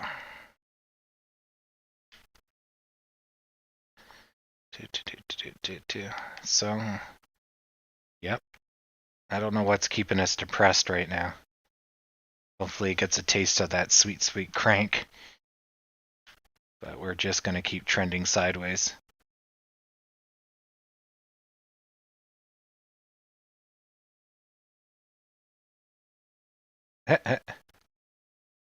Tom really wanted a Discord, so he went ahead and gave everyone the experience.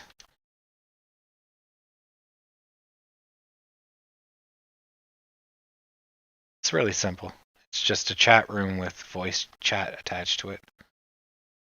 What makes it special compared to, say, Ventrilo or TeamSpeak or all that kind of stuff is that it has text, full-featured text, and multiple channels, which some of them don't. And in-game overlays are fun too. Yeah.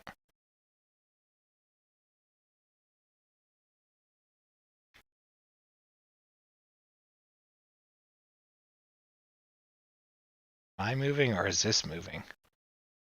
Can't tell. Shouldn't be moving.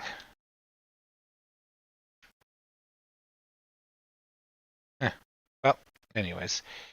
So we're still going sideways. So we're coming up at 3 o'clock now. So that was an hour of uneventful crap. So 3 and then 3:30 and then we call it a day. 1, 2.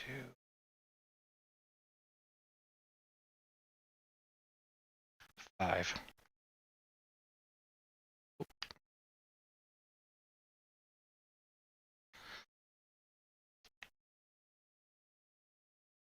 And thank you for all the people that have stayed with us all day.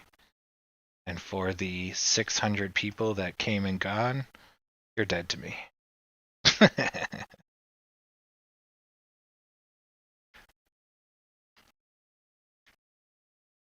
do, do, do, do, do. Do, do, do, do, do.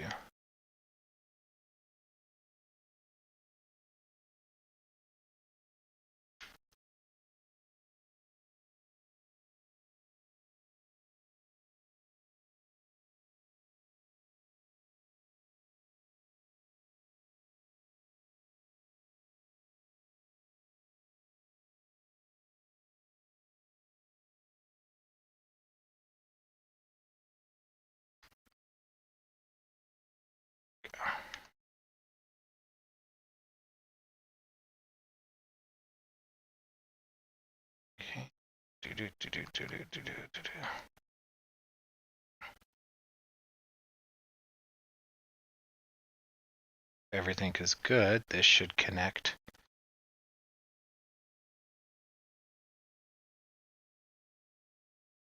Did do 6, right? 2, 5, 6. Yep. Excellent, Smithers. So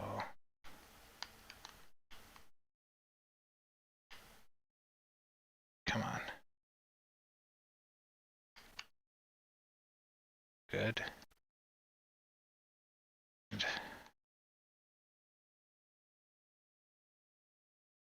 Make it happen, Captain.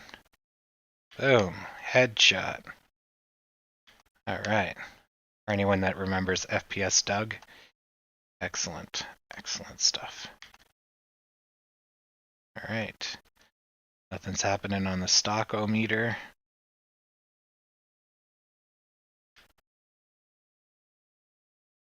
What the fuck? Uh-oh. Oh, shit. What? I accidentally disconnected something. What did I just do? Oh, those weren't attached. Whoops. Okay, well, that's kind of how it's supposed to go. So basically, that's the that's sort of it. Damn it, this stupid block needs to be locked. Oh well.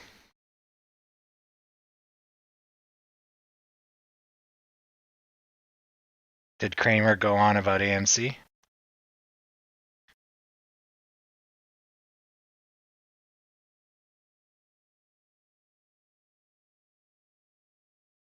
Huh.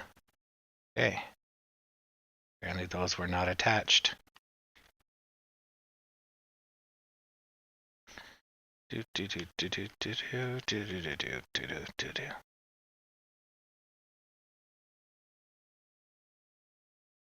Oh, that's what was on. That was what's on Discord. Someone was talking about Kramer being a bitch. Yeah, I like Kramer, but yeah, he definitely is special. And I did this thing completely backwards. Okay, that's gonna have to be an after channel fix. Gotta redo the whole thing.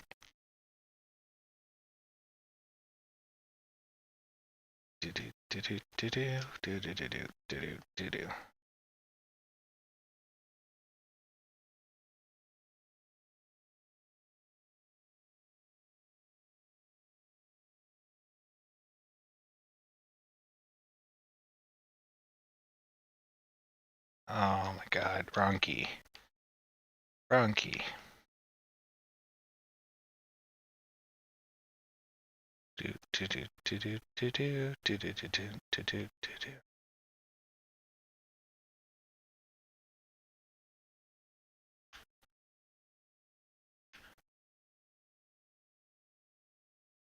Okay. Excuse me.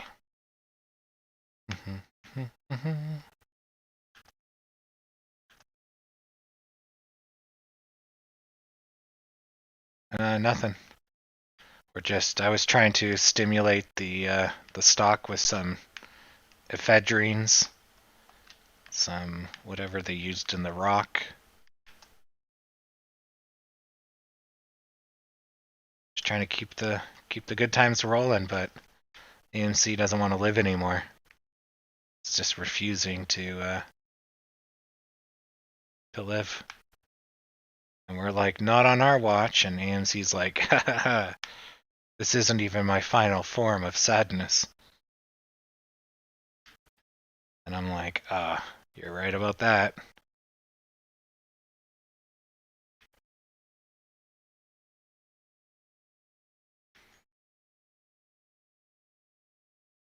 All right, good enough.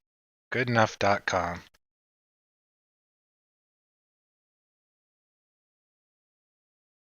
I'll let that fall down. Goodbye. Physics is fun.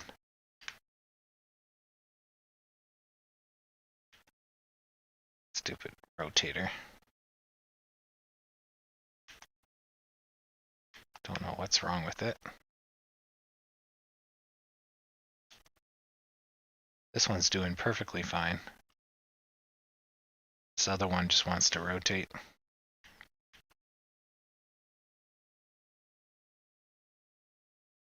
Preposterous. Haha. Yep. We had 12. 12 was good. But yeah, we're just a lot of negativity right now for some reason. Both GME and the Dow surged up, and we saw none of it. So, don't know what is up. Looking like it most likely is a news article that changed our sentiment because it was sudden and it's not following the natural market. So it's got to be something about us, personal, and it has to be sudden, so it's news.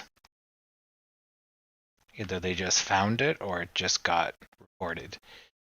So there was a comment about insider trading. One of, like, not illegal insider trading, but an insider selling off some of his stock. But I thought I saw that a couple of days ago. But maybe it's just hitting the market now. People noticed it on Fintel. But Reddit is pretty quick about those things, so I don't know. Yeah, is Biden talking today? Because Biden does tank the market. Not that I hate Biden or anything, it's just the market responds negatively to being told that they're doing a bad job. They just don't like to hear it. Makes them sad. But see, the market itself hasn't gone down, so I guess it can't be Biden, because it has to be something that's just about us. If it was about the whole pandemic, we should see it move on the macros on the index.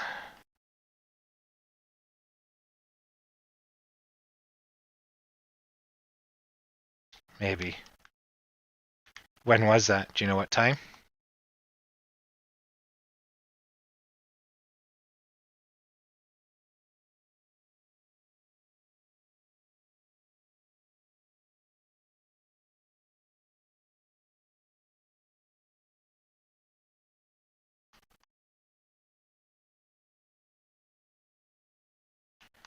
It wouldn't be a well, he could be a contributing factor. I don't think he's the defining factor, or he would have saw a market sell-off 45 minutes ago.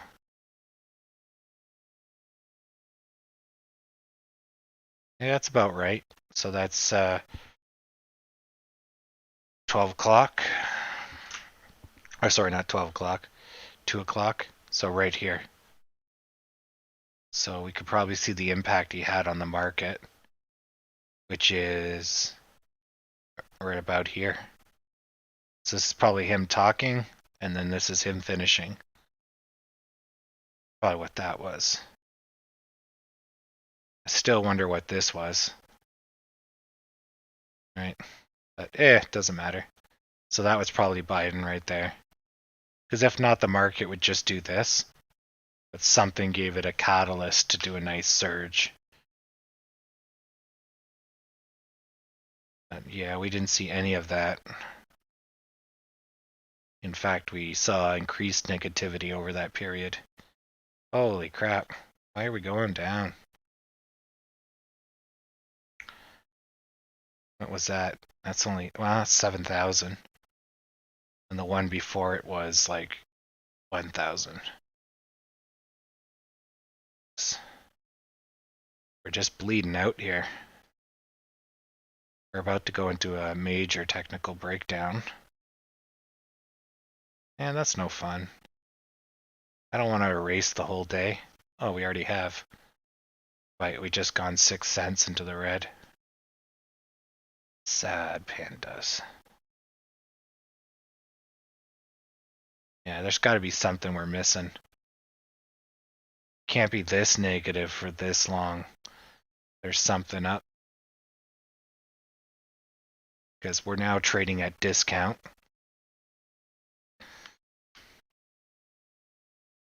My only other thought I've been thinking about is that perhaps, and we'll see at the end of the day, I'll redraw the U shape. Maybe this is the market correcting us because we're too high. So we went up too fast yesterday, so we needed more time to go sideways. And that's why we're seeing this, right? That would be my only other thought. I was hoping today would be positive, and then we would have the down day tomorrow. But we could have the down day today, and tomorrow's the positive. Yeah, because for this to be right, we just need a neutral or a not so big green, and that will give us the sideways motion we need to get back to the line if we were going too fast, too furious. So, but yeah, this last hour has been garbage. I don't know why. Don't know why. So if you find out, feel free to post. You could scour the news. It's not a big deal, but it's better to know than not know.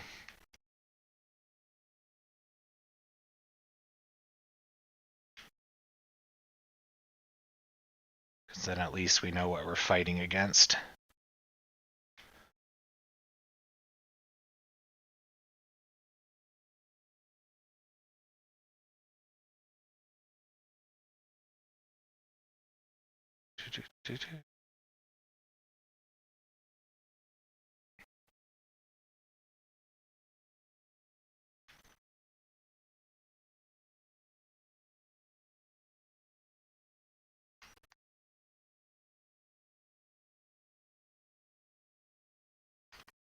Yeah, I'm glad we still have 44 viewers, even at the worst of times. Thank you, new fans. You're earning your diamond hands together. This is an addiction support group. Help each other through the good times and the bad times.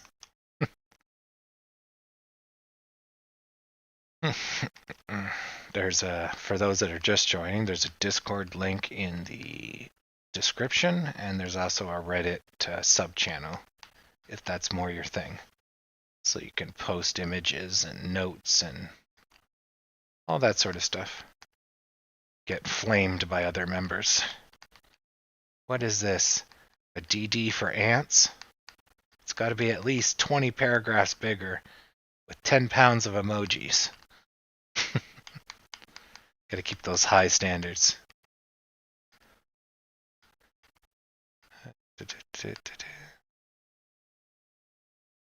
And cross-posting is enabled, so if you find good stuff, just transfer it over. Because most of us are on like AMC stock, Reddit, and Wall Street bets and all that sort of stuff are investing. So just scrape out the shit, and if you find good stuff, cross-post it for the rest of us. We don't have to wade through all that garbage.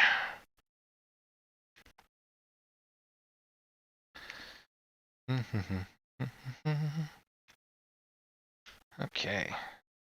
Checkerboard pattern. So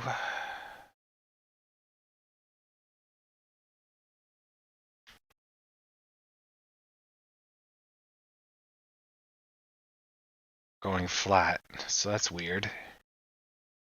Why would we go flat? I'm gonna have to go do some DD on this stupid stock. Oh, wrong button. Wrong button.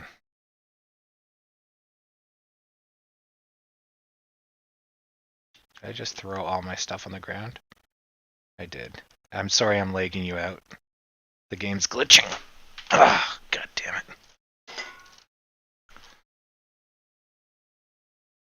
I've done something to anger the game gods, and I can't. You're gonna. Can't. Okay, there we go. Close this down. I'm gonna have to look at what's going on here. Normally these things you can just ignore them because they only last a couple of hours or whatever.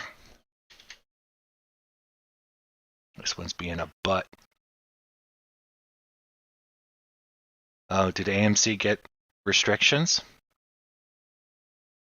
That might do it.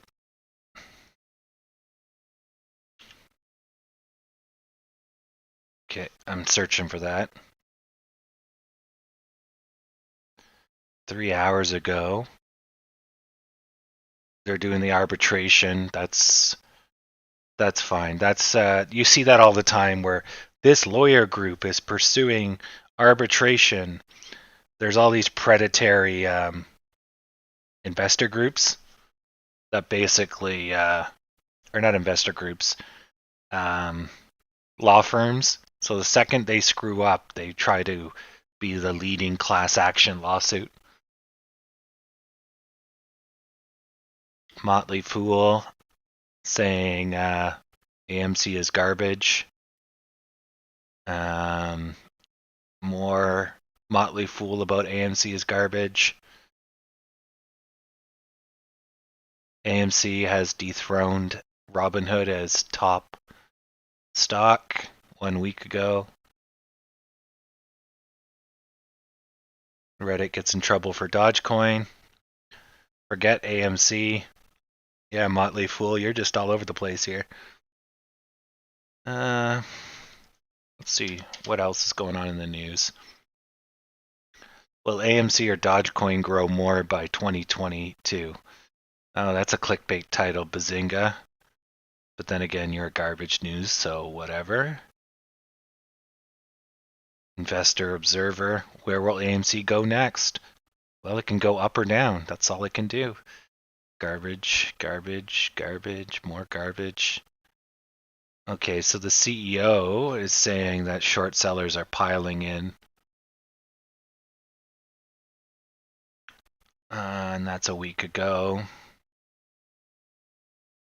Yeah, I'm not seeing anything. I'm just seeing garbage. Why did this stock go up on Monday?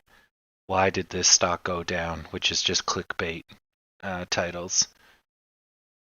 Nothing good.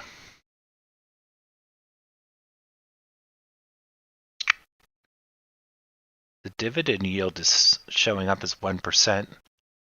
Wonder if that's still good. We're gonna keep that. Let's go look at the FINRA. Maybe it's in the FINRA. FINRA. Let's see.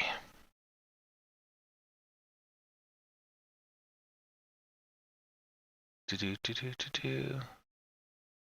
Do do do do do do do.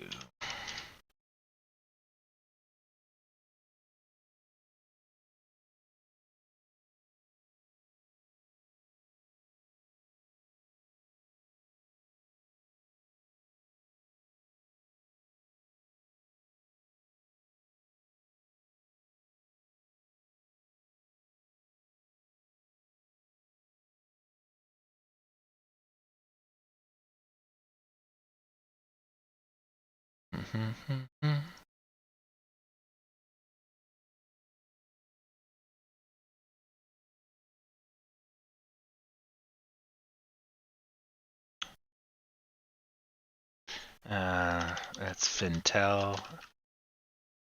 Okay, it's not FINRA, it's Fintel. FINRA is the regulation group. AMC. Okay, let's see what we got.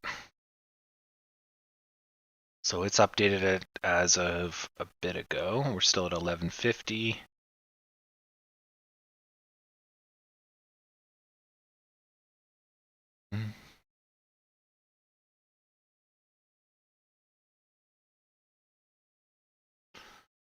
Okay, ownership. Filings. Let's see the latest filings. Latest filing was the 19th.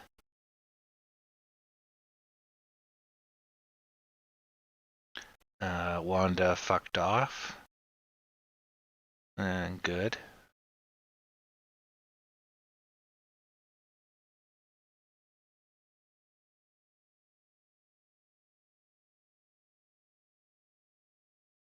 This is the investment, the DEFA. So nothing too awesome. The latest.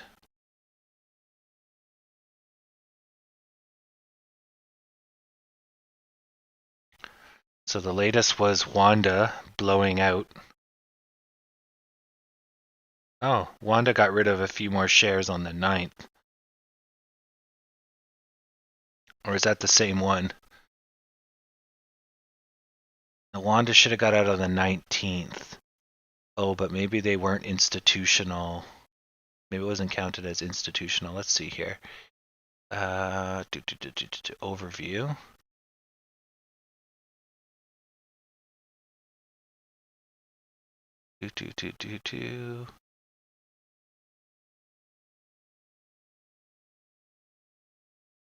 Okay, we got a reassured buy on the 16th. AMC's looking like a breakout on the 22nd. Well, they got that one right.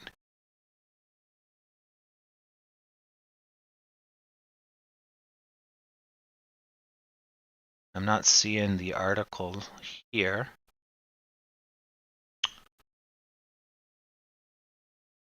Filings, SEC filings.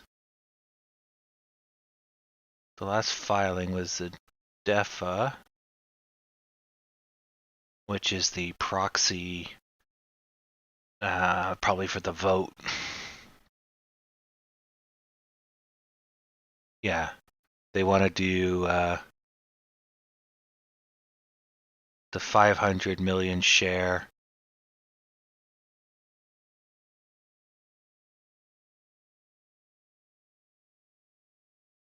Is Trey actually Trey Mayor Collins?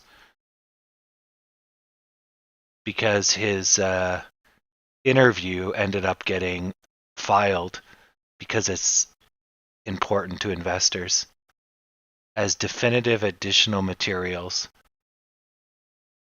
Oh, cool. Yeah, I think this is the interview.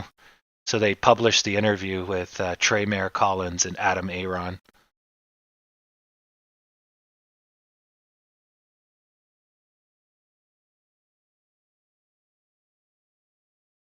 Wow, Trey is all over the place.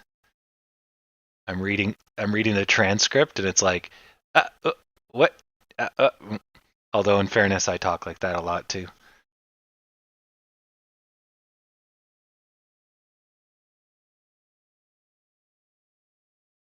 Yeah, that's cool. So that's the last thing that got filed to Fintel. So I don't know where this. Wonder what's causing this.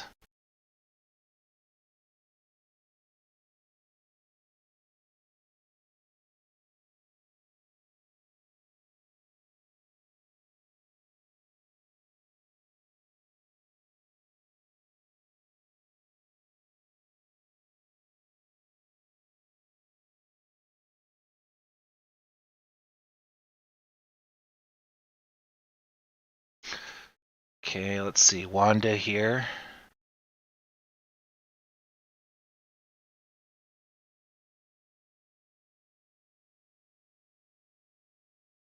So Wanda.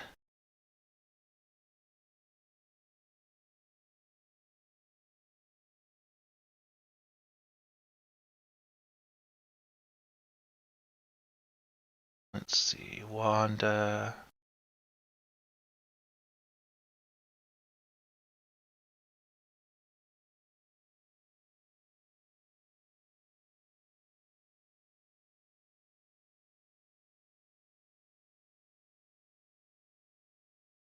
You're just repeating the same thing over and over again. How many copies of this do you need?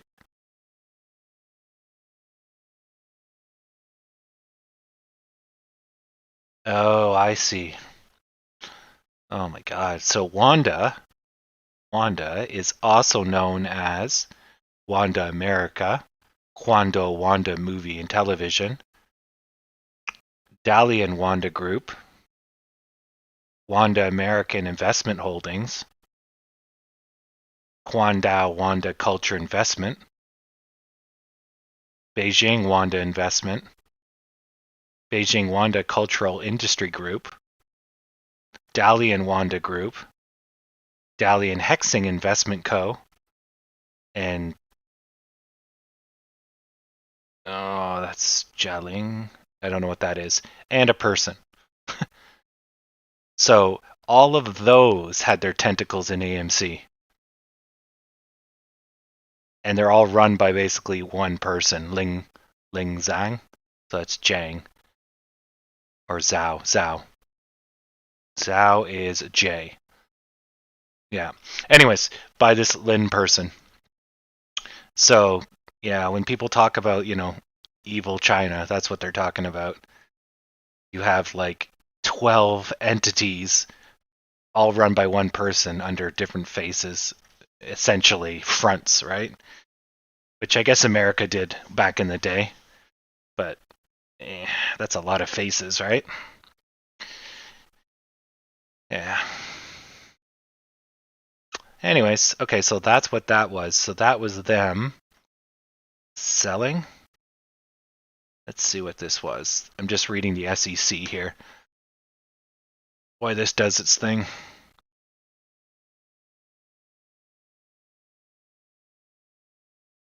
Oh, this is a report and change of shares.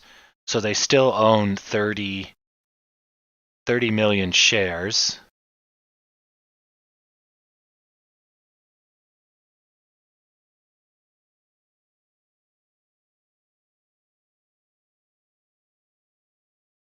Yeah, okay, so they're just amending that together all of these 12 groups still own 30 million shares.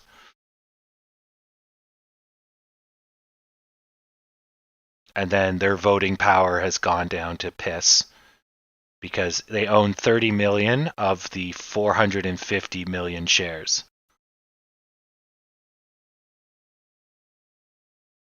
Yeah. So that's less than 10%, so they don't get to be on the board of directors.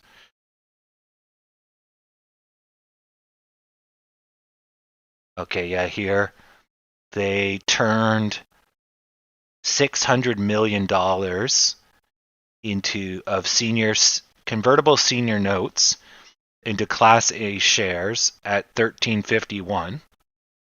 And that conversion took place at January 29th. And then they added 44,422,000 shares to their portfolio.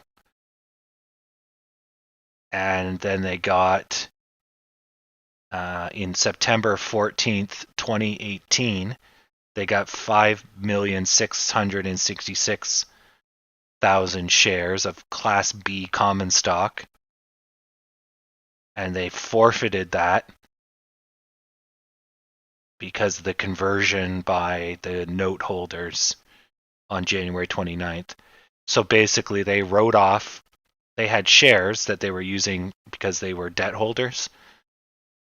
They wrote that off to have the ability to convert and then bail out when it hit 14. So they waited for it to go up another 50 cents and they bailed their position. So they made 50 cents on 44 million shares. That's a lot. But they still have 30,000 left, it's saying, so they only used 14,000, let's say. So they made 14,000, they made $7 million. Jesus. But where's this insider trading they're talking about? So that's the last FINRA article. That's from the 19th of this month. But we already knew all that. Um,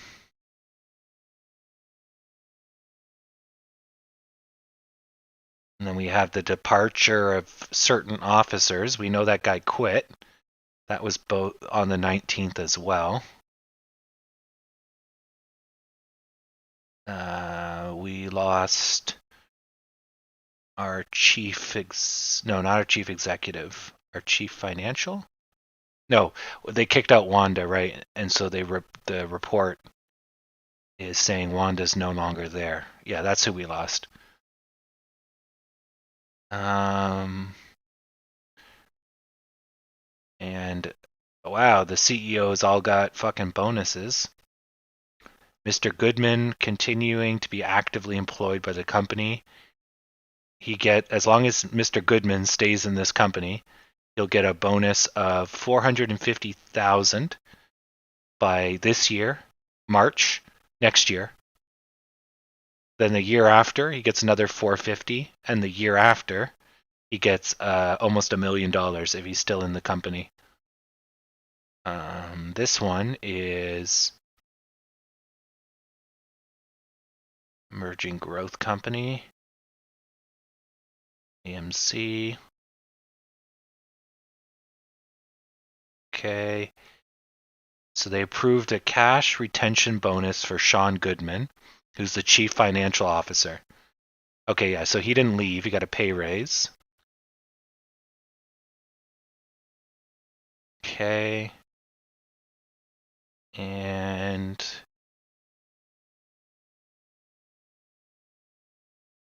who did we lose? I thought we lost somebody. Maybe I'm thinking of GME.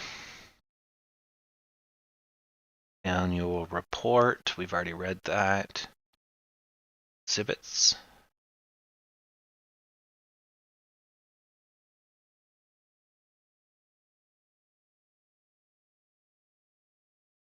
Yeah, his cash retention bonus.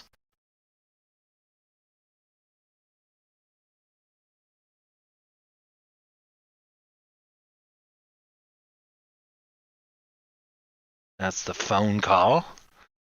The 310 phone call transcript got published.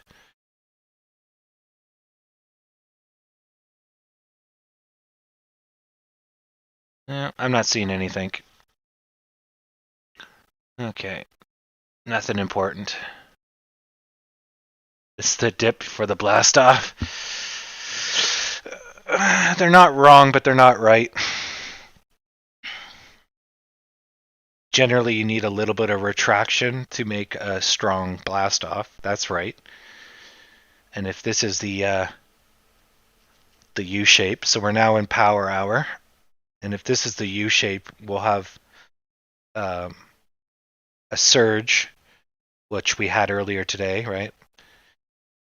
But that's not exactly blasting off. Yeah, it's a little wish-washy. Yeah. Dip before the rip. I love it. Yeah, the blast off. They don't tell you which way the rocket's facing, do they? Oh shit. Where we're going, Marty, we don't need directions. Yeah, this is a hardcore stock trading channel. You got 3 triple dragons, 90s action flick. So, good times.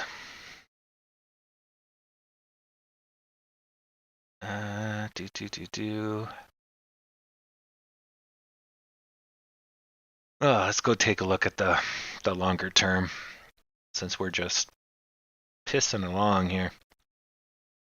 So let's go redraw this U shape. So it could be that the U shape's supposed to be here, and we just but I think this is the edge of the U shape, since we traveled it. So this is maybe just a temporary retraction. But this is definitely too much.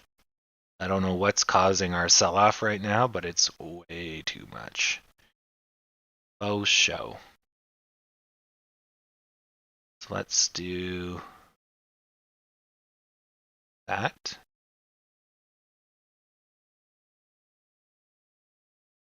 Okay, so if we drag this, and we drag this over, right? So I'm expecting this is the U shape, right? So we come down, this is oversell, this is overbuy. If I drag it up, maybe like this, and maybe like that, right? So then this is more accurate to the bottom. Or maybe this is more accurate to the bottom. So we had a drop down, but we came back. We're riding the edge. Then we drop down, but see, we're riding the edge here. See how these are weirdly, like they're supporting the, there, like they're supporting the circle, right? Right there. So there you can see the curve between the tops, right? So maybe we're just having another one of these depressing downward hump. So we'll get, let's see here. So maybe we'll get something like this, and then we'll come up and we'll ride along the side again, do this, and then go straight up kind of deal. Well, 14's here, so we won't go that high. But maybe, yeah, it's just a little bit of this garbage, right? Or, so we're doing all the options here. So maybe it's like this, right? And so we're just trying to get down because we're too high up, right? So maybe the bottoms are actually the right shape, and this is us trying too hard. So then that means we should start turning around soon, right? We could go even further, but at this point, we basically were crashing, and we should have done this shape, but we held out too high. The only reason this would be slightly true is if you notice there's a sudden or subtle drift going down. So it wants to go down, right? It's trying to get back to the bottom, right? So this is showing you it, this is showing you it, and you can see the drift, right? But I don't think we're that far from it. So if we just take with what we can see and we go 50-50, this is okay. If we tighten it up, this is a little too low. If we go ultra positive, we're looking at something like this. This is more what the market's showing you, right? This follows, this follows. It's about almost perfect here. A little above, a little below.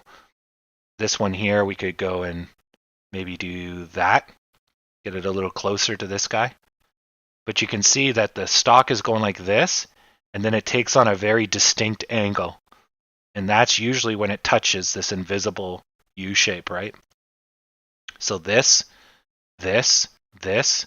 are all indications that it's touched the U shape. So I'm almost tempted, you know, here and here and here to even do it tighter. And this is all just negativity, right? Because you can kind of see it here. And this is it trying to get back down to here, but it breaks down accidentally. But then it comes right back up to the U shape, right? So this might be the U shape if we take out all the negativity. But what does that mean, right? But what that means is that we can expect we're getting near the end of the U shape. So we should expect a near vertical to 13, 14 in the next, well, the end of today or the start of tomorrow. So, but I think that's a little too not promiscuous, but a little too optimistic. But that's maybe why we're correcting now, right? Maybe that is too optimistic. So if we set it to the 30th, let's say the 30th end of day is right here. So if that's the case, we need a bit of red, right? And that's kind of what I was expecting. I was expecting our green, then we'd have a kind of red day tomorrow, then we'd have green, but not so much, and then we would take off. So that's one day, that's another day, right? Something like that. So maybe that's what we're doing right now. Maybe we're just having we're getting onto this line. But the chart to me is saying that the U shape is right here. So we're now coming up the side. Oh, you know what? I know what. Oh, I'm a fucking idiot. Of course. I'm so stupid. Sorry, look. Okay, so here's the U shape, right? Right. But see, I measured earlier to make sure we're not at the 50% mark. But this is the 50% mark. And so we're basically hitting, right? If you lift the chart up, right, and not use these technical points, that's a 50% mark. That's what's going on. So we're probably, I bet you, good money. Let's find where that is at the 50% mark. Right. So if we use this as the bottom, right, not these dips, but just a baseline bottom, this is the 50% mark. And see, that lines up with this. Yeah, and that also lines up with the circle that I wanted, right? I bet you that's what's going on. I just didn't do the 50% properly earlier, which is why you keep verifying, keep verifying. So if we put this guy here and we put this guy here and we lift him up,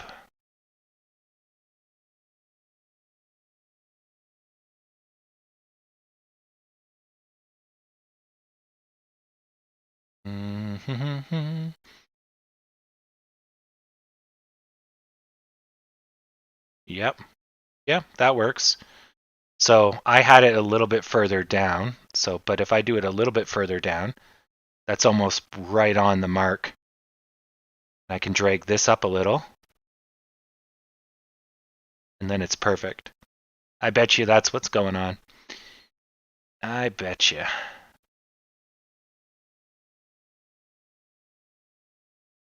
Yeah, and then these are bouncing off the 6, and then we would see 7, 7, 6, here, here, there. Oh, that actually works right well. Yep, see that one almost touches the line directly. That one starts below the line, stops on the line. This one's close, but not exact. That's good, and that's perfect. Okay, so I'm going to go with that's what's happening, actually. So we're having actually a technical breakdown, which, again, this is why you have to do your technical analysis all the time. So I didn't see this coming because I incorrectly measured against the bottom, but I was smart enough earlier to do the measurements. But now that we have more information, it's clear that this here is all just extra negative sentiment and doesn't represent the true bottom. As a result, my measurements were all bad. But the U shape is still right, I think. It looks like it's still right, but it's a little higher. So I was right back in April. I was saying that this is probably the bottom of the U shape. But then when this happened, I started to reform the U shape a little bigger. But I could feel that the U shape's right here because this is clearly the side of a U shape. See how it's nice and curved? Son of a bitch. Bet that stocks for you, right? You find out a little too late. But that's why when things don't go your way, just get the hell out of the market because there's obviously something you're missing. I think that's it. Okay, so if that's the case, we can expect this to continue for a little bit. It should stop actually right about now, as we're hitting 1145 should be the limit, the 618, and then we should see a bounce back to 12, which might happen right about now-ish because it's power hour, if that's the case. So that's kind of what happened without me looking. So we went below the line, right? And now we're heading right back to it. This line's not 100% accurate, but it's good enough. So we should be heading back up over that line. And now that we have the chart up, we can see, oh yeah, see? And then when we broke over this line, we gassed it.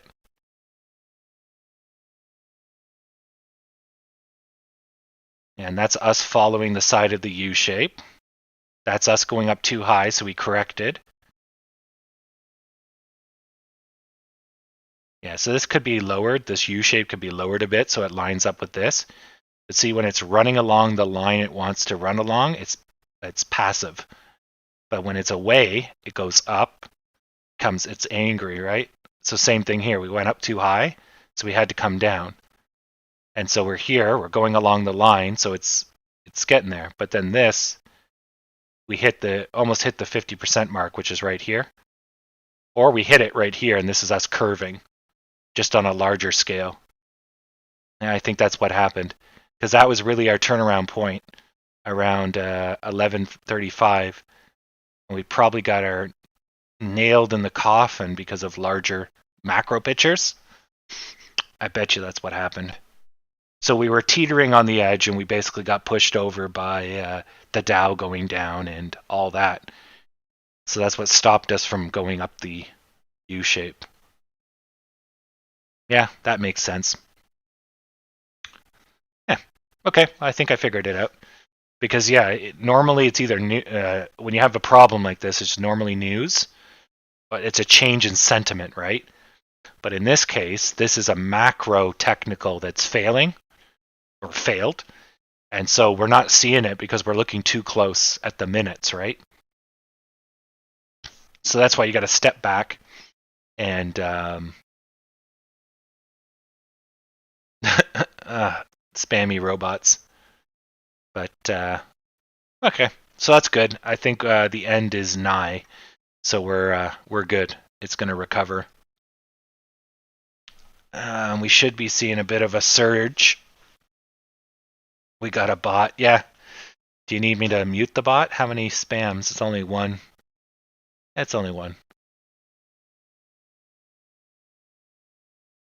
Technical breakups happen whenever you go over. Oh, did someone call me?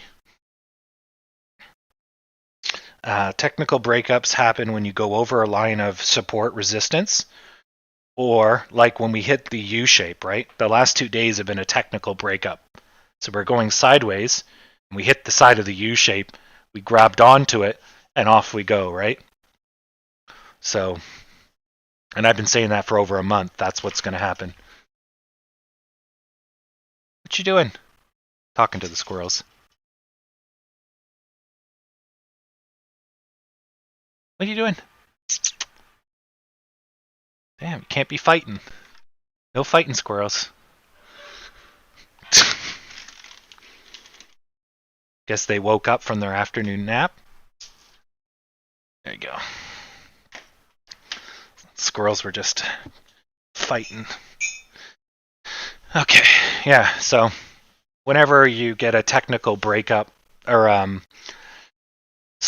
whenever you get a technical that lines up with what is expected, then you get the power of the combination. So if we know we're supposed to go in a U shape, the Dow gives us energy, GME gives us energy, and everything comes together, then we'll surge. But if we're in a technical that doesn't want us to go up, such as a dome shape or a crown, those are quite negative. It would take that energy just to stunt the downward motion. I guess another easy breakup is a pennant, when you touch the top of a pennant, right? But if it's a really shitty day, you'll break out of the pennant and then you'll quickly fall on yourself because you have no energy. So, anyways, so breakups or breakouts happen often, but we're probably going to have to wait till tomorrow for ours. So I'm hoping the overnight surges us up, but see, when we're now outside of the scope of this this thing here, right? So I'm going to have to adjust the U shape. So normally what happens in a U shape like this, let me draw. Give me the ability to draw, good sir. Here it is. So normally in a U shape, remember I was talking about earlier, is you break here, or you break at the 50% mark. So that's what we're doing right now. We're right here. Or there's something here.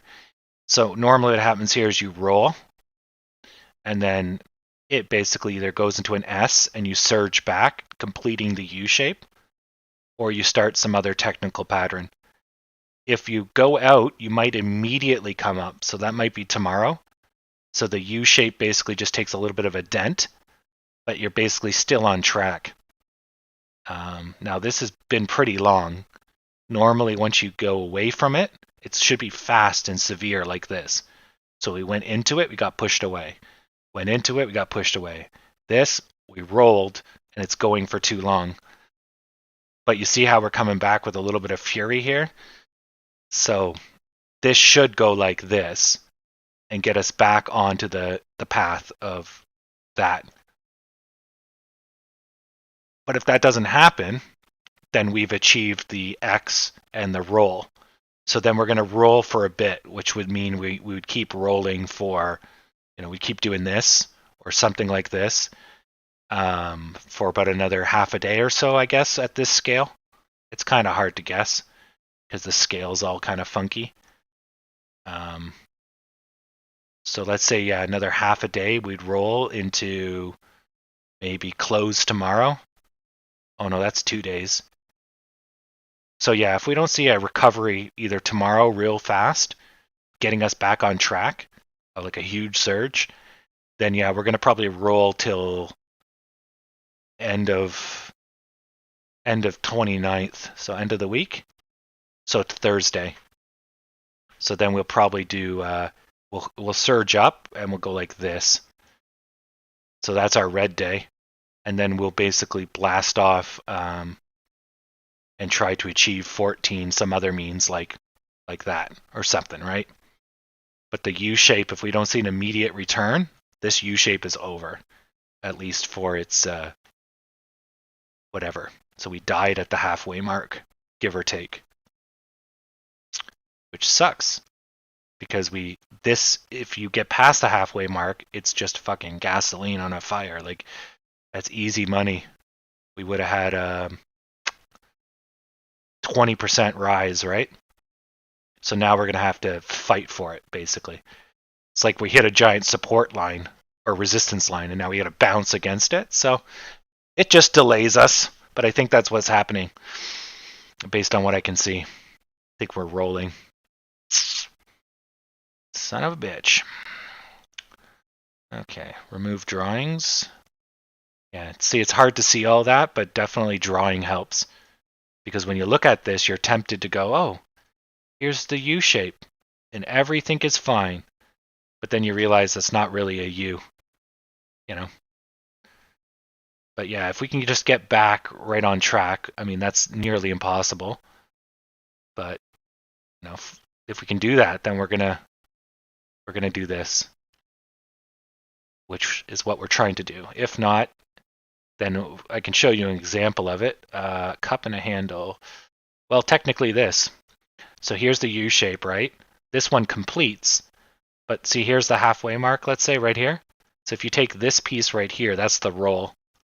So it rolled at least from an upper point, but if you just kind of knock that out, there's your roll, right? Ours is just going to start here and then roll. There's probably a million examples because it's a very common pattern. Okay, this one. So this is about the halfway mark right here. So you come down, you're coming up. There's a little bit of hesitation. Okay, we're going good. And then we hit the halfway mark and fuck it. And there's the roll. And then it takes, some time and then it rolls again. But pending this doesn't go down, then you have your second attempt, right? It doesn't mean it's the end of the stock. It just means it's the end of that bull run. And here, this is almost halfway. So it comes up, it rolls, kind of takes a little bit of time to consolidate, and then boom, off it goes, right? And this one here is basically a wedge. So boom, boom, off you go. So anyways, nothing to worry about, but an annoyance nonetheless. Another day of sweet, not gains. But yeah, we really need to get back to here. So we would need to go from 11 to 1220 in the span of 20 minutes. How much is that? I've seen weirder things. So that'd be a 6% rise. If we could do that, then we would have a 20% day tomorrow, probably. Or even if we get partially back, maybe. Yeah, I don't think so. Yeah, I think we are basically looking at this is going this way, this is going this way, this is going this way, this is going that way. So maybe this is again the whole thing I was talking about with the car. If we're going this way and you get pushed by winds, you're still going the same direction, but you got knocked over. So if we can see that energy, right? This is the knockover. This shouldn't have happened. We should have just kept going. That's something, we hit a support line we couldn't get through, 12, right? And we tried and we tried and we tried. So this is us collapsing down on the medium level. On the macro level, we're collapsing at the middle point because we don't have the strength. And on the micro level, the tiny level, we're basically falling because we don't have the volume or the strength or the confidence to go up. So all of that together paints the picture, which is we can't get through 12, and it's going to take another try. Yeah, actually that makes sense. I think that's exactly what's happening. Yeah, but I was hoping, right? I was hoping our bounce would be like this, right? But on the tiny scale, our bounce is going to go on the medium scale. So we're going to be bouncing like this, which is over the course of like 3 hours, right? Versus bouncing over the course of minutes, which is what I thought would happen. But because we lost the volume and because of the negativity, we went from aggressively attacking to now slowly attacking. And if things get worse, we will not attack at all and we will retreat. And that's kind of the shift. We're still doing the same thing. We're just shifting time frames because of volume and sentiment. Yeah. Yeah, I think that's right.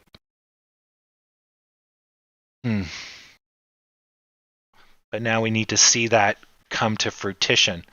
So I want to see a similar line. So this is a trend angle of 50%. So I want to see, and I'll leave this up for tomorrow, I want to see that. That's what I want to see. So we just shifted. And if we see that, so we should be by end of day, we should be up at 11:57 or so. If we're keeping on that. Yeah. Which then means by open tomorrow, actually if we do the extended markets, and let's say we measure that, so that's about this yay big, or actually yay big. So end of day is here. Okay. End of day is here. So if we put the yay big, then we should gap up to here tomorrow. So we should gap up to 12 tomorrow. That sounds about right. 50 cents overnight. And then on open, keeping with our pattern, we will either spike to rejoin this line, or we'll stay on this new line with this delta applied to us if all things stay the same. Yeah, maybe. We're not showing it right now, but maybe that's what's going to happen. Actually, I'll remember this for tomorrow. I don't need it up. Let's go take a look at the local. Okay, GME is sideways and holding with people buying in. MIVIDS is still trolling the ocean deep. They did not recover at all from that. They sunk, and they're still going. Pour one out for MIVIDS. Maybe they'll get their surge tomorrow. Ooh, that was a huge buy-in right there. Somebody took a gamble right there. Damn. But yeah, it's They're not doing so good. The Dow is just tearing. Our super lemon with its own gravitational well did its job. S&P was tearing all day. Excellent. Well, at least since 10 o'clock. Yep. And there's us. Sad pandas. But at least we didn't crash. We did crash here, but we stopped ourselves, which is good. That could have been a lot worse. That was a technical breakdown from these guys here. We lost our support. Okay, I got 15 minutes. 10. No. 5 and 10. Yeah, that's 15. Okay. Alright, I did my DD. We're all caught up. The people that just joined us are thoroughly confused. And all the people that left us around 2 p.m. missed out on some glorious DD. But that's their loss. Dem the brakes. Yeah, at least I made like 10% in fake money today.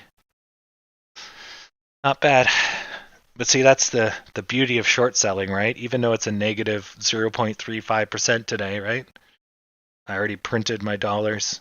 So life's good.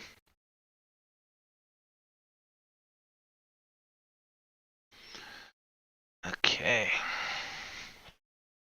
Yeah, you better go, my name.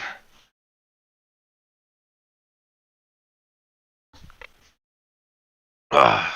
And I'm just gonna enjoy this comfy couch while you work your daily job. This couch is so comfortable. Ah, ah.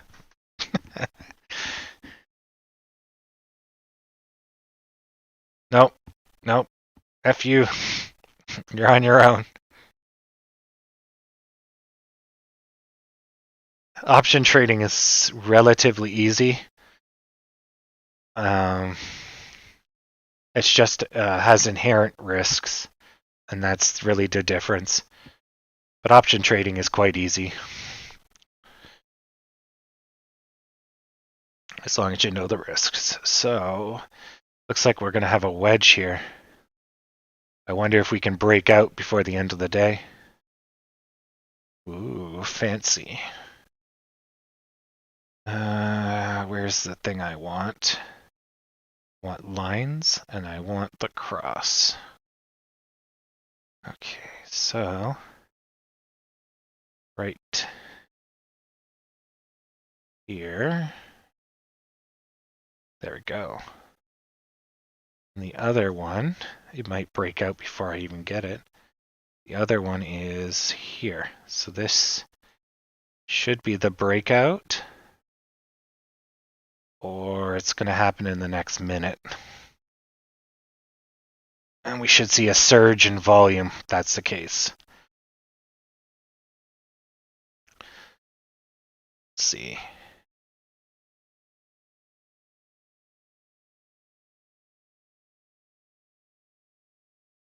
It's a really tiny pennant. That could have been a pennant, broke down, broke up, then came back in. It's hard to tell. It's way too tiny. But it looks like it has indecision with a flat floor. So it should go. Do.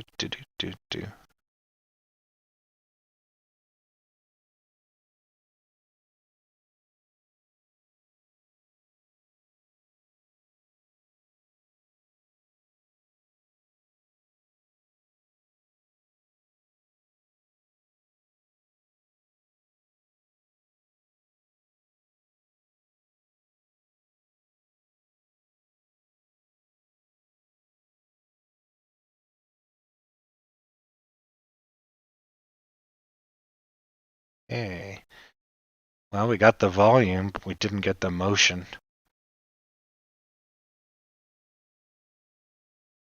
Got to put the motion, or said the lotion into motion, or you got the hose again, AMC. Come on. Get us at least green. It's only 2 cents. 2 cents. One to gray and one more to green. You can do it.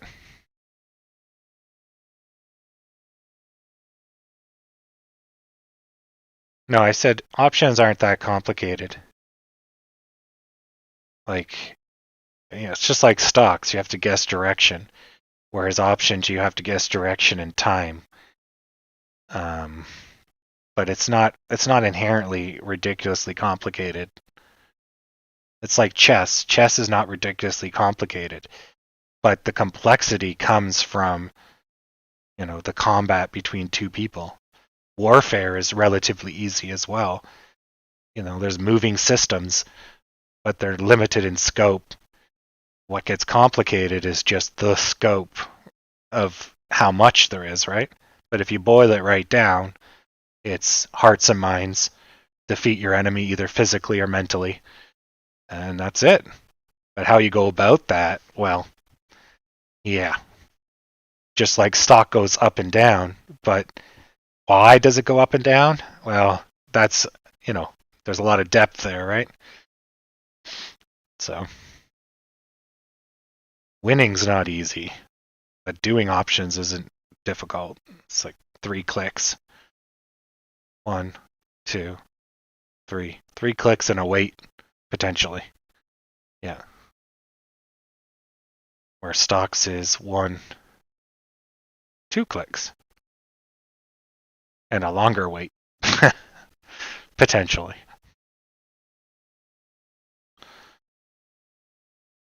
Yeah, so no breakout. We got the volume, but and it's not bad volume. Oh, there it is.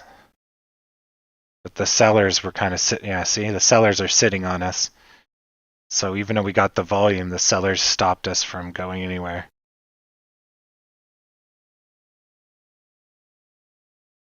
Yeah. Guess they're going to keep pooing on us until the end of the day. Dem the brakes. We might get lucky and just surge if they get off of us. But you can see the volume just went up and we didn't even move. Is GME trying to finish strong? No. Dow? No. Oops. Nevis is doing good.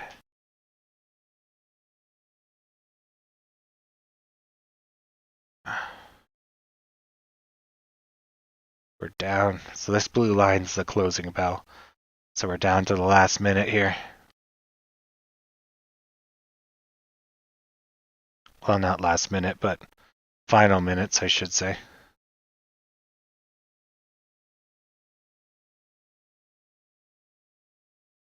There we go. Just correcting the stream so the time catches up. I noticed there was a little bit of drift. Now it is perfect.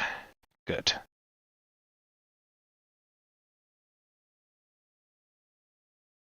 Yeah. Another thing to know about options, there's a few other things, but another neat one is when you trade indexes, the settlement period is next day. So it's not 3 days or 2 days after the day. It's next day. So 1 day after. So end of next day. Yeah. And when you talk about index options, you refer to them as basis points, not dollars. Well, yeah. It also affects if you're allowed to do, if you say interactive brokers, you can do naked trades, because naked options are not illegal. So you have to make sure you have settled your account before that period, right?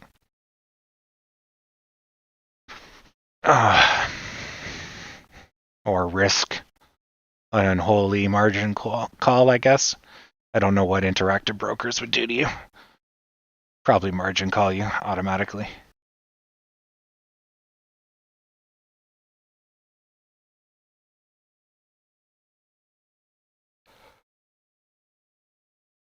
Ugh.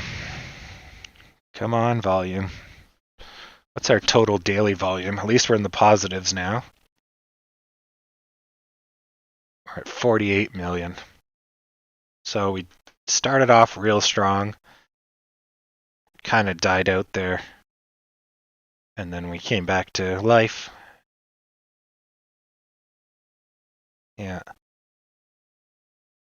This is not amazing volume, but it's better than what was happening, right? It's better than this garbage. So we're finishing strong for whatever that's worth. Yeah. Let's get that back. Oof, huge numbers. They're duking it out. Let's get the DOM up. These numbers, they're massive. Getting furious.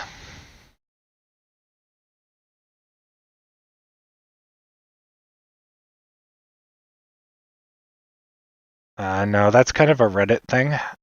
I don't peruse the news that much. But margin calls are frequent whenever your account is in debt, which can happen with any account that uses margin. You owe money, right? So if you owe too much, they'll liquefy your shares to try to cover the loss. If you're in a cash account, you're perfectly fine. They'll never liquefy your shares because even if they go to zero, you're not owing anything. So you're fine there. As for the loaning out shares, that's perfectly valid, but they usually have to get your permission. But in the case of Robinhood, they just do it because that's part of their game. My brokerage doesn't loan out my shares as far as I know. And Interactive Brokers, you can you'll get paid interest, part of the interest, if you agree to loan out your shares. Which, why not, right? If you're a long-term bag holder, why not loan out your shares, right? But yeah, it all depends on the brokerage. Yeah.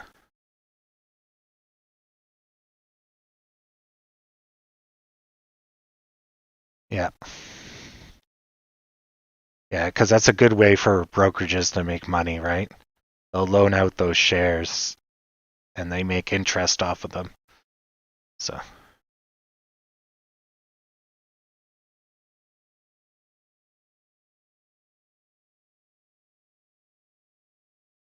gee, pretty simple music. Kind of learned something about scam coin.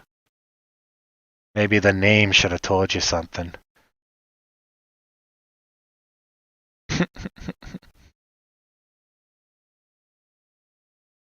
All of that's legal. Yeah,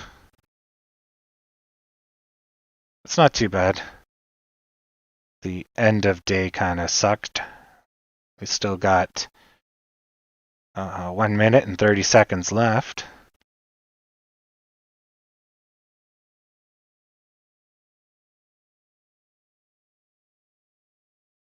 Literally, the guy made scam because he's a TikTok guy, and it's in the name, scam. My God, they made it as a joke, and they pulled the plug on the joke. Whatever, if you lost money on scam, that's your problem. That's probably the dumbest investment of the last week. Even dumber than buying GME at its peak. Well, last 30 seconds. What are we gonna do? Finish positive? Can we get 5 cents?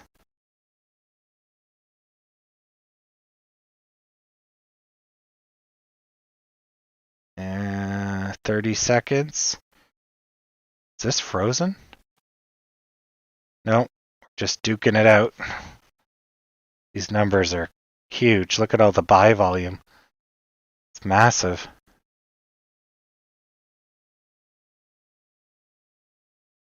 Just massive buying and selling. Holy crap. And game. All right.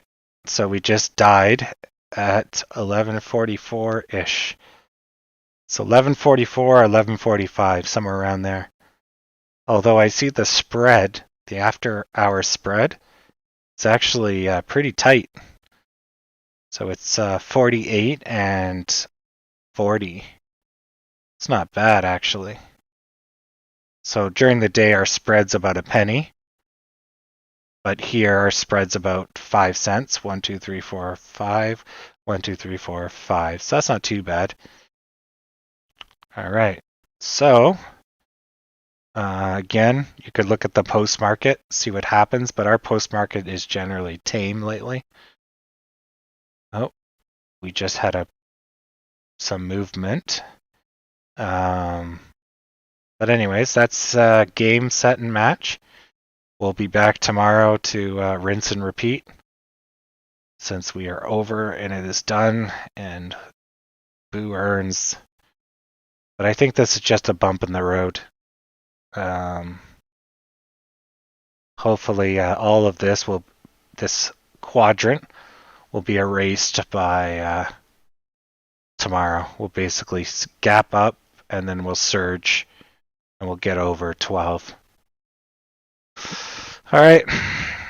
If you don't have any questions, we will move on.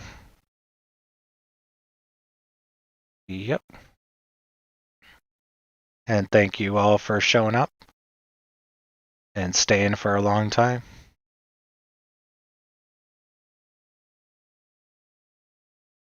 All right.